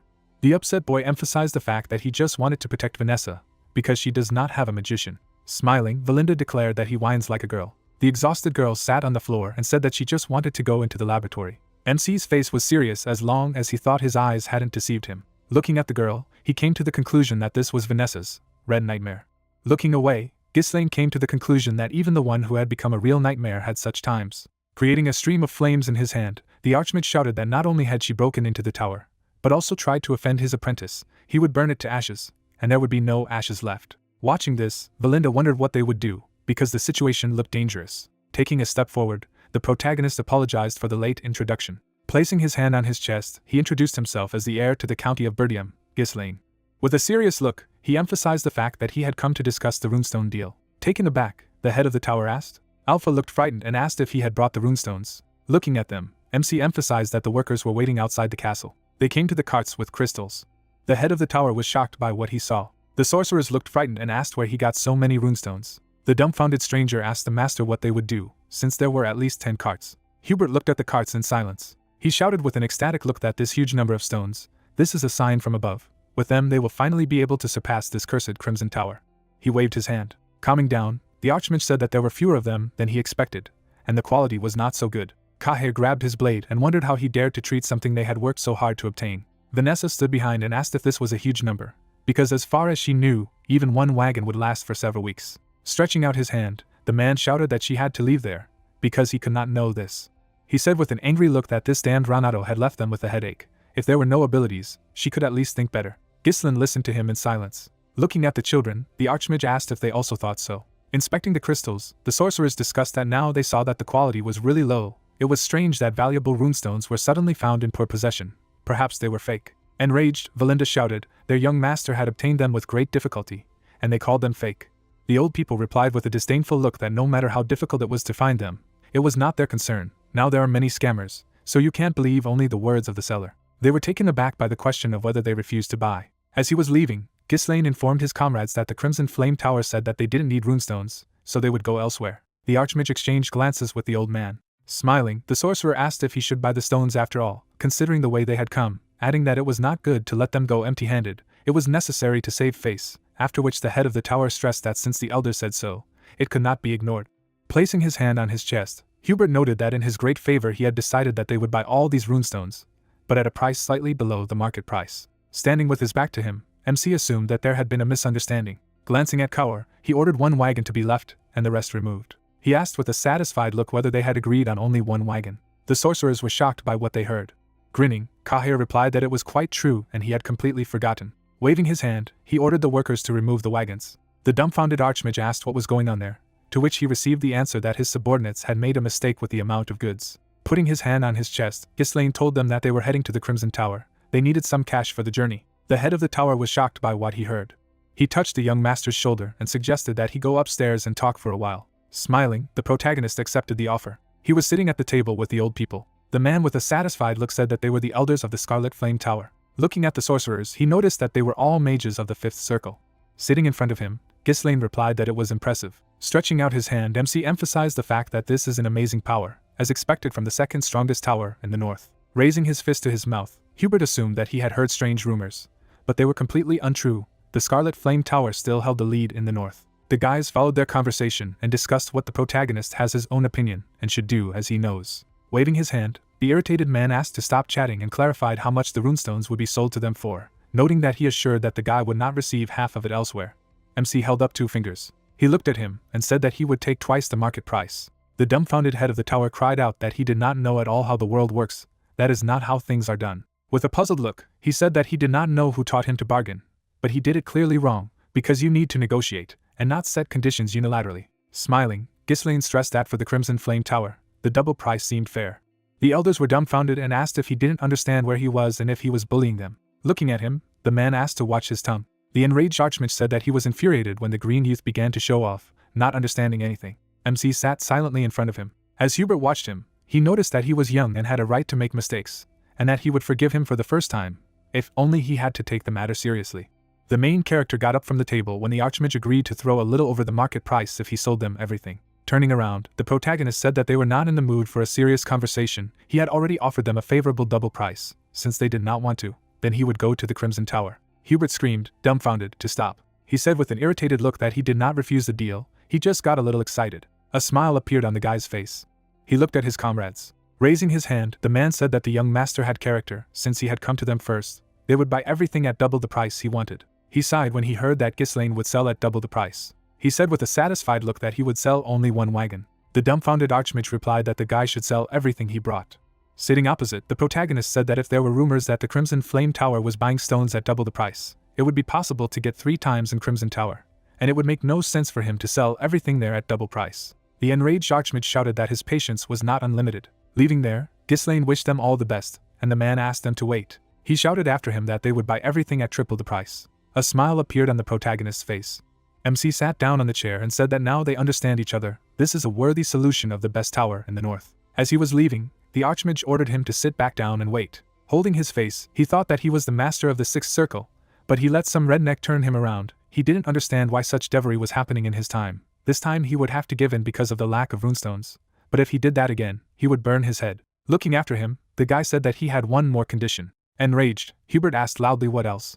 The young gentleman asked with a calm look to give him Vanessa. The surprised man asked about Vanessa. Ghislaine replied with a calm look that he wanted her to become his personal magician. He remembered roasting meat on a blade with a friend. The guys sat by the fire while the main character said that the meat was burning. Claude remarked with a displeased look that he himself had forced the one-armed man to cook. Swinging his fist, the protagonist asked. Smiling, the warrior asked if the captain knew Vanessa's Red Nightmare. Curious about what he heard, MC asked about the Red Nightmare. His interlocutor imagined the girl and told him that he had recently learned something interesting. The sorceress who burned the entire north of Ladania had reached the 7th circle. Drinking tea, the guy replied that it sounded loud, after which he clarified what was wrong with her. Squatting, Claude said that they say that she has gone completely off the rails. Being a magician, for some reason she studied mana cultivation techniques. This is some kind of madness. Lowering his gaze, he added that she was burning and killing everything everywhere. The lords were going bankrupt. Orders had begun to come in to eliminate her, all in order to catch her. Ghislaine's face was serious. Claude glanced at him as he said that the mage had reached the 7th circle using mana techniques instead of magic power. Holding his chin, the protagonist clarified if it was interesting. Glancing at his friend, he offered to take her to them. Closing his eyes, MC thought that he couldn't do it then. Vanessa couldn't control her magic, and when she was found, she was almost dead. He imagined a blue flash and noticed that she had the talent to reach the 7th circle even without training magic. If you guided Vanessa a little, she would be able to truly shine. Furrowing his brows, the guy emphasized the fact that this time he would definitely take her. Valinda approached him and began to whisper that he needed to warn him in advance when he was going to take someone with him. The elders began to discuss that it was a good thing, that she was only translating the food anyway, they had to give it away, and that they had already taken care of her enough to remain loyal to Mr. Ronado. The Archmage said with a satisfied look that Vanessa was an excellent mage who was valued by their tower. She would gladly serve him, after which he heard that they would additionally need battle mages of the 3rd circle and above in Birdium. The man was shocked by what he heard. The protagonist said with a serious look that they are needed for territorial wars. The elders were taken aback by what they heard and asked again. Holding up 3 fingers, the main character listed that he wanted a triple market price, the annual placement of magi of the 3rd circle and above in the lands of Birdium, and the transfer of Vanessa as his personal mage. These were the conditions for the sale of runestones. The guys watched him in surprise. The Archmage stood with his back to him. He turned around and released a stream of powerful energy. The windows were shattered from such force. The man looked at the interlocutor and turned to him. Hubert, with glowing eyes, assumed that the guy did not respect him at all. The embittered head of the tower emphasized the fact that the mages of the tower cannot participate in territorial wars. Ghislaine not only does not know the basic rules of the kingdom, but also wants to send the mages of the 3rd circle, the base of the tower, to war. Frowning, the Archmage said that this was an insult to the Scarlet Flame Tower. He wouldn't even leave dust from it. The guys grabbed their weapons and said that it was only a pressure of magical power, and he thought too much of himself, since he had reached the sixth circle. Hubert began to walk towards the protagonist. Frowning, the guy said that he would regret it. The man was suddenly taken aback.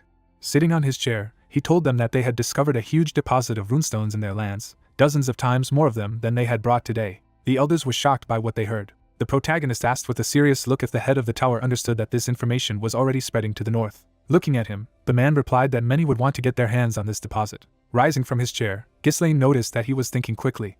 Stretching out his hand, he said that they didn't want to start a war, they just needed the help of the tower until Bertium got stronger. If they helped them survive this crisis, he promised to supply runestones exclusively to their tower. The Archmage calmly asked about the monopoly on runestones. Standing opposite, the protagonist asked if everything worked out, if it wasn't a matter of time before the Crimson Flame Tower would once again surpass the Crimson Tower and become the greatest magical tower. The man glanced at his hand. His eyes shone brightly.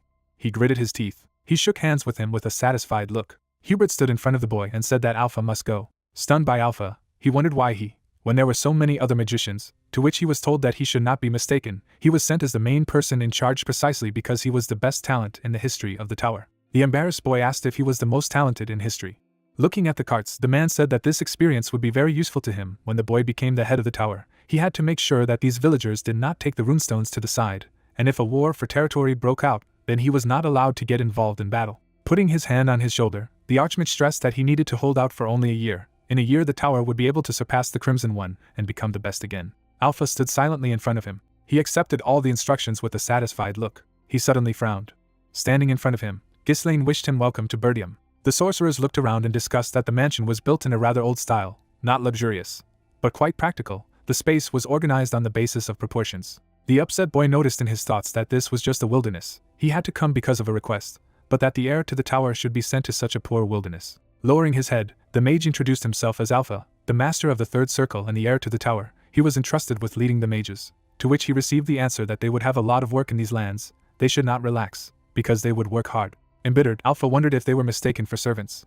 The guy paid attention to the gentleman who addressed him. The protagonist asked where Vanessa was with a serious look. Turning around, the mage assumed that she was behind with their luggage. The girl brought the suitcases. Her face was emaciated.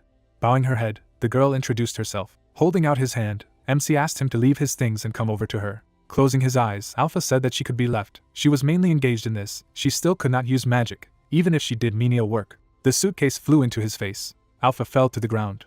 Holding his face, the boy asked what it was. After adjusting his sleeve, the main character stated that Vanessa no longer belongs to the tower. She is now his man, so he should not dare to address her like that. Ghislaine said calmly that he would turn a blind eye to it this time, but if it happened again, he would have to pay with his life. Vanessa was embarrassed by this treatment of herself. Blood was flowing from the guy's nose. With glowing eyes, he asked how the protagonist dared to treat him, the heir of the flames and the master of the third circle, like this. Holding his staff in his hand, he shouted that even though the main character was a nobleman, it was too much. If they wanted to, they could instantly turn their lands into a sea of fire. He snapped his fingers. The warriors surrounded the mages. The dumbfounded sorcerer shouted that this was savagery. Nowhere had it been seen that mages were taken up with weapons. They demanded appropriate treatment. Standing opposite, Ghislaine ordered him to be silent. He calmly remarked that no matter how he was treated, a contract was a contract. He had made a legal deal with the head of the tower and had been granted the right to dispose of them for a year in exchange for a monopoly supply of runestones, and then asked the question of what the guy thought would be on whose side the head would take if the contract was violated because of his behavior. Alpha was shocked by what he heard. MC pointed out with a serious look that in Bertium, they were only a backup source of living mana. If a mage wanted respect, he had to fulfill his role properly. The embittered guy clarified how he dared to call him a source of living mana. Turning around, the main character ordered Jillian and Kahora to carry out educational work. Grinning, the guys said that now they would teach them how to behave properly on their lands. The boy began to tremble with fear and say that they were rude animals. Vanessa stood still. Ghislaine approached her and told her that from now on she was not to listen to anyone's orders but his. Furrowing his brows, the main character emphasized the fact that she was now his personal mage. She was shocked by what she heard. The girl was suddenly upset. She looked away. Standing in front of her, she noted that she did not know how to use magic. Smiling, the protagonist asked her to follow him. Stretching out his hand, the guy said that he would teach her how to use magic. They came to the arena. The girl looked at him silently. Turning around, the young master turned to her.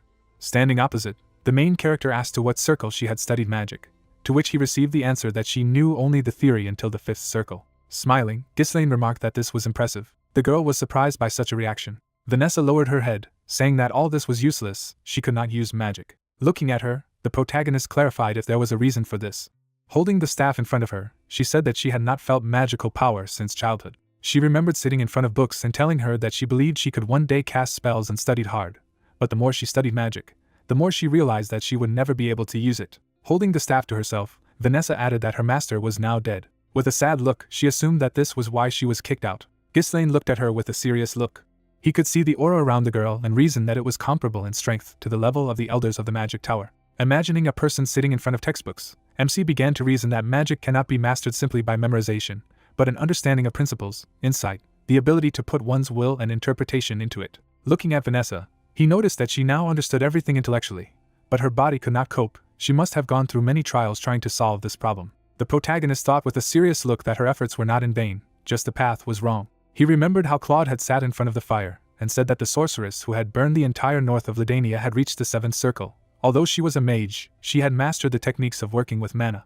Smiling, the warrior said that this was madness. A smile appeared on Ghislaine's face. Keeping his hand in his pocket, he noted that he was going to teach her mana techniques. The girl was surprised by this. With a puzzled look, she asked why a mage needed this, to which she received the answer that both magic circles and mana technique are all based on working with mana.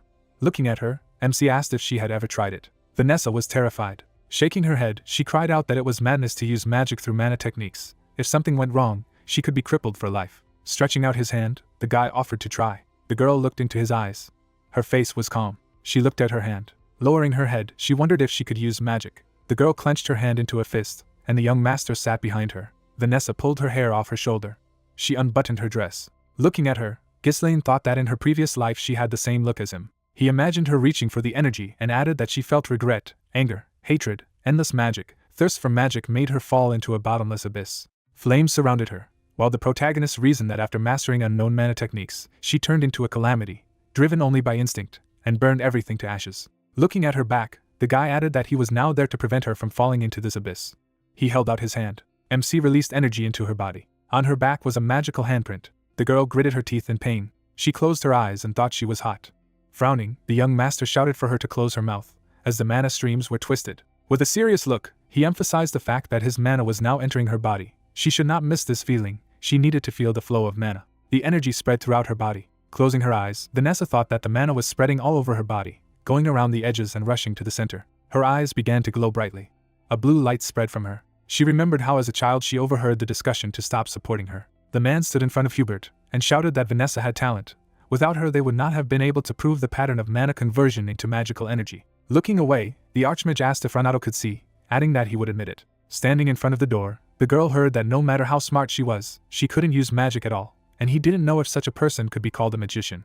Vanessa imagined herself standing behind her. Watching herself, the girl thought that this was her as a child. She saw the memory of standing in front of the teacher and asking for forgiveness. The tearful girl said that if she had more talent, he wouldn't have to leave the magic tower. Renato patted her on the head, saying that he was not leaving her, but was going on a journey to find a way to help her use magic.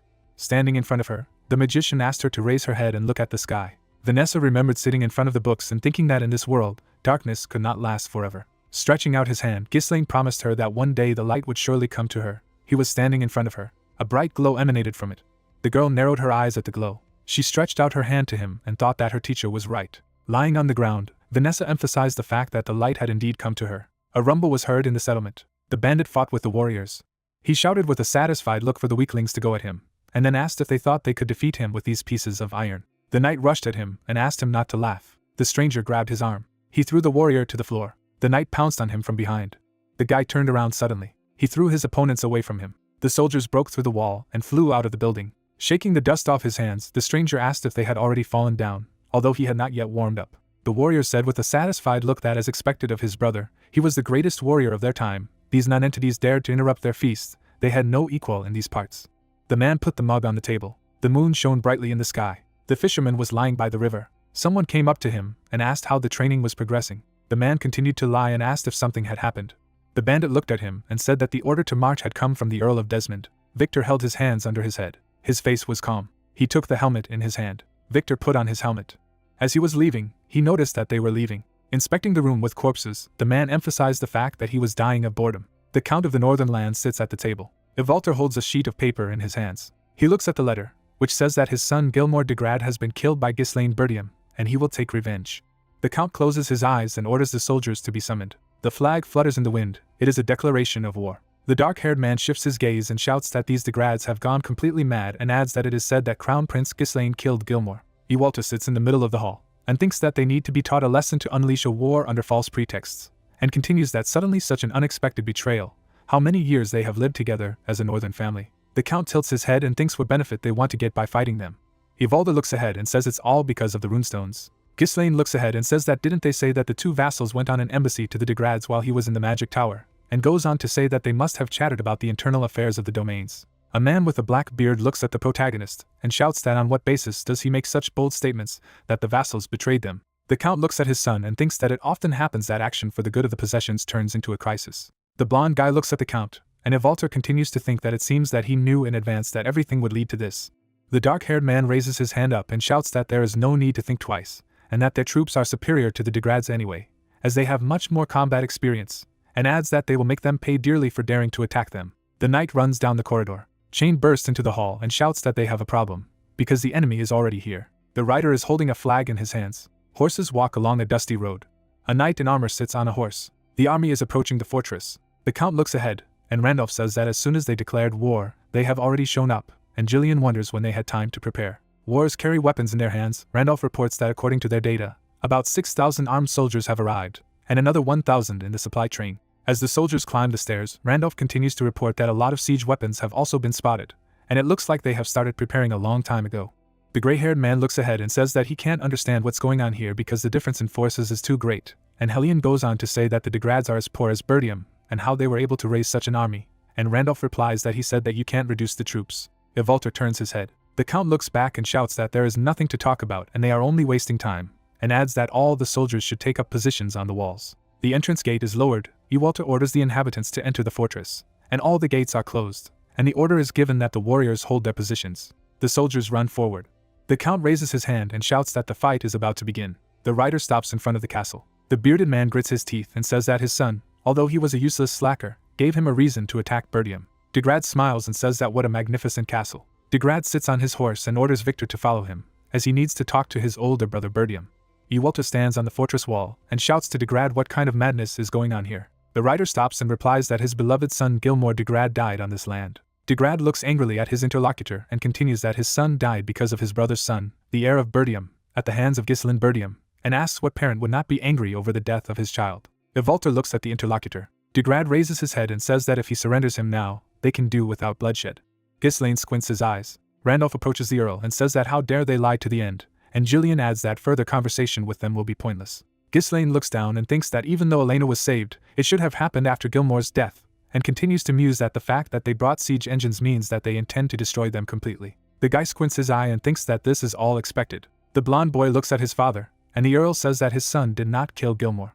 Ewalter squints his eyes and says that this is his only answer, and adds that if they care about life, they must leave. Degrad turns his head. The knight looks ahead and says that Ewalter Bertium is truly a worthy commander who defended the north for many years. Degrad grins and says that he really is a northern wolf, and how much blood will be spilled because of his brother's stupid choice. The riders turn around and Degrad tells Ewalter not to regret his decision.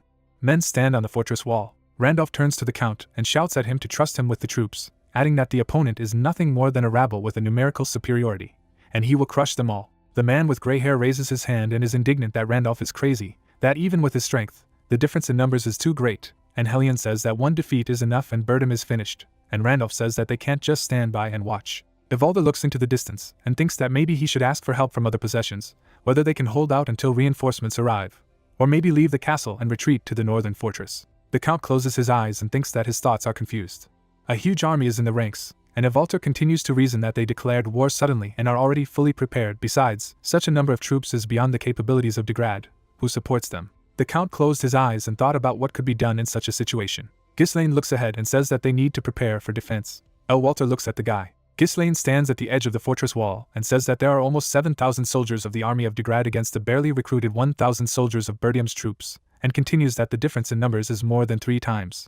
As Degrad sits on horseback, Ghislaine continues to muse that the enemy is fully prepared and morale is very high, and continues that in about 2 weeks they will run out of siege weapons and launch a full-scale offensive. The blonde guy raises his head and says that the best thing they can do now is to ask for help and hold the defense of the castle. Ewalter turns his head to his son and says that this is usually done, but he does not see a way out of this situation. Ghislaine approaches his father. He covers his mouth with his hands. The Count turns towards his son. Ghislaine walks away from the castle and thinks that he will do everything to turn the tide in the 2 weeks of the clash. People are sitting at the table. Kawa looks at Ghislaine. Valinda narrows her eyes and says that the war has really begun. The protagonist purses his lips and confirms it. The main character looks at the audience and says that now he will tell them what they need to do. The rays of the sun illuminate the castle. Ghislaine tilts his head and says that before attacking, they must attack their supply squad, and continues that if the supply is cut off, it will be difficult for the enemy to continue the war. The arrows on the map point to the castle. Valinda says that this is impossible, as there are already a lot of Degrad troops in front of the castle, and they are watching them, and continues that they will notice any movement they make. Ghislaine looks at Kawa and Helion and addresses them. Kaon turns his head and says that as he ordered, they immediately placed troops in the monster forest, as they could hide there so as not to worry about detection. Helion tilts his head and says that they also gave the soldiers ponchos lined with trance terror on his orders, and adds that the dark material would be great for night operations. Ghislaine points his finger at the map and says that a large army is of course easy to spot, and goes on to say that a small squad in camouflage will be difficult to spot. Valinda turns to the protagonist, and he says that he leaves this job to her. Valinda opens her eyes wide. Valinda looks at the protagonist, and says that she understood. The protagonist looks at Valinda and argues that the task is dangerous. She will have to infiltrate the enemy's camp at the risk of her life and continues that she can easily cope with it. Ghislaine narrows his eyes and says that this will be the last step, the decisive blow that will put an end to this war. Vanessa stretched her hand forward. A flag flies over the tent. A few days later, the camp of the Degrad supply squad. Pablo holds a glass in his hands and says that the war has finally begun and soon he, the eternal vassal, will receive his lands, the commander of the Degrad supply detachment, a former vassal of Bertium. Pablo raises his glass and says that it is very good that he has joined Desmond, and with such support of the troops he will easily get a position in the rear, and the interlocutor says that all this is due to his excellent choice. The horses stopped in front of the camp. Ghislaine opens her mouth. The main character sits on horseback and says that now is the perfect moment. Valinda looks ahead and says it's very gloomy today, and Kaher says it's so dark that it gouged out an eye. Ghislaine raises his hand up and says that the weather is great for a surprise attack. The main character lowers his visor and says not to take prisoners, and adds that everyone should be killed. The warrior raises his sword above his head. The knight raises his hand to his face and exclaims that they do not take prisoners. He seeks the enemy and orders that everyone must be killed. The warriors sit among the tents. They immediately stand in a stance with spears in their hands. A guy with red hair deflects his opponent's blows. One of the warriors turns around and says that this is an ambush. The second asks what carries the sentries wear. Knights fight with swords. One of them raises his weapon and orders that Ghislaine's mercenaries must strictly follow the plan from now on, and adds that no one must escape. The rays of the sun break through the darkness. The blonde man turns around and shouts that they have been attacked. Pablo replies that he sees it himself and asks what the seniority does. The vassal closes his eyes and says that they have 1,000 warriors on their side, and adds that they should not panic and just finish everyone off. The guy draws his eyebrows together and says that about 70% of their people were killed. A warrior rides a horse. Jillian plunges his sword into his opponent. Kahers deflects an enemy attack. The knight cuts off the head of the attacker. Pablo closes his eyes from what he sees. He turns to the young man and demands that he figure it out, and adds that he will lose his head at this rate and lose his lands. A spear is thrust into the neck of a blonde man. He falls to the ground. Valinda shifts her gaze to the Baron and says that it is nice to see familiar faces. Pablo looks at her. The flames engulf the entire fortress. Wounded soldiers lie on the ground. Bodies are scattered everywhere. A bound man is on his knees in front of the main character. Valinda put her foot on the prisoner and said that his name was Pablo. He was one of the vassals sent as envoys to the Degrads, and added that he had not only defected to the side of the enemy, selling information, but also served as the head of the Degrad squad. The traitor's head is pressed to the ground and he begs to be spared by Mr. Ghislaine, and adds that he surrenders. The protagonist shifts his gaze to Pablo and asks about the instigator. He raises his head and replies that it was Desmond and all his handiwork, and adds that he threatened him and had no choice. Ghislaine narrowed his eyes and thought that it was he who had supplied the Degrads with troops. Pablo raises his head and says that he was mistaken, but hasn't he served Bertium faithfully for many years, and continues that he can be profitable, because Count Degrad will pay a ransom for him. The young man jumps off his horse and asks the traitor to raise his head. He rises from the ground and thanks the guy, promising that he will dedicate his saved life to serving Bertium. Ghislaine raises his sword over the traitor. His head falls off his shoulders. The young man opens his mouth slightly and declares that he does not do business with deceivers. Fire glows in his eyes and he continues that the fate of those who betray Bertium is sealed, and that is death. The riders rush forward. Valinda turns her head towards her leader. Kaher turns around and asks the captain what will happen now. The young warrior leans forward slightly and says that they are heading for the castle. Cannonballs fly out of the catapult, and Gilmore says that the enemy should have started their attack by now, as they are focusing all their attention on the castle. The enemy is attacking the fortress. As the riders rush forward, Ghislaine asks Kaur and Valinda to head to the left wall when they arrive, and he will take over the right. Jillian approaches the guy, and he orders him to take over the enemy's base. The main character turns his head and adds that even if the enemy has the effect of surprise, he will have to fight with a small army against a 1,000-strong army. The man purses his lips, and Ghislaine asks if he can do it. Jillian looks at the guy resolutely and replies that he can handle it, because he is only waiting for his order. The guy directs his gaze to the man. Kaur turns his head to Valinda and says that the old man is so funny, and the girl asks the protagonist who he will direct to the enemies. The young warrior gallops forward and replies that there is no one. His subjects are sent after him. Ghislaine turns around and says that this war will be the starting point for Bertium's new story. The walls of the castle are shrouded in clouds of smoke. The protagonist's father waves his hand and commands everyone to get ready. The walls of the fortress explode. The man directs his sword forward and commands the warriors not to let the enemy approach the walls of the fortress. Enemies climb up. Ewalter rushes at the enemy and summons the soldiers to attack, adding that they are climbing a wall and there are too many of them. He raises his weapon and commands everyone to attack the enemy and prevent him from passing through the walls. Regressed spreads his arms to the sides and laughs. He claps his hands and exclaims that this is exciting, that at first glance it is clear, because everything is over for his enemy. The man raises his hand and commands the catapults to prepare for a second shot, which is not to be delayed. Victor looked ahead and thought that this was the end of the Northern Wolf, and he had hope. The enemy attacks a man. He raises his sword to the side. Ewalter holds the weapon in front of him. His companion turns back and says that walls are one thing, but the gate will not last that long and asks what he will order to do.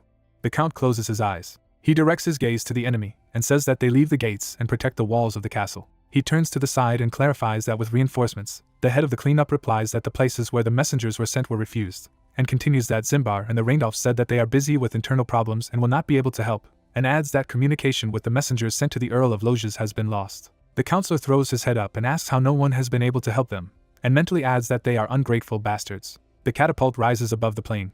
The warrior approaches the Count and shouts that he has bad news. Regressed turns to the soldier and assumes that it appears that the supply squad has been attacked. Victor turns to the leader and says that the soldiers sent for supplies never returned, and that something must have happened. The Count tells him not to dare to jump to conclusions, because it is impossible. Victor turns to the side and sees smoke. He is convinced that there is a supply squad in that direction. The Count asks how these rats from Bertium stuck in the castle know the location of the supply squad. Clouds of smoke appear on the plain.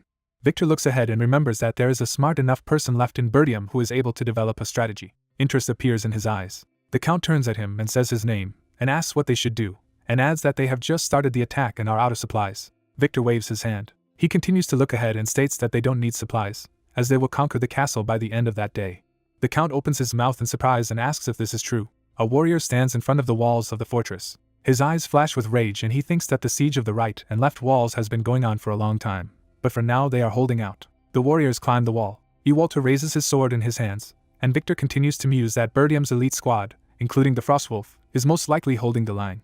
The main gate appears. Victor narrowed his eyes and said that he understood. He thrust his sword forward. The army stands in front of him. The commander points to the gate and declares that today they will enter through it. A knight in white armor rode out on horseback. The commander, resolutely turning his gaze to the subordinate warrior, firmly pronounced that his name was Aiden. The horse began to rattle its horseshoes. The knight bowed his head. He raised his sword in the air.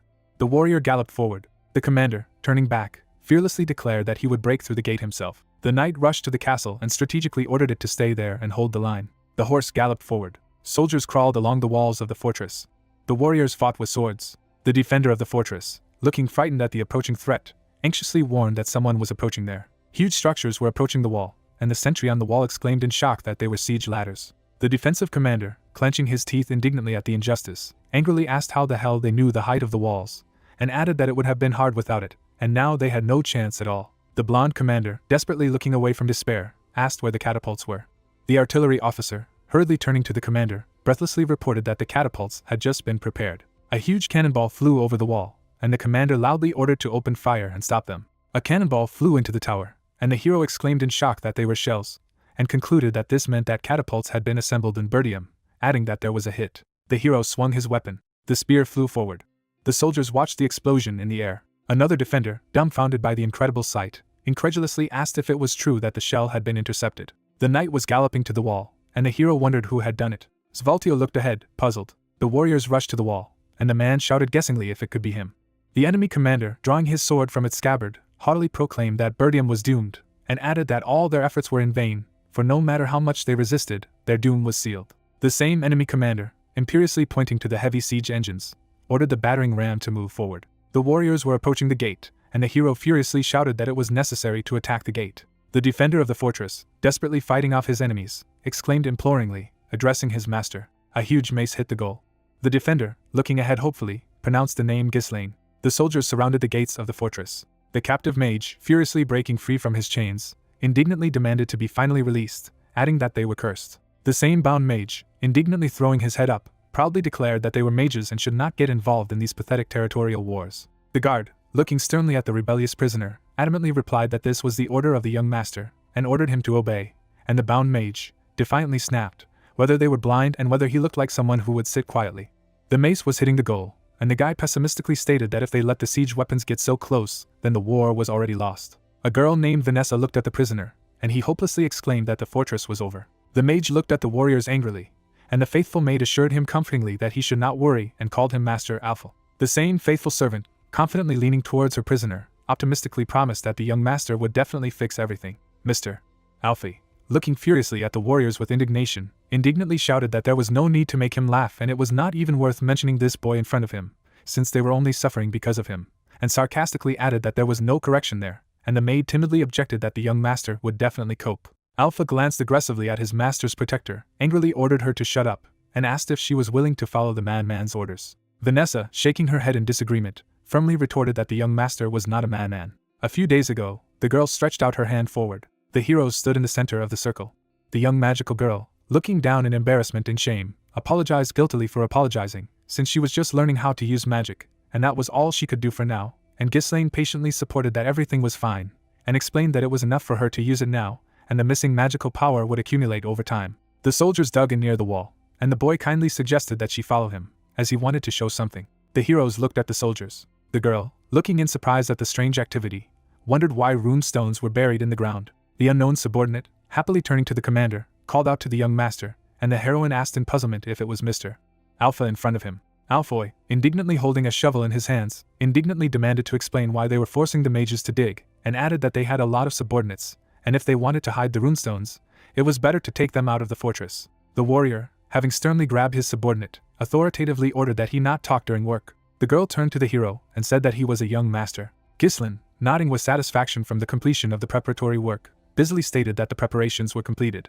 The heroes looked ahead at the wall, and Ghislaine analytically explained that the simplest and most powerful tactic in war was to overwhelm the enemy by superior numbers, and added pessimistically that no matter how much they resisted, they would not withstand the endless onslaught, and the gates would fall. Ghislaine, turning resolutely to the girl out of inner conviction, firmly stated that there must be a way to win. The heroine looked at the guy silently. Vanessa, her eyes widening in shock at the incredible proposal, exclaimed dumbfounded that it was impossible. Vanessa, throwing her staff up, hesitantly doubted whether she could do it.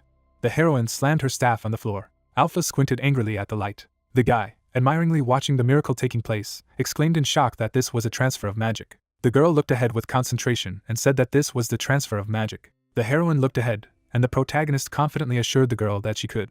The enemy was approaching the castle. The defender on the wall, desperately looking at the gate breaking through, shouted in panic that the gate would not hold, and ordered to hold out until the signal was given. The same defender, frightenedly pointing to the new threat, anxiously warned that something was approaching there. The warriors approached through the clouds of smoke. Svaltel, horrified at the sight of the approaching squad, exclaimed in shock that it was the same squad. The warrior was riding a horse, and the boy exclaimed the name Ghislaine exultantly. The warrior looked back. The scout, hurriedly running up to the commander, excitedly turned to Victor and said that he had arrived with a report. The warriors fought in battle. The warrior raised his sword above his head, and the hero reported that an unknown cavalry attacked both sides from the rear. The soldier cut down the opponents. The commander, shocked by the unexpected news, asked in shock if it was true that a surprise attack had taken place, and added that it had been said that Bertium would not receive reinforcements. The soldier was approaching the soldiers, and the commander loudly commanded them to shoot and not to stand in a pillar, and ordered to kill the enemy before he approached. The arrows flew forward. The soldier, looking up in amazement, exclaimed in shock that the warrior was flying through the sky. The knight's eye flashed. The warrior cut his opponents with his sword. The knight galloped on. Another frightened warrior, watching the incredible number of corpses, was horrified to see that one man could destroy so many opponents in an instant, and asked in panic what kind of monster it was. The warrior threw his sword up. Ghislaine, solemnly raising his visor, enthusiastically called for the warriors of Bertium to stand up for themselves. Ghislaine, resolutely pointing his sword upwards, proclaimed that it was their turn to attack. The soldiers were approaching the wall. Meanwhile, events were unfolding in the main headquarters of Regressed. An image of a map of hostilities appeared. Yellow flags towered over the battle. The panicked officer, desperately attacking the enemy, excitedly shouted that they had been attacked and the headquarters had been attacked. The commander of the attacking forces, looking menacingly to the side, tactfully ordered Gordon and Thorin that he would distract the attention of the enemies, and they must disperse and disable key objects, and the subordinates replied in a disciplined manner there is. The knight, attacking his enemies, mockingly remarked that they should look at the confused faces of their opponents, and added that by the time they returned to the headquarters, it would already be destroyed. An officer of Degrad's staff, looking ahead in fright, asked what was going on here and why they had been taken by surprise, and the soldier ordered the count to take cover. Jillian swung his axe. The commander of the attackers, authoritatively approaching the count, officially announced to the enemy commander, Count Tamos Degrad, that he had been captured. Count Degrad, stepping back dumbfounded, gritting his teeth from unexpected capture, asked in confusion if this was true. Jillian swung his weapon. The warrior's eyes flashed. Shirlian fought in battle with a knight in white armor. Opponents walked in clouds of smoke. Vaughn looked menacingly at the enemy, and he admiringly stated that he was strong. The count, bearing his weapon, haughtily stated that attacking the headquarters with small forces was incredible audacity. The knight, imperiously approaching the enemy, officially introduced himself, and declared that his name was Aiden Prasso.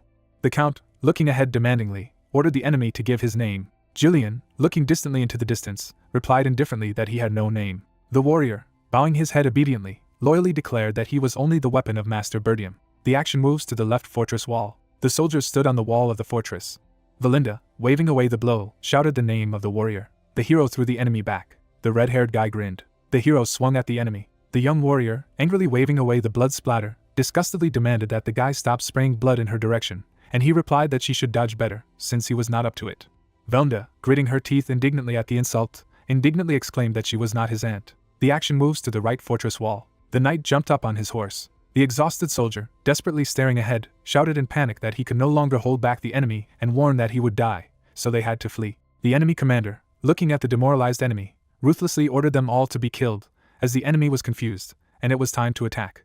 The warrior, resolutely turning towards the siege tower, strategically declared that he would destroy their siege tower. The warriors of Berdium, enthusiastically raising their weapons to the sky, patriotically exclaimed that they were fighting for Captain Ghislain and would destroy these bastards. The enemy commander, looking furiously at the retreating soldiers, angrily shouted that these stupid idiots had no right to turn their backs on the battlefield. The spearman officer, turning to his subordinates in a disciplined manner, firmly ordered the spearmen to hold the line, and the soldiers obediently replied in the affirmative. The commander of the squad, moving forward, cautiously advised them to dodge as best they could. The warriors struck the hero. The spears struck the horse, and the warrior wondered where the enemy had gone. The soldiers looked around in bewilderment. The protagonist jumped up above his opponents. The guy jumped on the enemies. The protagonist's sword flashed. The protagonist cut the opponents. The enemy flew aside. The hero swung his sword. The guy narrowed his eyes. The warriors climbed the wall. The walls were on fire, and the guy thought that the wall was in poor condition because of the siege tower. The soldiers galloped forward, and the hero added that their cavalry was trying to hold back the onslaught, but the difference was too great. The warrior raised his hand and shouted that the walls would soon fall, and they needed to stop the protagonist. The guy looked ahead and thought that there was no time. The guy threw his sword and offered to drive a wedge. The sword cut off the soldier's head. Blood gushed out of his body. The guy swung at the main character and shouted that he had found him. The protagonist stabbed the enemy. The hero took a swing at another opponent. The guy threw away the enemy's sword. The hero hit the soldier. Blood gushed out of the enemy's neck. The Vins began to shoot at the enemy and shout that it was necessary not to let him approach. The protagonist repelled the arrows of the enemies. The warrior looked ahead dumbfounded and wondered how this was possible. Ghislain pierced the enemy's body with his sword. The warrior threw his opponent away. The enemy flew back. His sword broke in the air. The guy threw his hand forward and said that he was using a mana thread. The protagonist rushed forward. The main character lifted off the ground. The hero grabbed his sword. The guy swung his sword. The guards looked ahead dumbfounded. Ghislain's eye flashed. The hero cut down the enemy. Clouds of smoke rose in front of the guy. The soldiers looked ahead and said he was an idiot. The helmeted knight looked ahead and said that the hero was breaking the siege tower alone. The tower collapsed, and the hero thought that this was their commander. The knight turned and asked how the gate was. Stana was shaking, and the guy shouted that the defense of the gate was too strong, and they were delayed. The hero turned to the side. The knight galloped forward and gave the heroes 5 minutes, because in this time he would deal with the commander. The knight flashed his eye and said that they must break through if they did not want to die at his hand. The soldier looked at the commander dumbfounded. The hero turned around, and the guy shouted his name. The hero came out of the clouds of smoke and asked where he was going. The knight turned to the side and asked who he was. Kaher, grinning confidently, officially announced that his name was Kaher. He was the commander of the Cerberus Mercenaries. The hero swung his weapon and offered to play. The guy rushed to the opponent and insistently asked to play with him. The knight turned and exhaled. The warrior parried the blow of a red-haired guy named Kaher. Kaher looked away. The warrior struck him with his sword. The guy soared into the air. The hero swung his weapon. The knight parried his blows. Kaur gritted his teeth. The knight repelled the guy's attacks. The warrior, gritting his teeth furiously in frustration, exclaimed indignantly that this damn bastard was repelling all his attacks, and the enemy claimed that there had been many times like him. The enemy repulsed another attack of the guy. The warrior, contemptuously attacking the guy, mockingly added that he was talking about self-confident mercenaries who imagined themselves to be strongmen. The protagonist missed his sword. Hero held back the blow with his sword. Kaher flew back.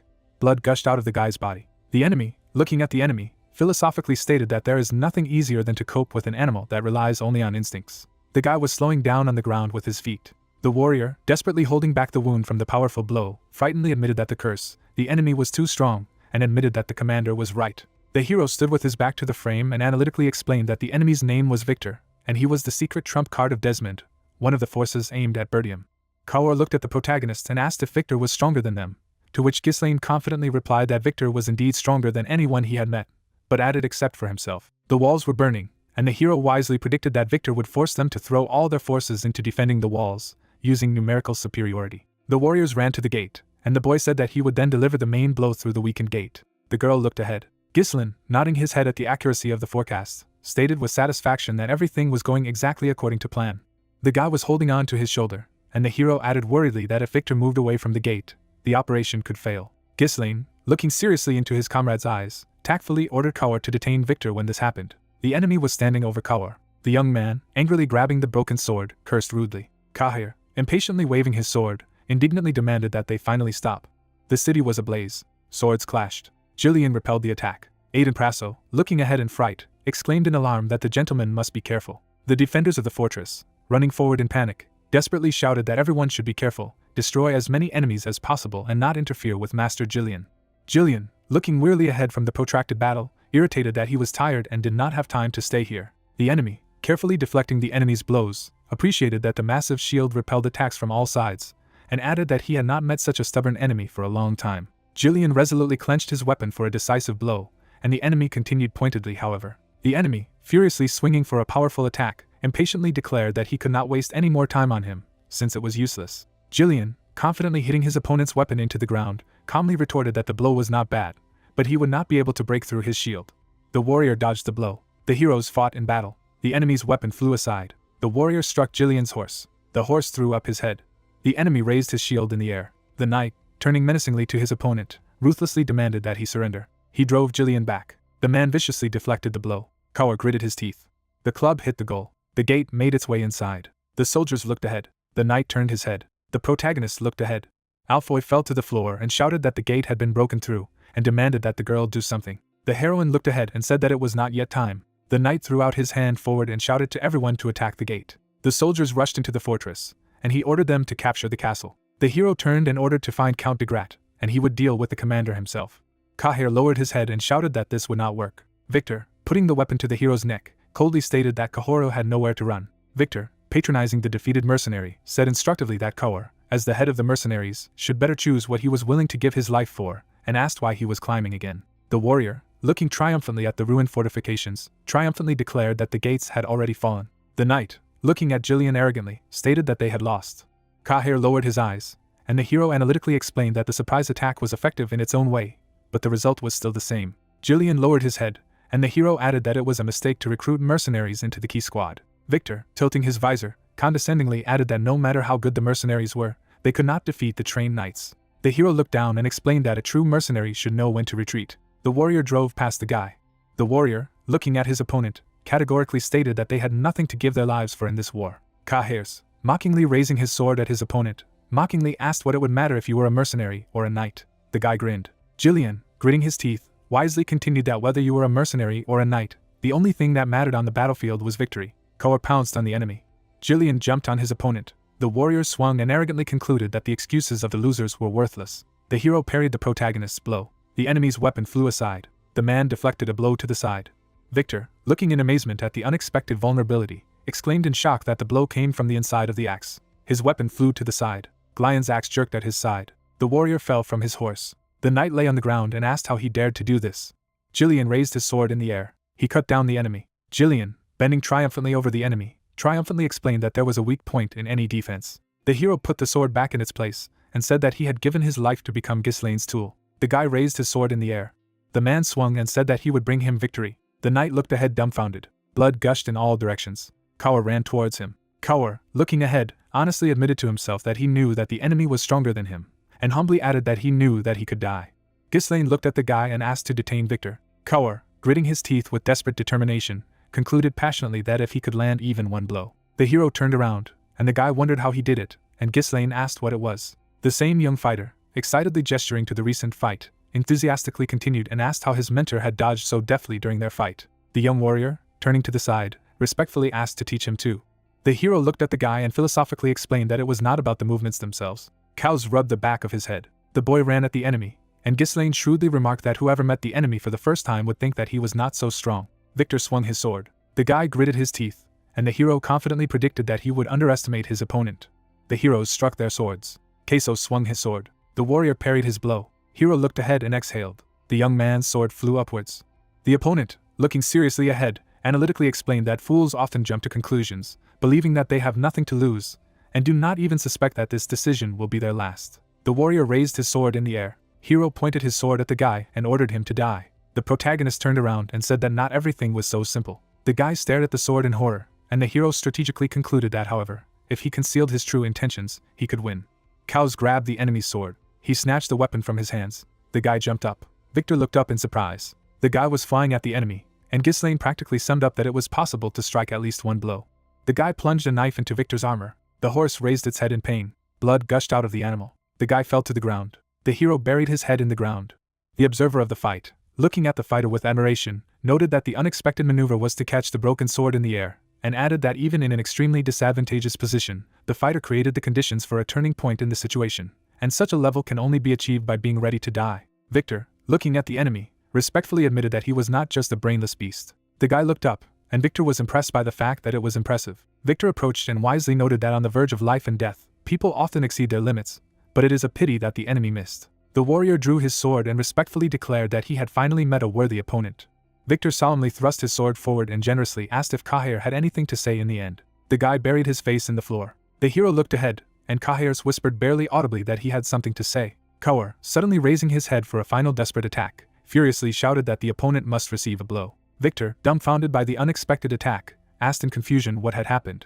Arrows flew into the enemy. The blows hit the floor. The girl was flying in the air. The heroine attacked the enemy. The hook hooked the guy.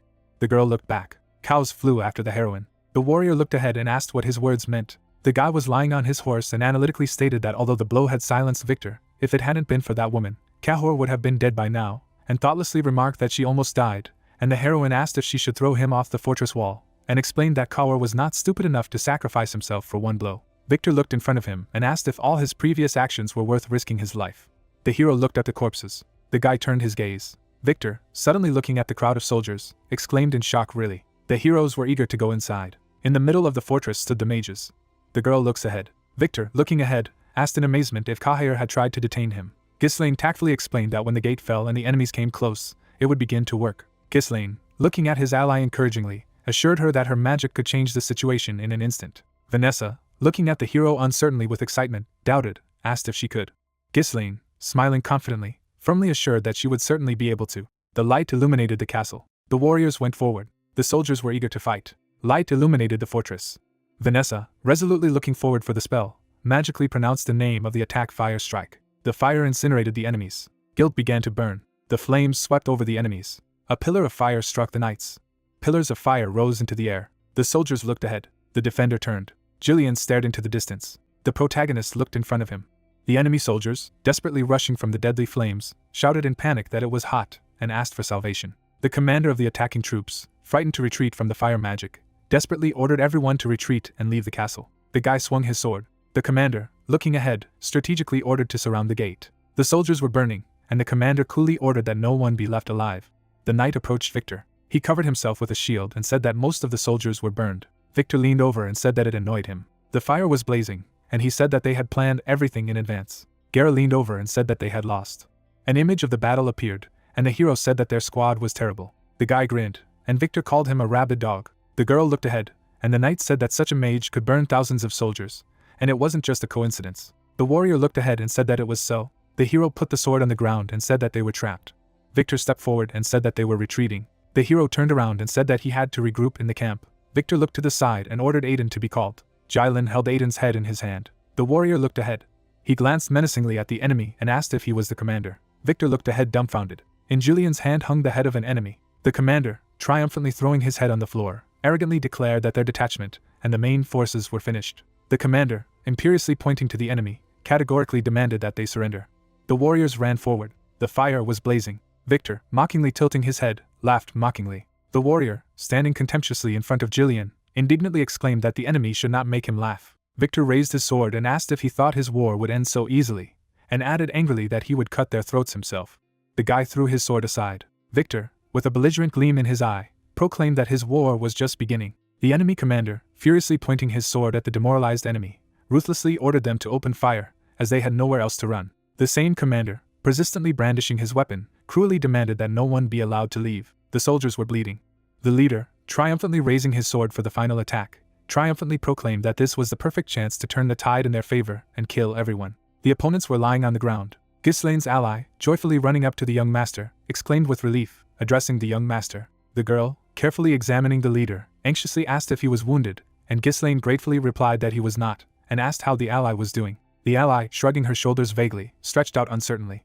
Cass pointed to Class with his fingers. The protagonist nodded his head. The ally, looking away, honestly admitted that if he had been even a second late, everything would have been very bad, and added that at first they thought Ghislaine's plan was crazy, and the guy objected that everything worked. An image of digging people appeared, and the girl frankly agreed that yes, but she would not sign up for such a thing again, since all the runestones that they had collected shattered to pieces after one shot, and asked not to forget to praise Vanessa. The protagonist, suddenly looking around anxiously asked where Jillian was. The girl looked ahead. The guy rushed forward. The frightened subordinate looked after the young man and desperately exclaimed to the young master. The warrior looked ahead. Jillian repelled the attack. The knight dodged. Victor hit the protagonist. The warrior looked ahead, and Victor thought that he was strong. The hero attacked the enemy and thought that he had excellent lunges. The guy swung his sword. Victor jumped up. The hero swung his sword. The antagonist landed. Blood gushed from Jillian's hand. Wynn grabbed the axe, and the guy thought he was fast and strong.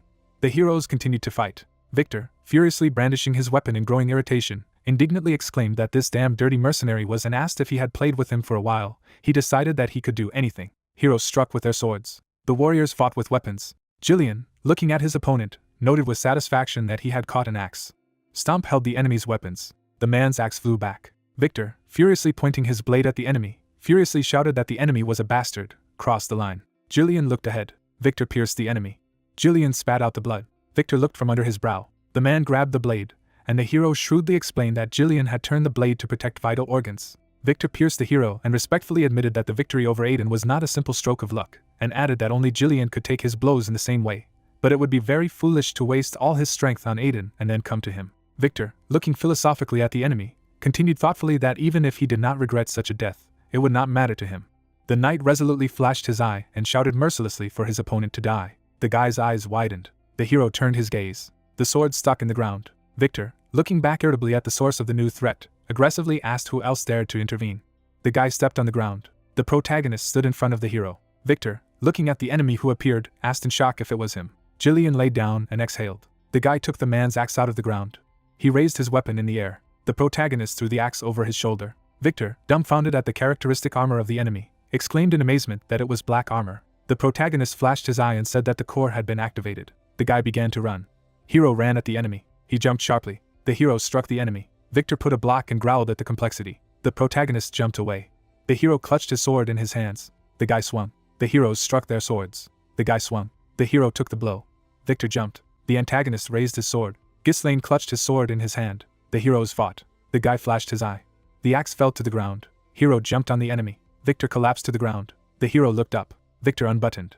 Victor, looking at the unpredictable attacks of the enemy, anxiously stated that his movements were unpredictable, and it was enough to weaken his defense a little, and he would be finished, and then asked if the Birdiums had such a strong fighter. A mysterious warrior in black armor, confidently looking at the confused enemy, knowingly declared that he knew who Victor was. A picture of the arena appeared, and the hero shrewdly added that he knew his powers and his strategy. The dark figure was sitting, and the guy continued that he knew even those who were behind Victor. The mysterious adversary, looking solemnly ahead, categorically concluded that he knew everything. Victor, looking ahead in shock, asked in fright if it was a trap. The guy leaned against his sword. Victor, furiously brandishing his weapon in indignation, indignantly shouted that this was. Victor, desperately attacking the enemy, exclaimed that it was impossible that Birdium knew about this secret operation. The hero repelled the attack. The guy hit the enemy. Victor, looking ahead proudly, arrogantly proclaimed that he was Count Desmond's hidden trump card. The hero took the gun aside. Victor, contemptuously poking his sword at his opponent, snap back if his opponent thought he would buy into this cheap trick. The protagonist soared up. The guy looked ahead. The main character was in the air. The hero pulled the axe out of the ground. Victor swung. The hero struck the enemy's axe. Ghislaine pushed his opponent away with his feet. The antagonist looked forward. The protagonist soared up. The guy attacked his opponent. Jero looked ahead. There was an explosion. The helmet fell aside. The helmet rolled to the side. The warrior stood bent over. Victor raised his head. Ghislaine approached the enemy. The guy grabbed the sword, and Victor professionally noted that he knew that the axe was not bad. Ghislaine, weighing the captured weapon in his hand with satisfaction, noted with satisfaction that it suited him better. Victor, aggressively looking at the invincible opponent, furiously demanded to know who the hell he was. The mysterious warrior, calmly turning to face the astonished enemy, thoughtfully asked who he was.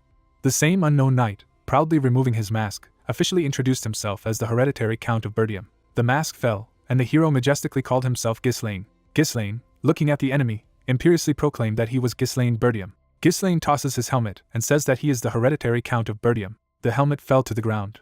The hero looks at the warrior and introduces himself to him. The man, opening his eyes in surprise, asks for his name again. He lowers his head. The knight, looking at the ground, bursts into laughter. The warrior, looking at the guy, is amazed aloud that he was defeated by some mercenary, who agrees.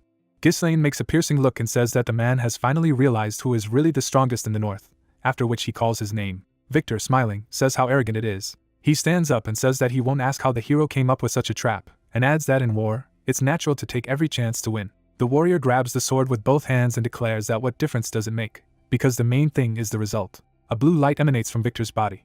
He, smiling a little madly, asks the guy for consent. The hero intercepts the sword with both hands and agrees. The protagonist's body glows with a red light. A young blonde looks carefully at the opponent and tells him to come up. Swalter thrusts his sword forward. Valinda carries Koa on horseback. Jillian covers his wound with his hand. Vanessa lies on the ground with a smile. The hero stands opposite Victor. They are approaching each other. Warriors cross swords with each other. The man blocks the protagonist's blow. A blonde man holds a sword horizontally above him. Ghislaine holds the handle with both hands. A young blonde man attacks a knight in a jump. Victor blocks the hero's lunge. The protagonist deflects the man's blow. The guy makes a vertical blow to the enemy. The man holds the sword with an effort. He deflects Ghislaine's attack.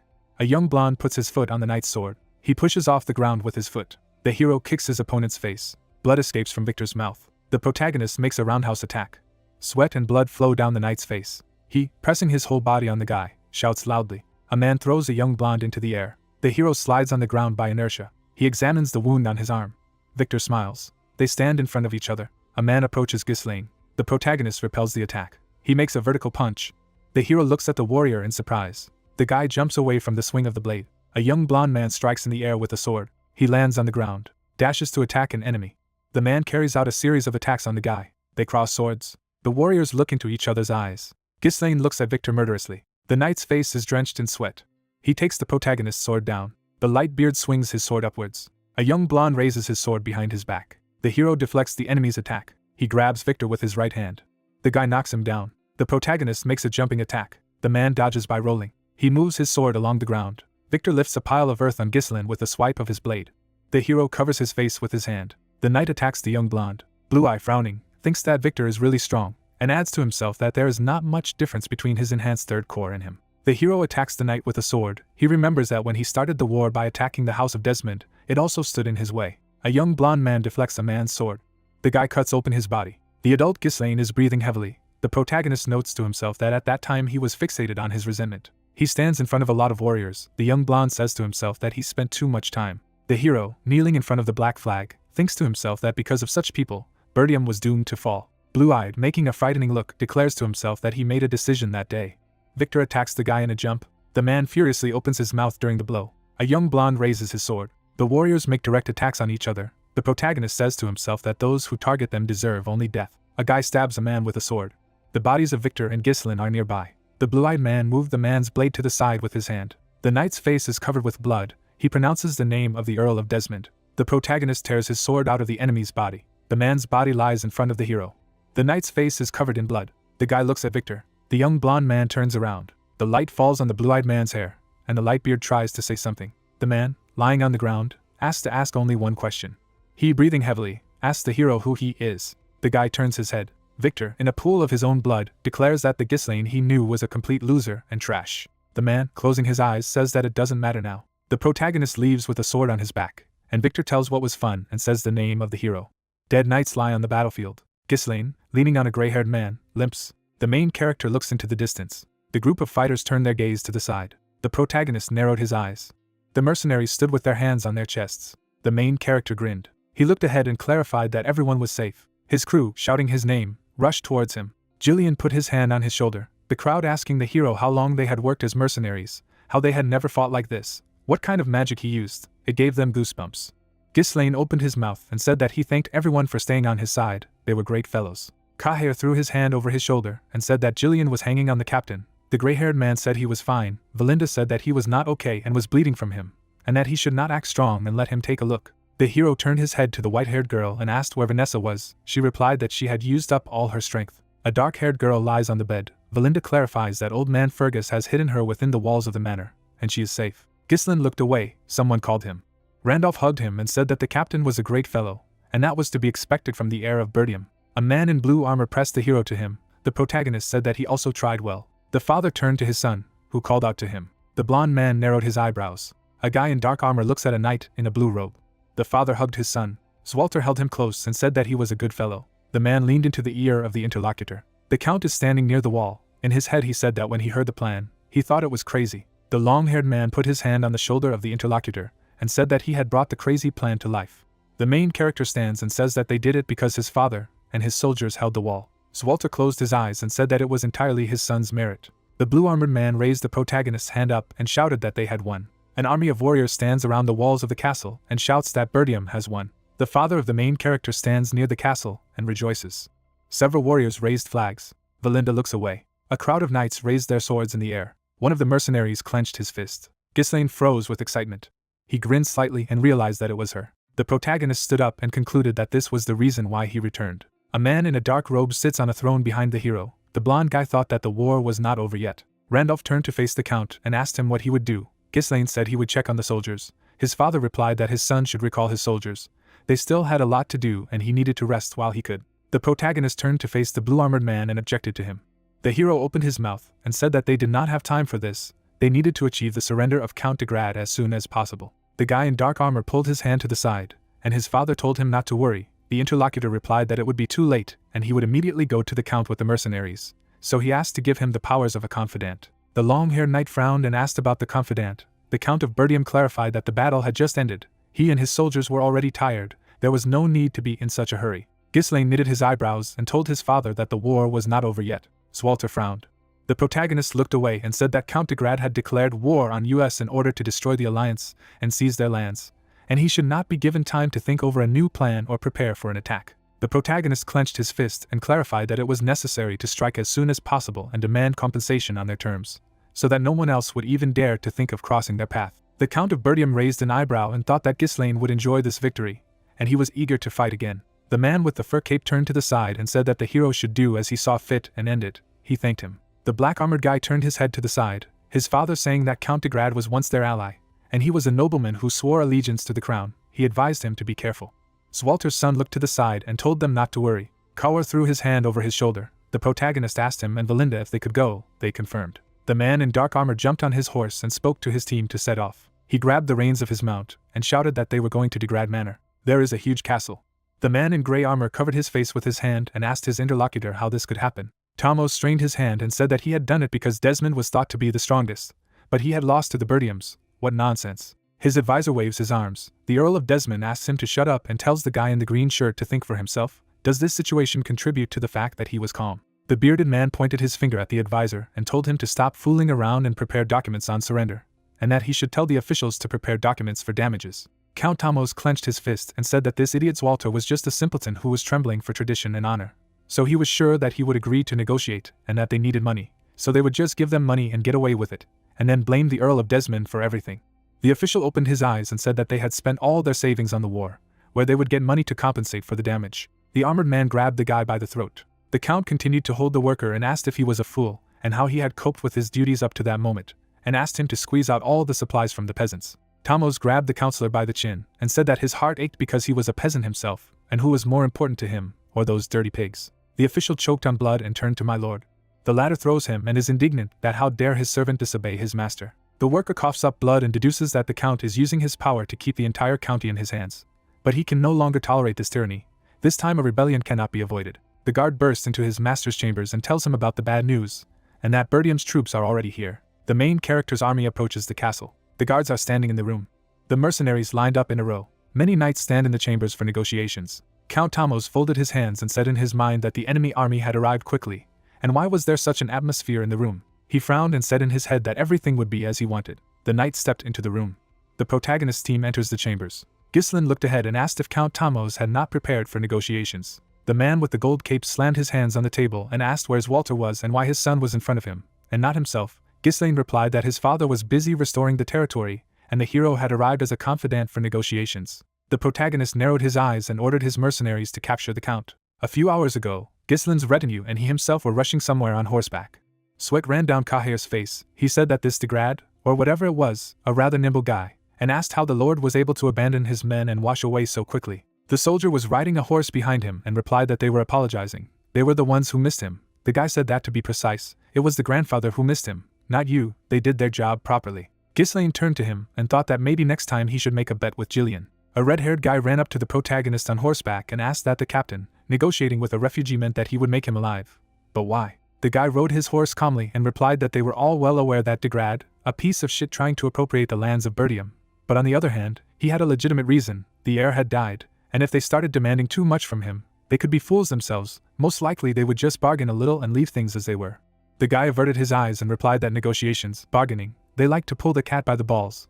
Why not just occupy their territories and kill everyone? Valinda galloped up to him and replied that he really thought that aristocratic wars were something like street gangs. Kaheir replied that a nobleman or a bandirgan, they were all people. Aristocrats thought they were gods. He would not understand that they were the ones who attacked them. Why even worry about saving face in front of someone? The main character rode at the head of the squad and told Kaur not to worry. If his father had figured it out, he would have done just that. The girl looked at him embarrassedly and asked what if he decided for himself. The guy turned around and replied that he was different.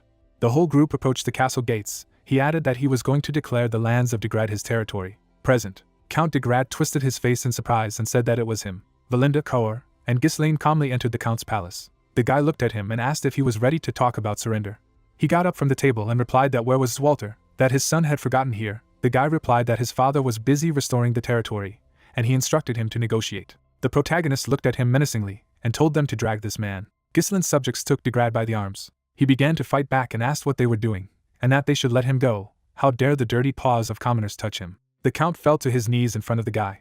Valinda went up to him and whispered that the master was sure that he should do so. He replied that he did. She added that she had not seen the master scold her then. Degrad looked at them and said that he had sworn allegiance to the kingdom, and that they thought they had the right to treat the king's subject in this way, as long as they showed respect immediately. The young man drew his sword from its sheath in front of the count's face. She held him close to Degrad's face and said that he, betrayed, had violated the alliance agreement, tried to give up the lands of Bertium, buying into the sweet words of the enemy. The guy looked at him and added that those who encroached on Bertium would only die. The count gritted his teeth and replied that it could not be. He seriously wanted to kill him. Ghislain looked contemptuously at the count and replied that since he was an ATK who easily wasted his lives for the sake of a senseless war, then let him be ready to put his own on the line. Cold sweat ran down Degrad's face. He thought he was crazy. The guy raised his sword above him for a blow. He added that he was not joking. He was held by two soldiers. He shouted to stop. Drops of sweat slid down his cheeks. He asked that he just had to pay his price, right? Tears of fear flowed from his eyes. He added that he would give him his lands. Valinda looked at him in shock. The soldier stood beside the Svimi in discouragement. Ghislain smiled slyly. He looked up at Degrad and thought that he knew he would say it. The lad continued to hold the sword to his neck and said that in order to inherit the estates, one must be part of the family or a legal heir, otherwise it was against the laws of inheritance. And that being an earl he knew better than anyone else that he could not exchange lands as ordinary goods. He said that he would. This question, and that there is nothing to worry about. He smiled nervously at the guy and added that maybe he wanted him to declare him his relative, that he would say that they would forge the necessary documents, and he would only have to accept them. The count's servant stood behind him, and the count said that he was waiting for him. Let him carry paper and pen. The guy looked at the count and said that he was not sure. The count shrank and said that he was also pouring all the damage. Maybe he did not have the necessary amount now, but he would collect tribute and pay everything, even if only he gave him a little time. The guy put the sword on his shoulder. He asked him to spare his life. The guy looked at him contemptuously and asked him what his life really cared about so much. Degrad shook up happily. The guy said that it was good. He would give him a chance. Ghislain's fist flew into his solar plexus area. Ghislain threw it in front of the crowd of the city's residents. People looked at each other and asked what was going on. The count was lying on the ground and told him to listen to why he should do such a thing in front of the commoners. The guy looked at him and replied that he had been watching his tongue. He was now in front of the people on whom his life depended. The heir put his hand on his chest and loudly declared that the people of Legrad were Ghislaine Bertium, the heir to the land of Bertium. The guy looked at the crowd and added that Count de Grad had started a war for revenge and lost, and now he was declaring that he was going to pay reparations at the expense of them, his people. The crowd looked at the guy, who asked if anyone was ready to do this voluntarily. People raised their hands and said that they had already been knocked to the bone with this war, and now again, and that they thought they would pay for it. Let them sort it out among themselves. Ghislaine closed his eyes and said that as Bertium's authorized representative, he was showing mercy and would offer them a choice. The count was on his knees before his own people, and the lad said that they could pay a hefty indemnity and save their master's life, or kill him and take over their rule, and then they, as his people, would not have to bear the penalty for their service in war. The people looked at him. The count turned to Ghislaine and said that he was a bastard. How dare he humiliate him like that? A stone flew into the count's head. Other stones flew behind him. The crowd of townspeople looked at their count. Someone said that he had taken everything from him, a gift from his mother, the last bread of his children. They poked him with pitchforks and rakes. Another asked that he at least understood how many people had suffered because of him. People pounced on him. De Grad tried to cover himself with his hands from blows to him. Ghislaine calmly walked away from them. Kaur and Velenata looked at Ghislaine as he passed.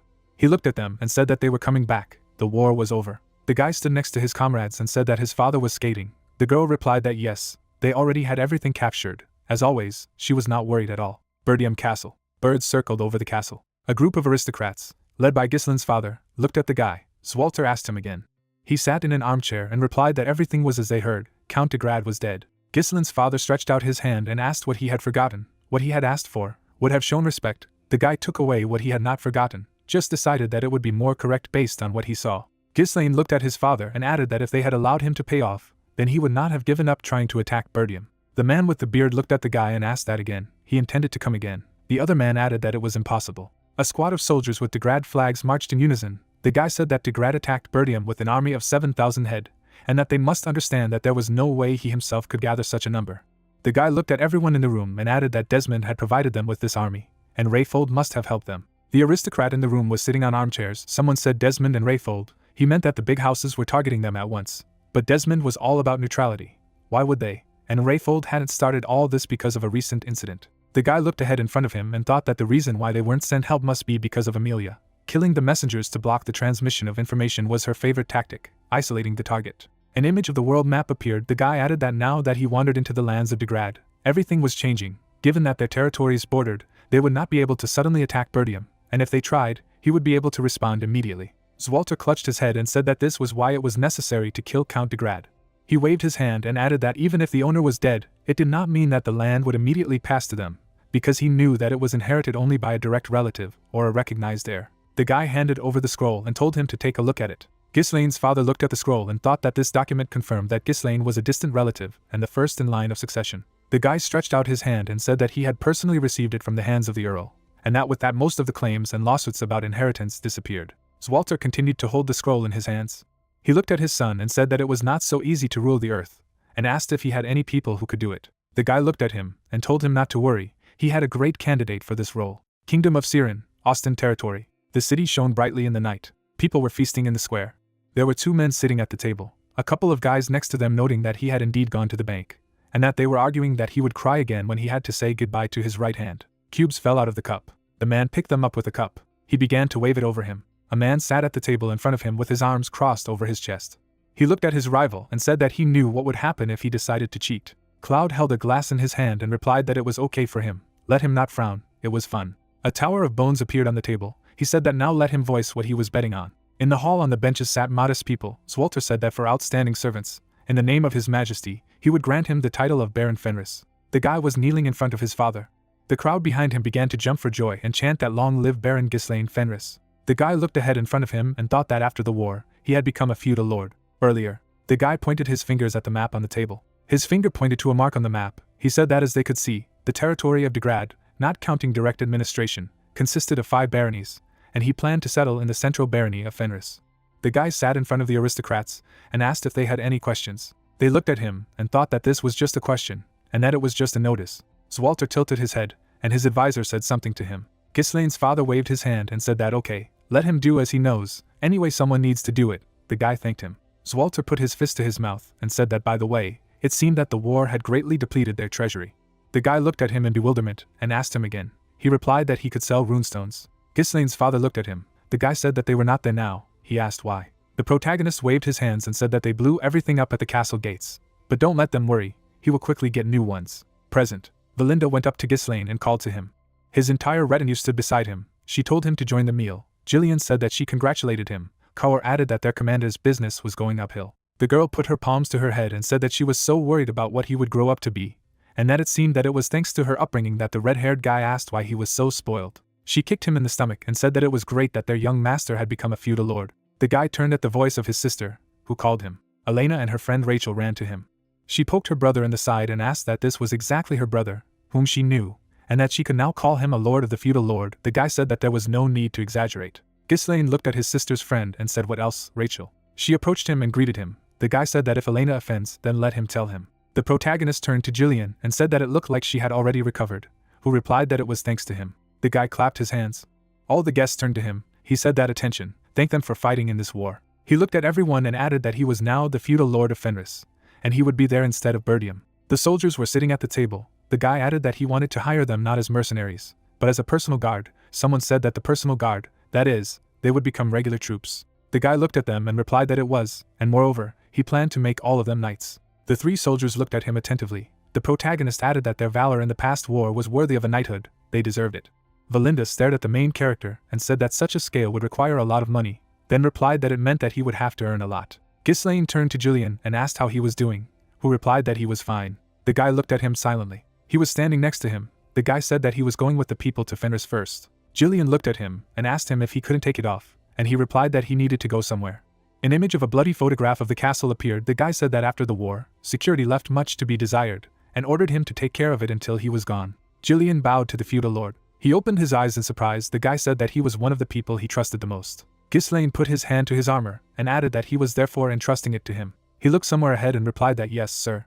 He bowed to the departing Ghislaine, and wished him a happy journey. He approached his comrades and said that they were coming with him, and let them be ready. Valinda asked where they were going. The guy replied that to the lands of Austin, the kingdom of Siren. The girl looked at him with delight, and asked what kind of country he was. Kaur replied that Austin was not the city famous for gambling. The castle stood in the middle of the city. The girl added that she wanted to travel with them. Kahir said that the military was happy and it was fashionable to have fun. The guy noted that they were not going there to have fun. There was a window in the wall. The girl held a staff in her hand and said that let her try once. The alpha hit the wall from Vanessa and said that she was crazy. What did it mean to try? She said that if she absorbed the magic of Mr. Alfoy, she would be able to perform all the spells that existed. He asked why his magic. The girl leaned on her staff and noted that the young master had said that Alfoy's role was to be a source of magic. The gentleman came into their room and said that they were all so energetic. Alfoy pointed his finger at Vanessa and told him to do something to her. She tried to suck all the magic out of him. The guy asked if she was okay. She replied that she was. Ghislaine looked at the top of her head and said that she must have been nervous in the first real fight. But she did a great job. She thanked him. Alfoy furrowed his brows and asked what he was noticed here at all. Ghislaine replied that he was also good. He coped well with his role. He bared his teeth and told him to wait with him until he returned to the magic tower. The protagonist looked at the mage and said that yes, by the way. He stood in front of him and added that he was also coming with them. The kingdom of Siren, the lands of Austin. The city shone brightly at night. Kraken gambling house. There were a lot of gamblers in the hall. Ghislaine's company was standing at the entrance. Kahir said that what atmosphere, what smell, hadn't been here for a long time. Alpha asked if they weren't going to a magic tower. The guy threw a bag of gold to Keru and said that he and Alpha could have fun, and he would call if he needed them. The red-haired guy opened the bag. The magician asked how they could have fun with this amount. Kahir smiled broadly. He hugged the guy and said that their clever guy only knew magic, and did not understand life at all. Kahir looked at him, and told him to watch how money makes money here. Valinda followed Ghislaine and said that he really just wanted to gamble and that let's be honest, now no one will judge him for a little gambling. The guy replied that this is not the case. He turned to the girl and added that he was looking for a man he wanted to appoint as the manager of the estate, and that he had his own reasons for living in the gambling house, and he had to take him away before he lost his head. Valinda shook up in shock and asked that he wanted to entrust the management of the estate to a gambler. The guy replied that he said there were reasons. He turned to her and told her not to worry, he was very capable. His name was him. They both turned to shout, someone saying that Claude had finally been caught. The guard put Claude to the table and said that this was his trick. All this time he had been winning unfairly, and also boasted of his education, got caught cheating, blaming himself, and added that boss Crank cut off this scoundrel's hand. He was sitting at the table and said that he had warned him not to cheat. He picked up the cube and said that replacing the bones with weighted ones was not to cheat with fake dice. Crank crushed the bone in his hand and said that he had made a cunning idea. Claude was lying face down on the table and said that he had no idea what he was talking about, that he had never cooked or changed any bones, and that he had said not to cheat, and that he had decided to cheat. He sat with folded hands and said that he could not understand this, and that he should not take it to heart. He looked at the guy and added that they would never understand each other. Claude was held by the soldiers to the table. One of them swung his blade. The guy cowered in fear. Tears flowed down his face. He opened his eyes slightly. Ghislaine asked that there seemed to be an interesting game planned here. Could he join in? The guy blocked the blade with his sword. Crank held the receiver between his teeth and asked who he was. The guy turned to him and replied that he was from the Ladania kingdom. The guy stood in front of him and added that Baron Ghislaine Fenris. Sweat ran down Crank's face. He thought he was a foreign nobleman. The second guard swooped down on the guy with a sword in his hand. Crank sat with his arms crossed over his chest and said that enough was enough. He stretched out his hand and said that he was welcome to Kraken Gambling House, a noble guest from a neighboring country, and he would ask not to make a mess here. Claude got up from the table, and the big man told them to put away their weapons. The boy put away his sword and called out to Valinda. The guy looked at the owner of the house. He asked what brought such a noble person to such a modest institution. The guy replied that he had one person here, and he was here. The green-haired guy looked at him. Ghislaine told him to get up. The guy looked at him and said that he had come for him. Cubebox fell out of the cup. The first die fell up as a unit. The second one was also standing. The third was still spinning. All 3 dice stood up, 1 up. The magician looked at his winnings in shock. The dealer announced that he had 1,000 points, a complete victory. Kahers was standing next to him. The players said that damn, to lose to a rookie, and why this bastard was so lucky. The guy opened his mouth in shock and said that wow, how much he won, and their brother is talented. Alpha stood imperturbably in front of the table.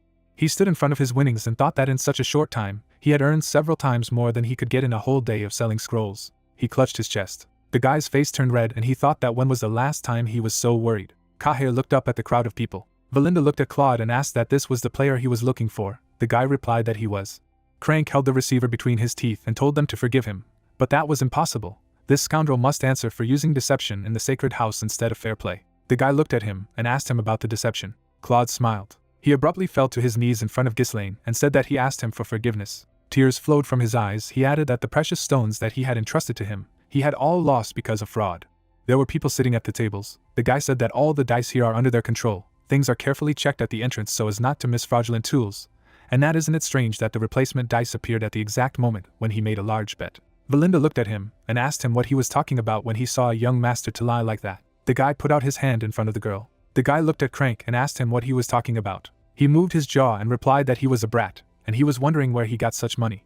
He put the match to the receiver and added that he did not know how he had met him, that he could never believe Claude's words, that all swindlers were like that. The guy was standing next to the table, who said that in any case, this was Baron Austin's gambling house, and that even if he was a nobleman, such violent behavior could lead to a diplomatic conflict. Glasses hung on his face. He said that let them forget about what happened, and quietly disperse. The guy looked at him and replied that it would be difficult, because he had actually been robbed. Crank looked at him menacingly.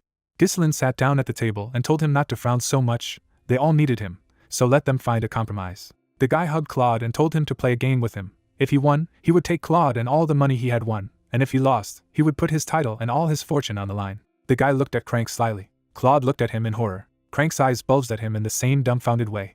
Valinda opened her mouth in shock and asked what she had said. Claude looked at the guy and said thank you for your support, but who is he? The guy pulled him to him. He looked at Crank and said that he was the one who needed him. Crane sat at the table in front of them and said that he hadn't seen such a desperate nobleman for a long time. He smiled broadly and said that since we had come to the gambling house, we had to play. Ghislaine sat in front of him, the crowd around him saying that it was a big bet. Some visiting nobleman had challenged Boss Crank, and that he would not be bored today. A dice fell out of the glass. Crank said that the rules are simple. The one who has the least strength wins. In case of a draw, they play until the winner. He stretched out his hand and added that today's nobles don't have a good understanding of complex rules. The guy leaned his head on his hand and said that it was clear. Let him start already. Crank looked at him and said he was more patient than he thought. Okay. The guy tossed a coin. He looked at Crunk and said that he was an eagle. He looked at him and replied that it was tails. The coin fell on the table tails. The dealer announced that it was Crank's move. He threw the bone into the glass and said that then he would throw it first. He covered the cup with his hand. Crank began to shake him with all his strength. Valinda looked at him and said that there was so much noise because of one throw. Crank carefully and discreetly touched the bottom of the glass and put his cube in it. He abruptly put it on the table. On the table there was a cube with 1 up. He crossed his arms over his chest. The dealer announced that he had 1 point. The crowd looked at the game in shock. Someone said that they hadn't had time to start playing yet, but it was already the end, and why he had just contacted the boss. Valinda looked at Ghislaine anxiously. Claude turned to him. Crank looked at him and said that he apologized. They had just started. He might already be over too quickly, and that it was from the beginning. The guy interrupted him. The guy picked up the bone and said that the tongue was longer than the convolutions of the brain. Crank looked at him calmly and agreed. The guy put the Kubiak under the glass. He thought that he was showing off, and that no matter how hard he tried to hide his excitement, he could see everything anyway. He smiled and added that it was useless. Someone was cutting a glass with a folding bottom, a special glass with an opening bottom, and a hidden finger with a marked cube, which always falls one up. Crank twirled the glass over him, the cube being changed while shaking the glass. He crossed his arms over his chest and thought that he had never been caught in a trick. Crank smiled and added that no matter how hard he tried, defeat was inevitable. The guy raised his glass in hand. He put his hand to it. Valinda and Claude stood behind him. He put the glass on the table and said that the one with the lowest number wins, right? The guy raised his glass and added 0 points. Crank looked at him in shock. The crowd shook his hands and said that the cube turned to dust, how he got 0 points, and that his name was so, the boss lost. Valinda closed her eyes in relief. Crank pointed his finger at Ghislain and said that it was impossible, cheating, even if he was a nobleman, like that. The guy grabbed his hand. A bone fell out of the boss's hand. The guy asked what it was then. The bone jumped on the table. The crowd of people looked at each other and said that he had another dice in his hand, and that he had been deceiving them all along. The guy looked at him and said that there was no deception in the sacred gambling house, whether it was his words. Crank looked at the floor. He thought how he knew everything from the beginning. He grabbed a knife. The guy dodged his attack. Valinda looked at him in shock. Sweat ran down Claude's face. Ghislain looked at him and said that he would have said so right away. There was no need for a hooligan to pretend to be noble. The guards also pulled out their weapons. Crank said that he didn't understand what he was talking about. But now they couldn't just let him go. They flew at him to attack. He shouted for them to take him. The guy looks at the guards flying at him. He blocked the blow of one of them. Ghislain deftly jumped over them. He jumped straight to Crank. He held out his sword in front of him. The protagonist was instantly behind him. He brought his sword to his neck. Cold sweat ran down the boss's face. The guards looked at him in horror. Kaur held a sword to one of them. Valinda held the second with her dagger. The red-haired guy looked at one of them and said that since he had decided to go on the attack, then let him act more decisively. The girl held a knife at the neck of the other and asked what to do with them. The guy held his sword to Crank's neck and replied that, as he said, he would take the money in Claude. On the table was a cube and dust from the second. Ghislain said that Crank, the manager of the house that is the main source of income for Baron Austin, he was caught in the act of trying to defraud a citizen of another country. And when someone loses confidence in a casino, the consequences are obvious. The boss's knife flashed. The guy added that if he saw him doing something like this even once, the guy himself gave himself up at the edge of the blade. Crank lowered his head. He stood straight in front of Ghislain and said that he understood everything. The guy smiled slightly. He looked to the side and said that he and Claude were coming. The guy looked in Claude's direction and asked him again. The night city was shining brightly. The girl shouted that he had run away. Kaher put his sword behind his back. Valinda added that he also took the money they won with him. If not for them, then he would have been left without an arm at all. No gratitude. The guy said that most likely they would find him in some other casino. The girl clenched her fist in anger and said that she urgently needed to get him. The protagonist replied that there was no need to hurry. Claude said on horseback. The guy added that he knew where he was. The green-haired guy turned around and said that he was alive, and asked why this aristocrat needed to help him. The guy held a bag of gold behind his back and added that okay. But he was able to take everything he needed and achieve his goal. He looked ahead and told him to forgive him. A year ago, in the middle of the forest stood a ruined house. Coins were falling on the floor. Claude told Anna to take a look. He was on his knees in front of her and said that it was great. Gambling was not just a matter of chance, it had its own formula for winning, and that if they continued to make money like this, they would no longer have to hide. The guy looked at the girl and added that he would be able to live a normal life again. She replied that enough. Claude stood in front of her, and she said it was time to stop. She took his hand and added that he knew that the death of her father, his mentor, was not his fault. The guy looked at the girl. She said that this is why she asked him. The guy's face was very swollen. He said that it was his fault, because he was stupid and naive, the mentor, and became a traitor. Baron Sote stood in the house and said that she was the daughter of the former scientist of the Royal Academy Siren, the traitor Boethius Achaeus. Two men were holding a tied girl. The Baron added that it was Anna Achaeus. Claude was lying at his feet, and he told them to take her away. He held out his hand. Austin came up to him and asked him that he was Claude. He stood with a cane in his hand and said that he was giving him a year. He would bring 2,000 zlotys. He rubbed his mustache and added that of course she deserved to die, but if he ransomed for her. The guy was pulling a huge bag on himself, and thought that he would let her go. He raised his head and said that he would finally save her. Austin Castle.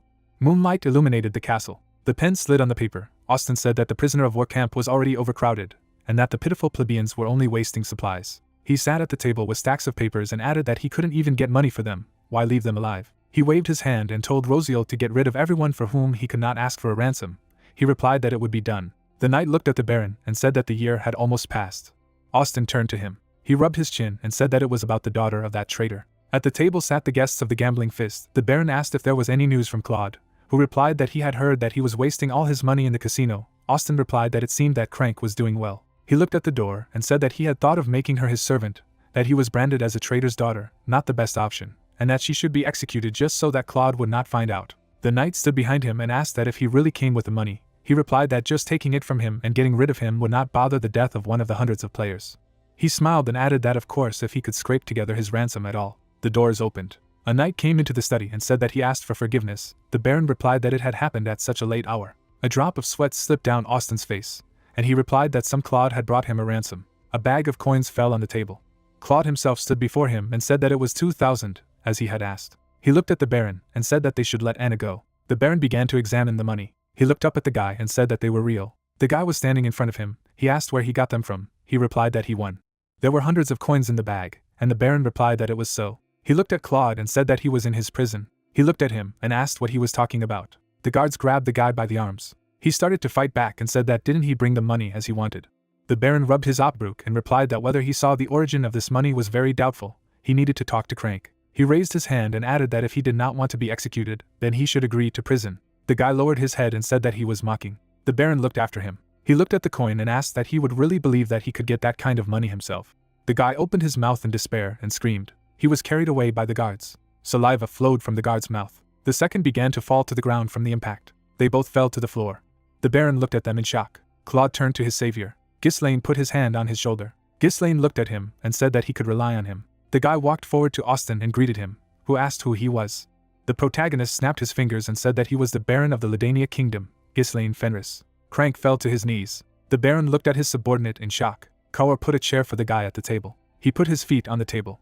The boy looked at Austin and asked if he would offer him tea. The Baron twisted his face at him. The knight drew his sword and said that he was rude, and that measures should be taken in front of the Baron. Kaur put his sword to him. He looked at him and said that he was insignificant, and it was not for him to judge. The knight looked at him in shock. The Baron pointed his finger at Ghislaine and said how dare they behave like that in his presence, and asked what they were worth. Let them throw them out of here. The guy looked at him and said that he didn't want to seem rude at all. The guy put his hand to his face and added that they had come for compensation. Valinda was pulling Crane on a leash. Otson was furious with the air and asked him again about compensation. Valinda kicked Crank in the back. The guy grabbed him by the chin and said that he had caught his manager cheating in his casino. Because of this, he and Claude almost lost all the money they had wagered. The Baron turned his gaze to the bag of coins. Crank looked up and said it wasn't true. It was the other way around. They had framed him. Valinda put her foot on his head and said that it was a blatant lie. Sweat ran down the Baron's face. He thought that he did not think that anyone could cope with this insufferable Crank, and said that all right, but what do they want from him? The guy pointed to himself and replied that trust played a key role in a gambling house, and therefore fraud should not be allowed, and that he and Claude had the right to demand compensation from him. The Baron looked away and said that he didn't even know. Khan also claimed that they had treated him badly. Who to believe him, and that it might be better to discuss the matter in court. It had nothing to do with him. The guy looked at the Baron and said that he actually had. He raised his head to him and said, "What are they talking about?" The protagonist rocked in his chair and said that he had heard that more than half of his income came from this gambling house, which attracted aristocrats from many countries, and that if there was a rumor that their employees had been caught cheating, he would be known as the one who led the nobility by the nose. The chair snapped back into place. The guy looked at the Baron and said that he was curious what it would lead to. Austin knitted his brows. He looked at Ghislaine and said that he was a scoundrel. How dare he ask him for a ransom for his silence? The Baron looked down at the bag. The guy replied that he was asking for double the winnings. Claude stared at the guy, who said that he was also letting Anna Achaeus go. Claude looked at him in silence. The main character raised his hand and said that if they did everything he said, then they would pretend that today did not exist. The Baron looked at him and replied that he understood everything now. He opened his mouth and shouted that Claude was an ungrateful bastard. The guy gritted his teeth in fear. The guards entered the office. Austin added that he had given him a chance to save the one who should have been executed long ago, and he decided to contact some foreign nobles and rob him. Kaher swung his sword and said that it looked like they were in a little trouble, so let them stay on the sidelines. The girl asked what they had planned now. Ghislaine asked her for a knife. The Baron opened his mouth and shouted that if he killed them all on the spot, it would still seem as if nothing had happened. The knight raised his sword at the boy. He shoved the bag of coins with his foot. He flew into the knight's face. The guy jumped out of his chair. He plunged the dagger into the Baron's hand. He opened his mouth in pain. Kaur and Valinda fought off the guards. The guy looked at the Baron and told them to let them live. Kaur threw the knight aside and said that it was good. He blocked the sword strike. With his fist, the guy broke through the guards' defenses. Velenada also stopped the attack. She kicked him in the head. Ghislaine blocked the knight's blow with his dagger. He threw away his sword. The protagonist blocked Roswell's attack. He stabbed him in the neck. He began to fall to the ground. Claude was standing in the middle of the battlefield. Sweat ran down his face. He asked what was going on here. Kaher smiled with enthusiasm. Ghislaine swung his sword. The Baron opened his mouth in pain. The guy wondered how someone could have gone so far for him. The air drew him to him. He looked at Crank and said that there were people who needed him. Tears flowed down his face. He added that all this time he was sure that people do not show kindness just like that. The knights were lying on the floor. The dagger was sticking out of the Baron's hand. He asked how they dared to treat him like that. He was a nobleman. The guy took out a knife and said that he repeated, he needed money and Anna, and if he didn't like something. Claude took him by the jacket. He looked at the Baron and thought that if he was capable of such a thing, then he could too. Claude stood in front of Austin and said that if he didn't like something, he could find Baron Fenris in the kingdom of Ladania. He furrowed his brows and added that they cared about the comfort of their customers. The sun was rising over the horizon. Birds flew over the mountains. Fog was flying over the ground. Grass grew on the ground. In the middle of the forest stood a ruined house. A cart was driving along the road. Claude sat behind her. He turned to Ghislaine, who asked him that he really wasn't going to live any longer with Anna. The guy was sitting with sleds in his hands. Claude replied that yes, she would be more comfortable in her homeland than with the one who caused the death of her father. He shot at the sky and added that in the end, he could not even save her himself. The guy looked at him. He looked into the distance, and thought that he had paid him. Ghislaine sat on her knees and added for what he had done, in the grip of revenge. Claude and the protagonist sat side by side, the latter adding that he even felt some relief. He smiled slightly. A cart was driving along the road. Claude asked if it seemed to him that the air here was very good, and that if he had the chance, he would rather deal with the local lord. The possessions were good, this land would be easy to populate. Ghislaine asked what he wanted him to do with himself. The guy looked at him and said that this was his property, that of course he decided to follow him, because he looked like a rich man, but the protagonist pulled him to him. He raised his hand and said that from now on he would entrust the care of these possessions to him. Everything had to be put in order. The guy looked into the distance in shock and said that if you think about it, he still wants to meet Anna. Maybe he should send him for her. The guy replied that it was too late. A tall figure sat on the throne. A man was sitting at the table. One of them held his head. The one on the throne said that Bertium, Fenris. His eyes flashed in the darkness. He pressed at Ghislaine. He stretched out his hand and told them to send a letter to Amelia. It was time for them to speed up. Fenris's domain, Fenris Castle. Jillian, the girl, and Kaher stood focused. Vanessa and the boys stood still. The main character was standing in front of a crowd of people. He leaned on his cane, saying that he was grateful to everyone who was able to come. Ghislaine narrowed his eyes, saying that it was time to get down to business. The people agreed with the gentleman in unison. The young man led the people behind him, waving his cane, and talked about how the condition of the possessions that had just been liberated from the oppression of the Degrads was terrible, and after he had appointed Claude as the local steward, they had begun to put the land in order. The young man said that it was important to start with a survey of the population. It was important not to miss anyone. So let him send messages to all the villages without exception. Ghislaine told the guy behind his back about how he would finish the survey. It would be necessary to buy food for local residents for at least 6 months, and they would start with solving the most acute problem, food. He replied that it was good. Claude followed the guy through the field, who continued to say that in the future they would be engaged in agriculture, so the farms would need oxen and plows to plow the fields. It was also necessary to assess whether they could clear the nearby forests for arable land. The manager clarified that he wanted to farm on such dry and depleted land, to which he replied that yes. The characters were standing by a huge serpent when the hero announced that they would grind the bones of the bloody python and make fertilizer from them. Ghislaine remembered the ruins, the weapons on the wall, the wagons full of crystals, talking about the old things, that the old equipment was useless, it needed to be replaced, a warehouse would be built, a drain would be laid, and this and that.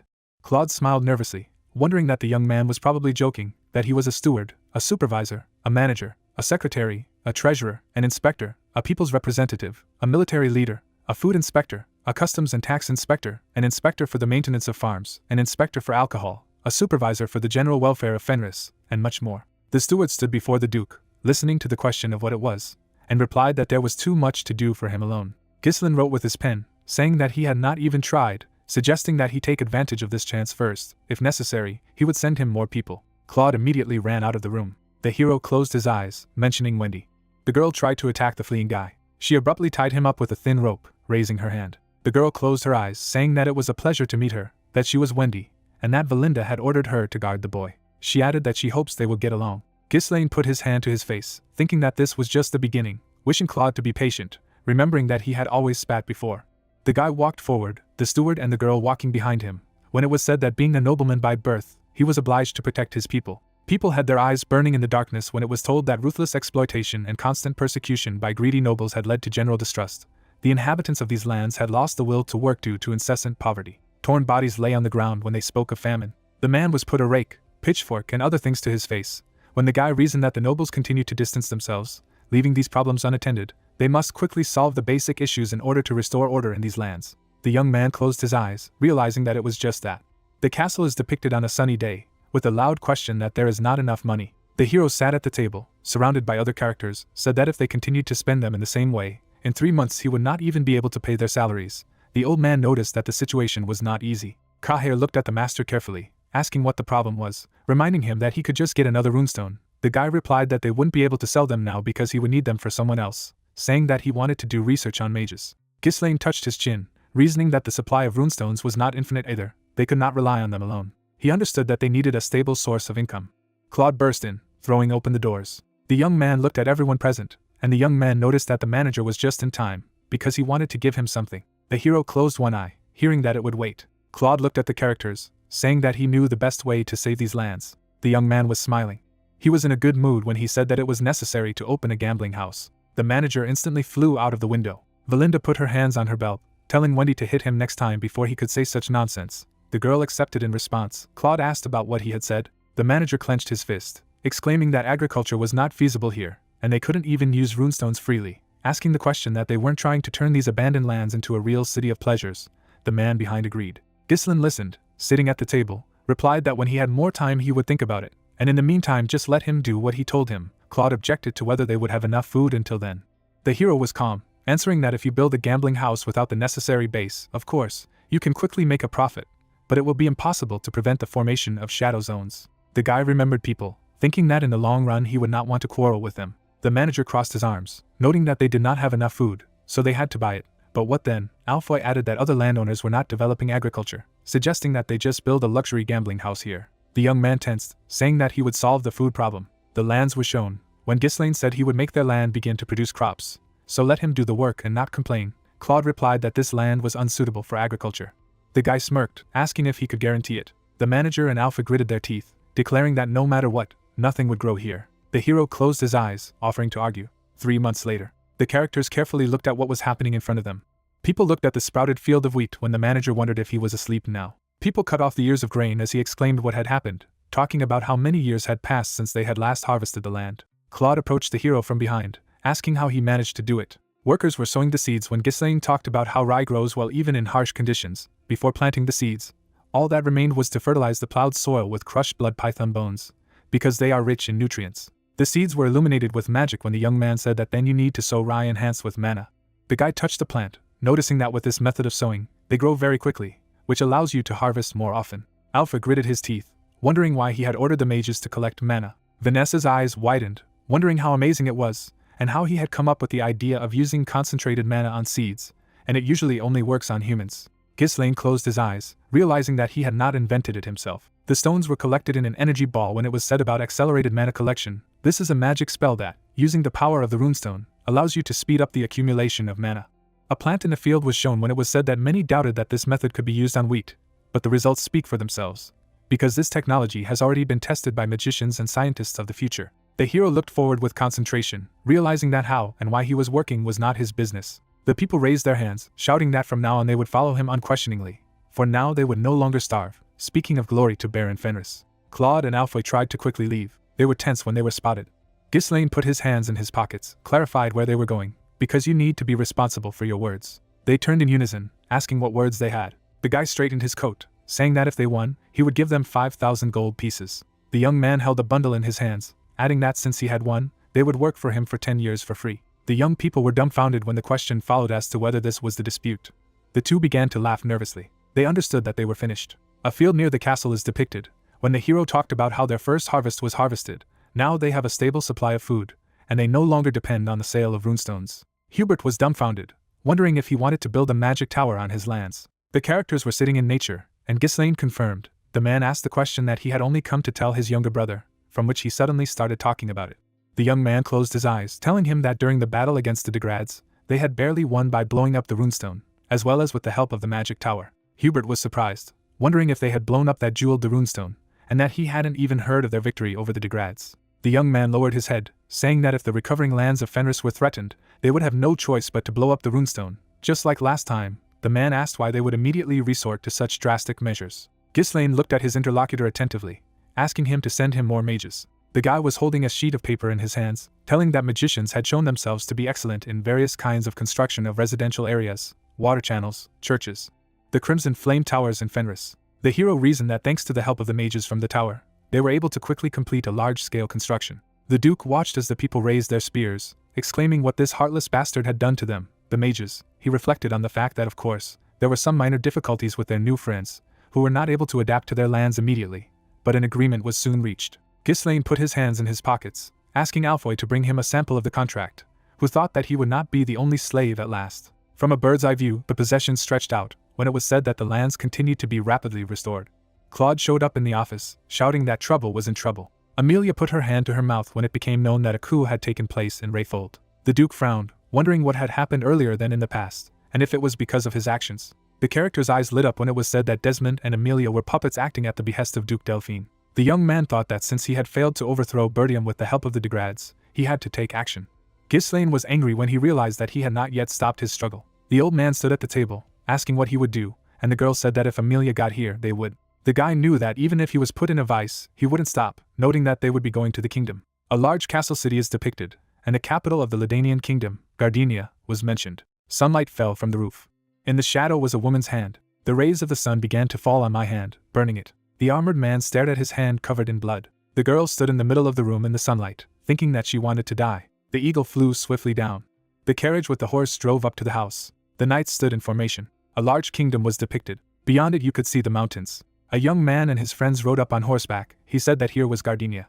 Kaher turned around as he heard the warriors talking about how all the noble possessions they had seen so far were childish babble compared to this, and even their lands were not up to par. The man asked to stop, calling them to come with him. Vanessa looked out the window, showing Alpha that they even sold things that you wouldn't find in magic towers, or that their tower wasn't trying hard enough. The hero lowered his head, saying what he did not like. He looked ahead, saying that he wanted to wipe this place off the face of the earth if everything was so flaunted here. Claude, bending over, whispered to Wendy inquiringly what was the matter with him, and she replied that only a gentleman knew it.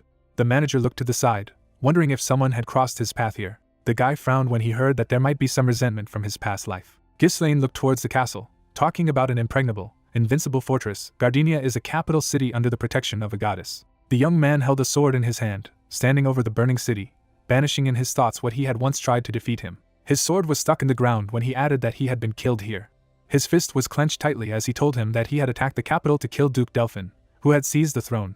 But he wasn't there, his eyes clouded with revenge, and he had made the mistake of making enemies. Ghislaine put his fist to his chest, reasoning that he had not been able to achieve anything alone. Recently at Bertium Castle, Zwalter looked ahead with interest, asking if he was going to the capital. The main character was on a horse, answering his father that he had business there. The man clarified in response, about the possessions of Fenris, how to deal with them.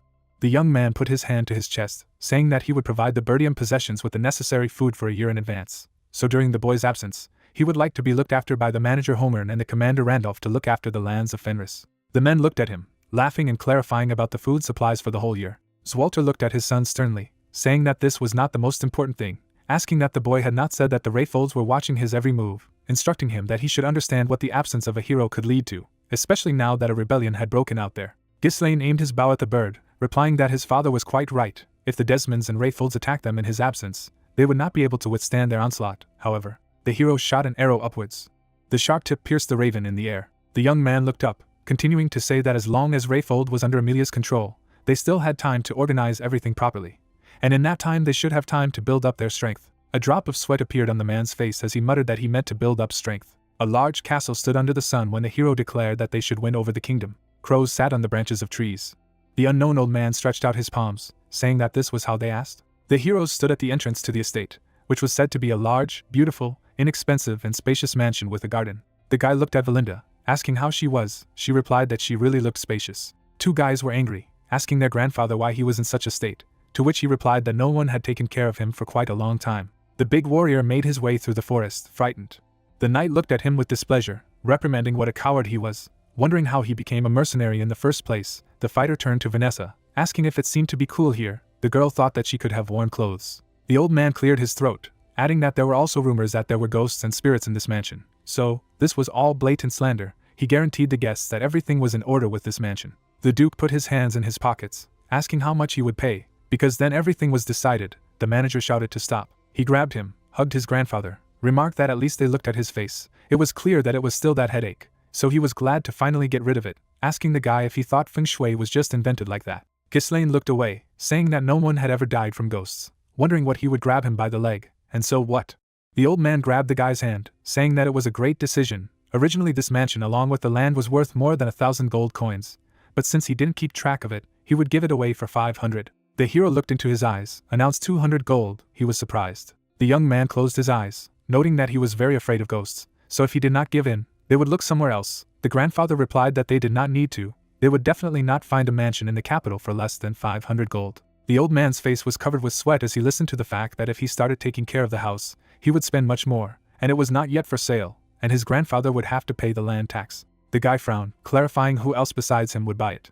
The girl looked down on what was happening at the gate. She went into the darkness, hiding. Valinda put her hands on her waist, ordering her to get to work. The mercenaries cleaned the floors, to her words that it was necessary to clean out all the gloom from here. The guy turned around when someone called out to him. Claude held a broom in his hands, asking about what he had said that he wanted to find allies in the kingdom, how the guy was going to do it, suggesting that it would be better to get closer to some stupid aristocrat from the village. Ghislaine closed his eyes, confirming that he was right. It was useless to meet with the aristocrats of the kingdom. The manager objected that then. The guy looked at him with a smirk, saying that it would take them to want to meet him. There was a table near 2 cauldrons. The characters gathered around them, asking what it was all and what the Duke was going to do alchemy, to which he replied that in a way he did. The hero closed his eyes, saying that they would create cosmetics. Alfoy asked again. A street in the kingdom was shown. When the guy was talking about the fact that they would make test samples and distribute them to the aristocrats of the capital, he was asked if he planned to establish connections in the capital like this, and whether it would work out. It was just a small gift for everyone. The young man quickly glanced at him, answering that they would understand everything themselves. As soon as they tried, they simply could not help but come to him. A man and a woman in robes were depicted. The hero reasoned that among the nobility, a bright appearance is a symbol of power and dignity. Aristocrats will do everything to look flawless. In the future it will become known that cosmetics containing pigments that were so popular at that time, such as lead, mercury and lead white, are extremely harmful to the skin. A dark silhouette rubbed his face with cream as he added that the Dolphin family had become rich by producing improved cosmetics based on these substances. In the flowers there was an object, when it was said that the method of manufacture was obtained by them. Like everything else illegally, perfect cosmetics, devoid of the shortcomings of all previous means, was called deneb. Vanessa put the measuring cups on the table as Alfoy read the book, explaining that the zinc must first be oxidized by magic, turning it into powder. The guy stirred with a spoon in a large container, while the plot told that you need to put beeswax in a heated water bath and melt it. Separately mix primrose oil and shea butter extract. He poured the powder into a measuring cup. It was said that then you need to remove everything from the heat and add zinc oxide powder, prepared in advance. The young man was holding a test tube in his hands, and at the end it was said that he needed to add fairy oils and incense to all this. The characters watched the cooking carefully, standing around the guy. Vanessa looked into the vat, noticing a pleasant aroma. Alpha was interested in the fact that it was e-cosmetics. Claude looked attentively at the whole picture, reasoning that how a nobleman knew how to prepare all this. The main character mixed everything in a glass, saying that it remained to insist the mixture for a day so that it thickened to cream. He said that after the first use, deneb would outshine all other means. His hands reached for the object when the guy said that it would become a necessity for aristocrats. Ghislaine stared at the liquid, wondering if it would put deneb to good use when he addressed Duke Delphin. The young Duke asked Claude to pack it up as soon as the cream thickened and distribute it to the nobles as a gift, and the steward asked if he was going to test it. Someone with red eyes was watching the characters outside the window when the young man replied that there was no need, it was not that important. Red eyes shone as they scanned. A thunderstorm broke out over the mansion. Warriors, mercenaries, and heroes slept in separate beds. The hall was depicted in the dark. When lightning flashed, a silhouette appeared near the windows. The unman in armor looked around. The girl passed by the cream. She grabbed one jar in her hands. Opening it, the lady looked at what was inside. The unknown woman carefully looked at the thick substance. Ghislaine appeared behind him and asked if she was the ghost of the rumors. Someone turned sharply. The young man looked attentively, saying that he vouched for the effect of the remedy. Lightning appeared over the mansion in the rain. In the dark, the main character looked at the guest. The enemy grabbed their weapons, carrying out an attack. Ghislaine's eyes flashed brightly as he took up his sword. The enemy struck a blow, which the hero dodged without any problems. He took a step back, defending himself from the opponent's attacks. The hero over and over again technically fought off the attack. The unknown woman swung her sword. The young man protected the back of his head from the sweeping blow. Having repulsed another attack, the guy stepped aside. He silently stared into the eyes of the enemy. A lady in a helmet raised her weapon when he talked about the skill of swordsmanship. A fight from above the opponents was shown. Ghislaine continued to defend himself against the attack. He pulled his opponent's weapon aside with a powerful blow, thinking that control was a rose spiral. The opponents continued the battle. The girl swung her sword, and the guy thought that each of her movements drew a graceful arc. The Duke blocked a powerful blow from above. The young man grabbed her hand, reasoning that if memory does not change. Ghislaine skillfully pulled his opponent towards him, putting the weapon to his throat. His sword shone with magic at his opponent's throat. The guy wondered why such a lady would pretend to be a ghost. He looked intensely into her eyes, asking if it was true that she was of the Brantford family. A bright energy lit up the mansion in the night. Valinda and Gillian approached, shouting about the noise. The Duke stared silently out of the window when he was called. He looked attentively at the street, saying that the guys should return to their beds. The young man looked at the moon, saying that he had everything seized. A statue of an angel stood near the building. Someone smeared the girl's hands with cream. Her lips were painted with lipstick. The lady was standing in front of the mirror when the servant noticed that she was as magnificent as ever. It was the Countess Muriel of the Aylesbury family. The girl stared sternly at her reflections, thinking that no, it's not like that, just bloated features, softened by a tone of makeup. The silhouette of the young lady was shown when she reasoned that in her youth she set the fashion for the whole capital. Every aristocrat imitated her makeup and outfits. But over the years her fame faded. Muriel's face was split into two halves as she thought about how makeup was just a veil to hide her age, wondering if it was impossible to bring back those days. The subject stood behind her, reminding her that it was time for Milady to go to the salon, and he replied that she was already coming. The girl opened her eyes wide. The girl looked back inquiringly. The woman grabbed her face, squeezing it. She ran over her cheeks, shouting softness and firmness. Muriel was angry, asking how she took care of her face. Let her lay it all out. The maid told her that the Earl of Aylesbury had given her a remedy, which he did not need, and that he was giving it to the maids. A mansion with knights at the gate was shown, when the girl continued the story that she had said that she had received it as a gift from some representative of the new aristocracy, as a greeting. The guys with the mercenary behind them were excited by what they saw. A carriage with knights drove up to them when they wondered how to understand it, and the queen herself granted or how. Claude's face was beaded with sweat as he realized that this was definitely some kind of big shot. Muriel climbed out of the carriage when he wondered if the makeup plan really worked. Milady had a large dress. Wendy nudged the manager at her feet, asking what he was doing. Let him welcome the visitor. Clouds were gathering over the forest as Claude asked if the visitor would like to go inside and talk. The steward led the woman to the young duke. Ghislaine was sitting in a chair when Claude announced that the Countess Muriel wished to see him. The guy silently continued to feed the raven. The woman covered her face, wondering if he was Baron Fenris. She held out her hand, hearing that it was an honor for him to meet him. The young man kissed her hand, introducing himself as Ghislaine Fenris, Lord of the Northern Lands of Fenris, noting that he was flattered that she had come all the way to their remote home. The lady looked through the feathers, noticing that it was funny, but she did not receive a separate welcome gift, saying that the hero sent it only to her husband, inquiring that maybe rumors of her greatness did not reach his remote refuge. The hero smirked, answering that not at all. He just thought that it would be offensive for a lady who set fashion in the capital to receive imperfect cosmetics as a gift.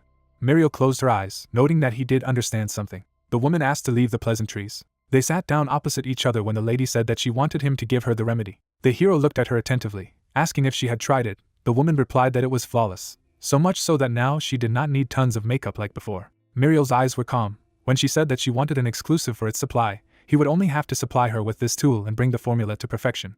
Ghislaine smiled, calling the deal good, and agreed. The lady closed her eyes in happiness. She continued to cover her face, saying that it was extremely difficult to do business in the capital without patronage. Even the best goods were not easy to push into the market, where everything was already divided, and the very fact that they settled in such a dilapidated estate spoke of their financial constraints. The young man imagined his mansion from the outside. Valinda looked sternly, reasoning that she dared to belittle the master. The manager noticed that this was not the case. It was just that the master was too stubborn. The hero sat opposite, saying that the cost of supplies would be quite high, asking after all, it was nothing. The lady grinned, saying that the Aylesbury family was one of the richest in the capital. The guy directed his gaze forward, talking about 100 gold coins for a jar. The woman looked up, surprised. The characters were sitting at the table. When she asked if he was joking, the hero answered in the negative. The young man narrowed his eyes, saying that she was the queen of high society after all, and if the Countess of Aylesbury herself was interested in the product, then it was worth it. The lady stared silently, not knowing what to add. She frowned, reasoning that he was a cunning fox. Jewelry or luxury goods were okay, but 100 gold for a cosmetic product was absurd, wondering that if she wanted income, she would have to put the price higher than the purchase price. This was the exclusive price. Muriel knew he was playing with her. Ghislaine watched her reaction in silence. The woman's face changed when he said that he could offer another option. Valinda approached with the chest when the hero declared that he would not give an exclusive, but he could honor her with it. Muriel stared in surprise, asking again. There were many jars of cream in the box. She was stunned by what she saw. The guy put the chest on the table, saying that this is his recent personal development, which is called the nib, and it is a gift as a sign of respect for their bond. He handed the jar, noting that there were still too many nobles who did not know about its effectiveness, and this tool would change the market. Ghislaine held out to Deneb, saying that she would be at the forefront of this process. The woman's eyes smiled after those words. She lowered her feathers, clarifying how the guy manages to choose his words so deftly. Muriel closed the chest, announcing that they had agreed. The girl pointed the fan to the hero's face, saying that he takes over production and supplies. The lady stood next to him, saying that she was the creator of the trend. The young man closed his eyes, noting that it was excellent. Milady was at the carriage when she said that it was time for her to say that if he needed anything, she would help if it was within her means. Muriel opened the door, and when Ghislaine told her to ask for a favor, the lady asked. The Duke looked ahead with a serious face, telling her to tell the Marquis of Brantford that Baron Ghislaine Fenris was capable of solving his daughter's problem. On the hill I could see the castle at sunset. It was the estate of the Marquis of Brantford. Behind the man stood a servant. The face of a man with hair was shown. He looked sternly away, asking about Ghislaine Fenris. Claude threw his hands up, shouting that this was incredible and amazing. The hero scattered gold coins from the boxes, exclaiming that the reputation of this countess, apparently, was really not weak. Cosmetics simply flew away. Alfoy noted that it meant that if there were enough ingredients, he could bet even until the end of time. The steward gave a thumbs up, asking the master that he could leave the lands of Fenris and do business here. The girl reasoned that it was not even his money. Why would he be so excited? Gillian frowned as he wondered how he had managed to create such a tremendous force that could unite the entire kingdom. The young man closed his eyes, saying that this was not the end. His eyes lit up with magic as he thought of what he wanted most. The Duke was walking along the dark street. He tensed, seeing something in front of him. A knight in a helmet stood in front of him. The warrior asked if he was Baron Fenris. The knight reported that he had been summoned by the Marquis of Brantford. The young man was heading towards the gate of the large manor. There were guards at the entrance. They slowly opened the doors in front of the guy. A man was sitting at the table, and a knight was standing in front of him. Ghislaine and his friends stood opposite. The main character looked attentively in front of him. The Marquis looked down. The boys bowed when the Duke declared that it was an honor to meet him, introducing himself as Baron Ghislaine Fenris. The man, frowning, looked down. He looked up, paying attention to them. The young man listened in silence to the fact that he was the son of Count Walter Bertium, the heir to the county of Bertium, an arrogant scoundrel who had won the war with de Grad, killed the count, and taken his place. The Marquis took a pen in his hand and called it Ghislaine Bertium. The man clenched his teeth, saying that he did not look like his father at all. The hero tensed, realizing that he was still watching what was happening at the border. It was said that the Marquis was the head of the royal court, the most powerful man in the kingdom, and it was he who led the faction supporting the prince and opposing Duke Delphin. Ghislaine lowered his head, reflecting on the fact that all the affairs of the kingdom, large and small, passed through the hands of the Marquis. If Madame Muriel, a member of the same hereditary family, had not supported him, their meeting would not have taken place so soon. The servant pulled up a chair, inviting him to sit down. The young man saw his cream on the table. The guy sat down opposite the man. The Marquis lowered his head, asking if he could solve the problem of his daughter Rosalind. The guy confirmed with confidence in his eyes, saying that he was able to cure the young mistress's illness. The man, listening, exhaled.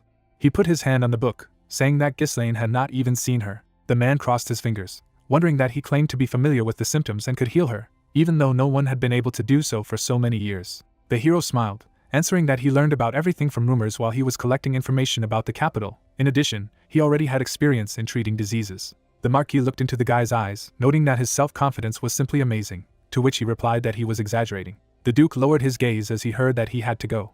The man explained that he was not the first who dared to try to cure Rosalind's illness, and so far no one has coped. The girl was sitting in the attic. The Marquis said that those who could not answer for their words had to pay with their lives. He held the cream in his hands, saying that he only hoped that promising young people would no longer waste their lives. The boy stared intensely, thinking about how indifferent the care was, and judging by his words, all sorts of treatments had already been taken to treat Rosalind's illness. The young man sat opposite, asked if the Marquis believed that he could cure the mistress. The man replied that it was not so important, she only had skin problems, it was not fatal. The hero gritted his teeth, saying that he did not think that the mistress herself was of the same opinion. The Marquis closed his eyes, noting that he had called him only to look at his face with his own eyes and make sure. The man looked menacingly, asking how confident he was. Ghislaine put his hand on his chest, claiming that he was not like the others. The characters looked at each other in silence. The Marquis began to talk about what if he did not feel sorry for his life. The young man smiled when he heard that he could try. The man lowered his head, asking the servant to help the master. If everything worked out, he would reward everyone generously. The subject said that he would obey. The Duke glanced at the two of them, remarking that the reward would not be enough. Ghislaine looked sternly in front of him, asking to listen to his most cherished desire. The man narrowed his eyes. He looked at the young man attentively, telling him to keep talking. The guy stretched out his palm and explained that the Marquis was a pillar for the kingdom, wondering if he could listen to his little wish. A huge castle was shown when the guy clarified that he was going to reward him for the treatment of his daughter, and he believed that he had enough funds for this. The man got angry, his face changing when he listened to the question of how only someone who is not able to protect even his family can be a pillar of the state, the supreme authority. Ghislaine leaned forward, asking what the use of this power was. Valinda listened attentively, and Claude bit his nails, wondering how this man could say such a thing to the Marquis himself. The man replied that no matter what he asked him for, the price was clearly not small. Behind the young man were many of his friends, characters and relatives. When the head said that if he wanted to get it, he himself would have to invest. The Marquis held out his hand, asking if the hero was ready for this. The guy silently looked at his palm. He didn't make a sound, The young man shook his hand sharply. The man proudly looked at the hero. Ghislaine squeezed his hand, saying that he was ready. The Marquis's eyes glowed red. The young man looked him sternly in the eyes. The servant and the knight listened quietly to the man's order to convey to the royal treasurer so that he would be ready to suspend support for Bertium, and the commander-in-chief should encircle Baron Fenris's mansion in the capital. From that moment on, all outsiders were forbidden to go there. The Marquis warned that he was giving the hero a week. Ghislaine sat behind the head, listening to the idea of bringing Rosalind back without a single flaw. The young man closed his eyes, saying that he would do so. Claude clutched his head, saying that they didn't have enough worries about money, and now that. Valinda silently watched, thinking that the Marquis would only have to wave his hand and the end of Bertium and Fenris would be only a matter of time. The Duke stood with his back as he thought of his master. He got up from his chair, thinking that the Marquis would not tolerate anyone who dared to challenge his authority, and besides, the question was the illness of his daughter Rosalind. The head held his hands behind his back as the young man reasoned that even he, a representative of the most powerful force in the kingdom, had long since resigned himself and given up, unable to cope with this task. Ghislaine walked thoughtfully forward, realizing that they simply had to succeed. The man looked forward, claiming that now he had no way back. A staircase was shown when talking about Ghislaine Bertium. The man's daughter was sitting in front of a brick wall. The girl in the helmet looked up, wondering to her father, these people were trying to help, so why was he taking their lives? A man and a girl were facing the stained glass windows. The Marquis looked at the statue, saying that the attempt to help on the part of the weak was only a pathetic pretense. He reasoned that if you really want to help someone. The girl stood with her back when the Marquis continued to talk about making sure that he had the strength to do it first. A sword with a pile of books lay on the floor, when the daughter reasoned that, as her father had said, she should strive to become strong. She stared at her injured hands, knowing that if the result was only this disgusting sight, it would be her. Ghislaine came to her from behind, saying that he knew it was her. Tears came to the girl's eyes when he named her the daughter of the Marquis of Brantford, Rosalind Brantford. The young man put his hand on his chest, introducing himself. He held out his hand, calling himself Ghislaine Fenris. The girl in the helmet, without turning, clarified why he had come. The hero stretched out his hand, claiming that he was here to cure her, clarifying whether the cosmetics helped, which he sent. A jar of cream flew into his head.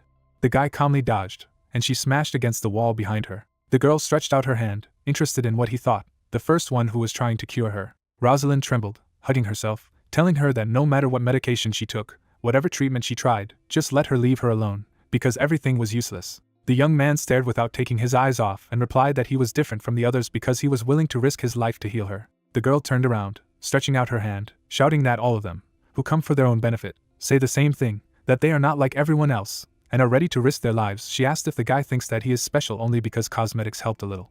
The hero lowered his head, declaring that he knew what she had to go through. The daughter sat on a chair next to her father and mother. The plot said that she was the heir of the blood of her father, the head of the faction, and her mother, the daughter of the royal chancellor. The girl had a dark face when it was said that after the death of her mother, she had become the hope of the Marquis family. A girl in armor held a sword in her hand. The plot told that this was a true talent. She wielded both a sword and magic, and became the main patron of various industries of Gardenia. The bird lost its feathers in the air, it was said that, but a mysterious skin disease completely turned its life upside down.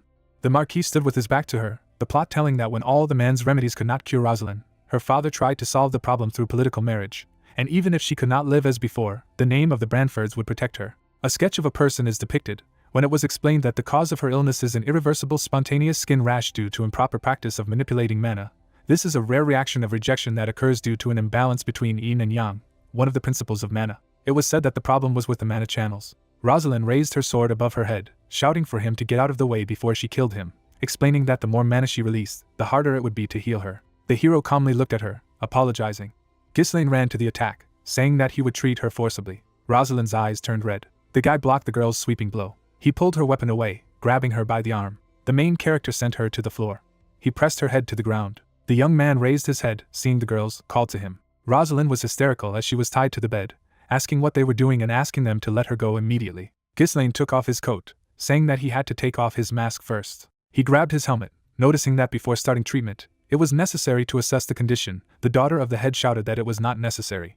The knight's mask flew to the side. On the faces of the heroes there were different emotions from what they saw. The hero twisted the test tube, saying that in any case, let him be patient for a week, and if he had the will, he would cope. The girl clenched her teeth with anger, asking that he was tired of living, and thought he could really cure. Ghislaine held something to her face, saying that if he could not cure, he would die. He looked at Rosalind menacingly, saying that she too would soon die. The girl's eyes filled with tears. The guy raised his hand, shrouded in magic, reasoned that she should not worry, he would definitely succeed. A bright light came out of his hand as he speculated that this treatment was from the future, and Rosalind had come up with it. The room lit up with a bright blue light. Powerful energy went through the body of the head's daughter. She understood, opening her eyes wide, that it hurt. The girl asked herself that this should be endured for a whole week. Rosalind fell into the abyss, wondering why she, of all people, why she should suffer so much. The guy's face was thoughtful when they reasoned that if they did not cure, the mistress would also die soon. The girl's teeth cracked from the pressure. The guy looked with contempt, realizing that if he died in any case, he would do everything properly to the end. She opened her eyes wide, exclaiming that if she did something bad, she would kill her. In front of the mansion stood the guards in the thunderstorm and pouring rain. Alfred clenched his fist when he heard questions about who these people surrounded the mansion were, who had arrived in the capital, and had not even had time to look around in the trap. He said that it must have been something done by that fool lord again. The guy clarified that maybe they shouldn't sit here, but go look for the commander. Jillian and Coward descended with barrels, saying that there was no need for this. The warrior smiled, suggesting that it would be better to drink in peace. Kahir remarked that this man never acted rashly. A week later, at sunset, the kingdom was shown. The Marquis and his guards went up in the tower. The man, putting his hands behind his back, entered the room. He frowned, looking in front of him. The young man was standing next to the lying girl. Everything around was covered in blood. A bag was put over her face. Ghislaine stood with his back, stained with blood. He realized that someone had come. The Marquis frowned, silent with anger. The hero pulled the package from the girl's face. The man's pupils became small from what he saw. He looked at the picture in front of him in surprise. A village near the castle was shown, where people were discussing what they were saying. Branford's daughter had recovered, and didn't they say that the disease was incurable? The Marquis would soon arrange a party. Could it be? The young man strode forward. Valinda and Claude walked behind him. The guys bowed to the head after they entered his reception room. The man looked at me with respect, saying that he was not a simple idle talker. Ghislaine closed his eyes, replying that it was all thanks to the chance that the Marquis had given. The man said that an agreement is an agreement. He folded his hands on the table, noting to say what he wanted. The girl and the manager listened attentively to the conversation. A servant and a knight were also present. The hero lowered his head. The guy stretched out his hand, offering to become his patron. The servant and the knight looked inquiringly. Valinda rubbed her hands together, saying what was expected of a young master. Claude smiled, reasoning that if a man became a patron, he would be responsible for all the actions of their master along with him, to create influence in the kingdom. The Marquis looked sternly at his interlocutor, noticing that he was talking about a small desire, asking the question that it was not in vain that he had come to him. The guy smiled. The man looked at the table, saying that he already had something in mind in the north. The hero interrupted and asked what he was saying about Count Brivant. The Marquis looked up in surprise. Ghislaine listened attentively to the fact that there were also great lords Rayfold and Desmond in the north, asking why he was so sure. Opponents were shown when he explained that although Desmond seemed neutral, his true intentions were unclear, and Rayfold was now in turmoil due to intra-family conflicts, while the rest were either too greedy or incompetent rulers. There was a tall tower in the background of the guy when he said that Count Brivant was close to the royalists and rich. Moreover, he had the military power of a crimson magic tower, and in the north only Brivant's possessions could attract his attention. The Marquis lowered his stern gaze and asked if he meant to say that as a protege he was more valuable than Brivant. Ghislaine looked at him gravely and asked him to be honest if he liked the Count of Brivant, didn't he?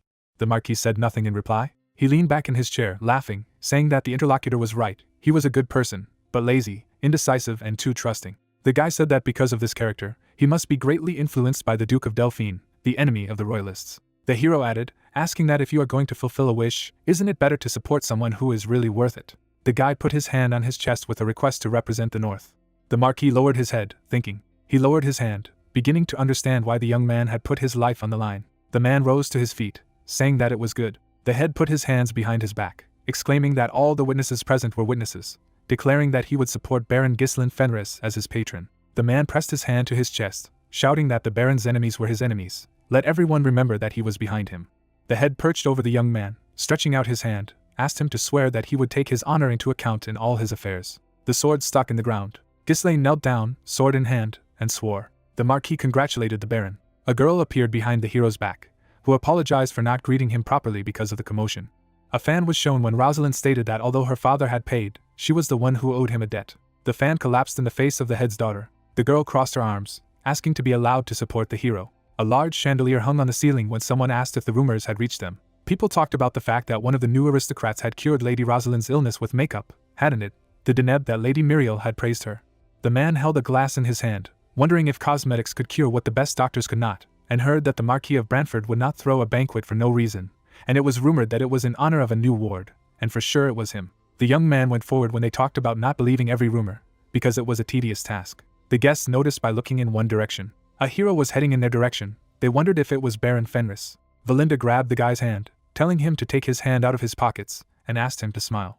The young man turned to the girl, asking if she was taking the situation too seriously. Valinda smiled, clarifying that when there was another chance to get to such a reception, the most influential aristocrat of the capital gathered everyone for him, there was no need to be frivolous. Ghislaine looked away, saying that he still doubted that this was arranged in his honor. As the doors opened, they shouted to greet the Marquis of Brantford. People looked at the door with excitement.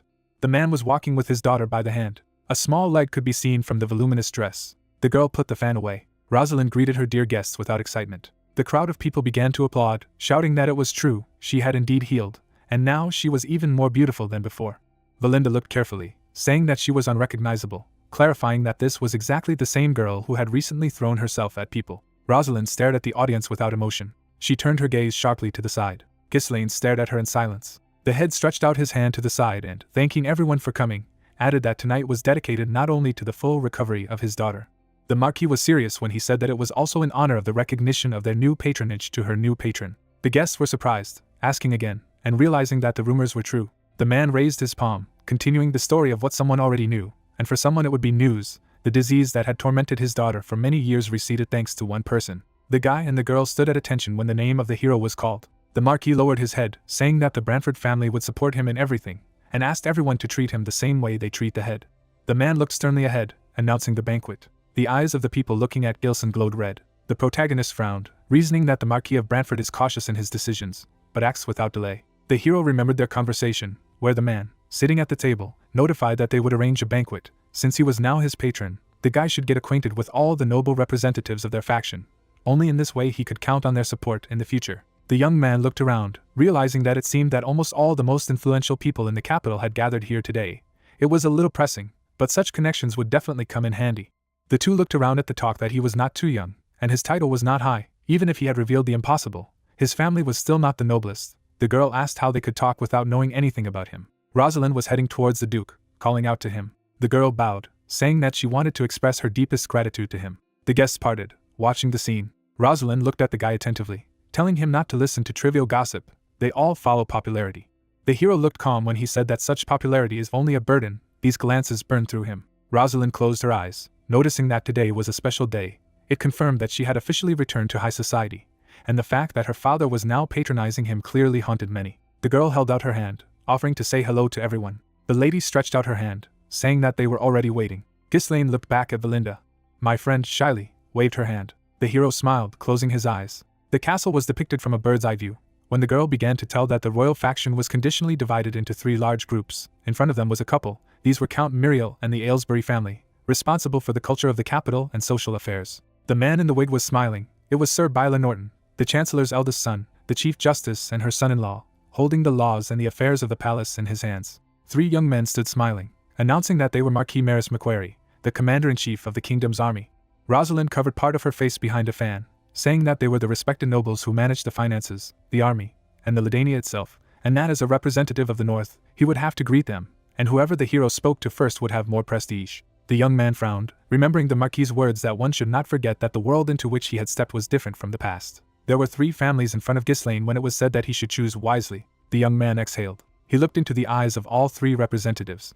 The guy put his hand on his chest, introducing himself as Baron Fenris. The hero bowed to the Earl of Aylesbury. A young guy from the 3rd family bit his lip, angry. The Count put his hand on the boy's shoulder, saying that he was so grateful to him because his wife had recently blossomed so much thanks to his means, and said that if he needed anything, let him just tell him. Muriel waved her hand, saying that the hero was a truly devoted sweetheart. The guy remarked that it was better to avoid such treatments at an official reception. The lady objected, saying that it was only between them, there was no problem, and thanked him for saving her skin. Maris coughed loudly as he looked at the characters. As the guy cleared his throat, the 2 behind him were talking about how as a protege of the Marquis, he should have been the first to turn to Maris, the Commander-in-Chief of the Kingdom's army, specifying that maybe Brantford was getting old. His instinct for talented guys was no longer the same. Ghislaine turned silently to the side. He walked towards the 3 young guys. The hero silently walked past Maris.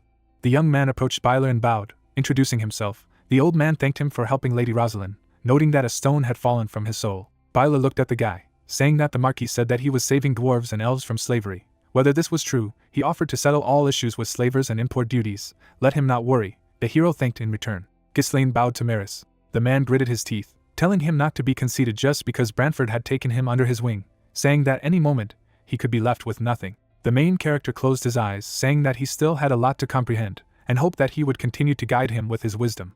The man was watching what was happening, hearing talk that Brantford had picked up such a hillbilly.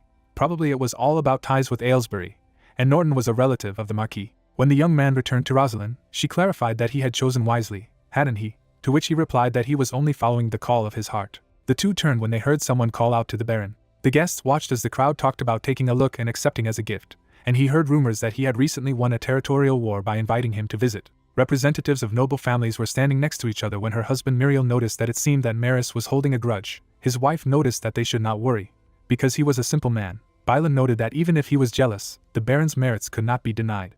The Marquis approached the guests, saying that of course he could cure Lady Rosalind herself, which no one had done before. Bylan touched his chin, telling the man that, as expected of his brother, he had found a real treasure. The head closed his eyes, answering that in reality his merit here was not great. The main character was depicted, who held the handle behind his back. The Marquis talked about the fact that all that the guy achieved was the fruit of his own efforts, the strength that allowed him to win where the circumstances were against him, and the ability to see the essence of what was happening, to predict the steps of the future. The man turned to the side, assuming that such a person was worthy of his protection, but the brighter the light, the darker the night, he only hoped that his shadow would not be too gloomy. The tip of the cane rose above the floor. The young man opened his eyes wide. The silhouette of a man could be seen in the open doors. The guests and the Marquis paid attention to the guest. Ghislaine hadn't expected to see him. The man hit the floor with his cane. The stranger lowered his head. The hero clenched his teeth, thinking that here he was, he had finally appeared. The young man plunged into memories, talking about the enemy of the people, the companion of their sworn enemy, the Duke of Delphin. The guy frowned, thinking that this was his closest advisor and strategist. The man put his other hand on the cane. It was Raoul Joseph. On his neck was a sign in the shape of a star. The villain's eyes burned red. When a large warrior appeared behind him, it was said that and more. People surrounded the new guests, discussing among themselves that this man was from the Duke of Dolphin's house, and it was better not to mess with him, not even to look in their direction, and that at the most inopportune moment. Raoul went up to the Marquis, exclaiming that they had not seen each other for a long time. The head looked sternly at the guests, saying that he did not think that they were interested in such events. Raoul closed his eyes, saying that he had come to pay his respects, heard that he had sheltered a young lion. Ghislaine frowned as he watched their conversation. The Marquis lowered his gaze, protesting that this was not something that should interest the ducal house. The owner paid attention to the warrior, asking who was behind him. Raoul opened his eyes, replying that this was his knight bodyguard, and it was not worth paying attention to him. The knight approached the men, and made a remark that even this is a knight of the Viscount. The rules of etiquette require him to introduce himself. Let him show his face. The warrior silently continued to stand quietly. The knight reached for his sword, asking what he did not hear. The Marquis raised his hand, asking Talio to stop. The man narrowed his eyes, and told them to rest from the road, and also not to disgrace the name of Duke Delphin. The guest smiled, thanking him for his care. The head looked after them, thinking that Raoul, an important person of the ducal house, had arrived in the capital, and there were no reports of it. He was hiding from his eyes and ears. New guests walked towards the protagonist when he wondered if the influence of the ducal house had already reached the capital. Ghislaine looked him in the eye. Raoul fixed his gaze on the young man. The guy squinted silently. The Duke was unperturbed. They were standing close to each other when Raoul asked if he knew him. The hero was silent without taking his eyes off. He closed his eyes, saying that yes, he had heard a lot about him in the capital, Viscount. Raoul raised his hand, saying that he had also heard a lot about him. Wondering what they said, the guy showed himself well in the north. The young man was shown from the back of his head, when he thought that he was well aware of this. His eye lit up with a bright light when the hero reasoned that all the intrigues to destroy Bertium were his doing. The Duke grinned, telling Ghislaine that since the greetings were over, he offered a change of scenery. The characters were sitting at a table when Raoul revealed that there was an important conversation. He rolled his eyes, saying that it would be brief. They were interested in the young man's cosmetic products. The hero listened attentively to the fact that they had arrived in the capital after hearing about the remedy that had so effectively restored Lady Rosalind's skin, and in fact, they were also developing something similar. The bodyguard listened attentively. The guy closed his eyes, saying that if we are talking about an exclusive contract or technology exchange, he will immediately refuse. The man objected that he was not talking about these boring things. Raoul stretched out his hands on his cane in front of him, explaining that the point was that such a talented young man had no place in the remote northern province. The former hooligan had suddenly shown himself, led the possessions to victory in the war and achieved success in the capital. His eyes lit up when he clarified that it was an accident, or a talent. Ghislaine stared at his interlocutor, answering that he was just studying a little. The bodyguard crossed his arms behind the Duke's back. Raoul finished listening, closed his eyes and invited him to go to the house of Duke Delphine. The young man silently did not look away. The man sat across from him, saying that talent and ability had an expiration date. In a harsh place like the North, he would waste his talent dealing with barbarians and wars. The Duke had seen such capable young men disappear more than once. Raoul held out his hand, explaining that in the Duke's house he would not have to worry about it. The bodyguard watched quietly, hearing that they had the power to ensure this. The hero put his hands under the table, noticing that he was already a member of the royalist faction, The man replied that it could hardly be considered that he was completely connected with them. He would give him good lands in the south, and his father too.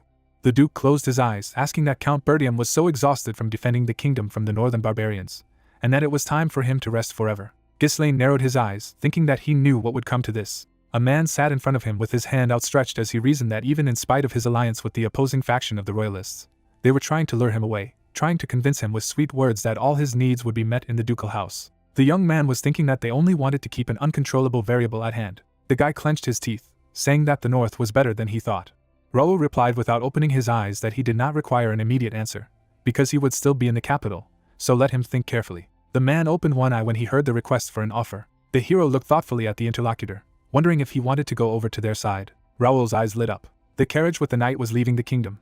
A man with a bodyguard was inside. The knight looked at him, asking what his impressions of his first meeting with this Ghislaine were. Raoul crossed his arms silently. The man, looking up, noticed that he had strange eyes, so he wanted to tear them out. Raoul clutched his cane as he heard that the bastard wanted to kill him.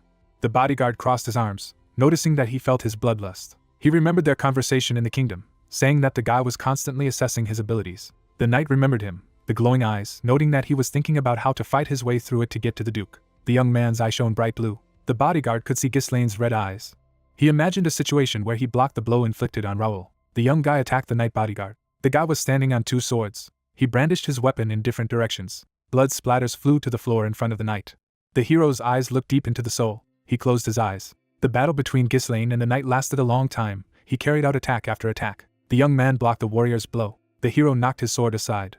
The guy dealt a crushing blow to the bodyguard. They were sitting at a table in the kingdom. The hero stared at the knight. The bodyguard remembered him asking if he wanted to go over to their side. Raoul's face looked imperturbable as he leaned on his cane. The Duke grinned, saying that the Marquis liked it. The young man said after the departing that he was glad to meet him, to which Raoul replied that he hoped to see each other again when they met. Ghislaine frowned, answering that he would wait for their next meeting. The bodyguard clenched his fist as he looked at the hero. A green eye could be seen through the helmet. The young man stared intently, exclaiming that he was the greatest swordsman in the kingdom, Kian Balzac. The two were moving around in the carriage when Raoul remarked that since he was saying that, it seemed that the rumors about his abilities were not exaggerated.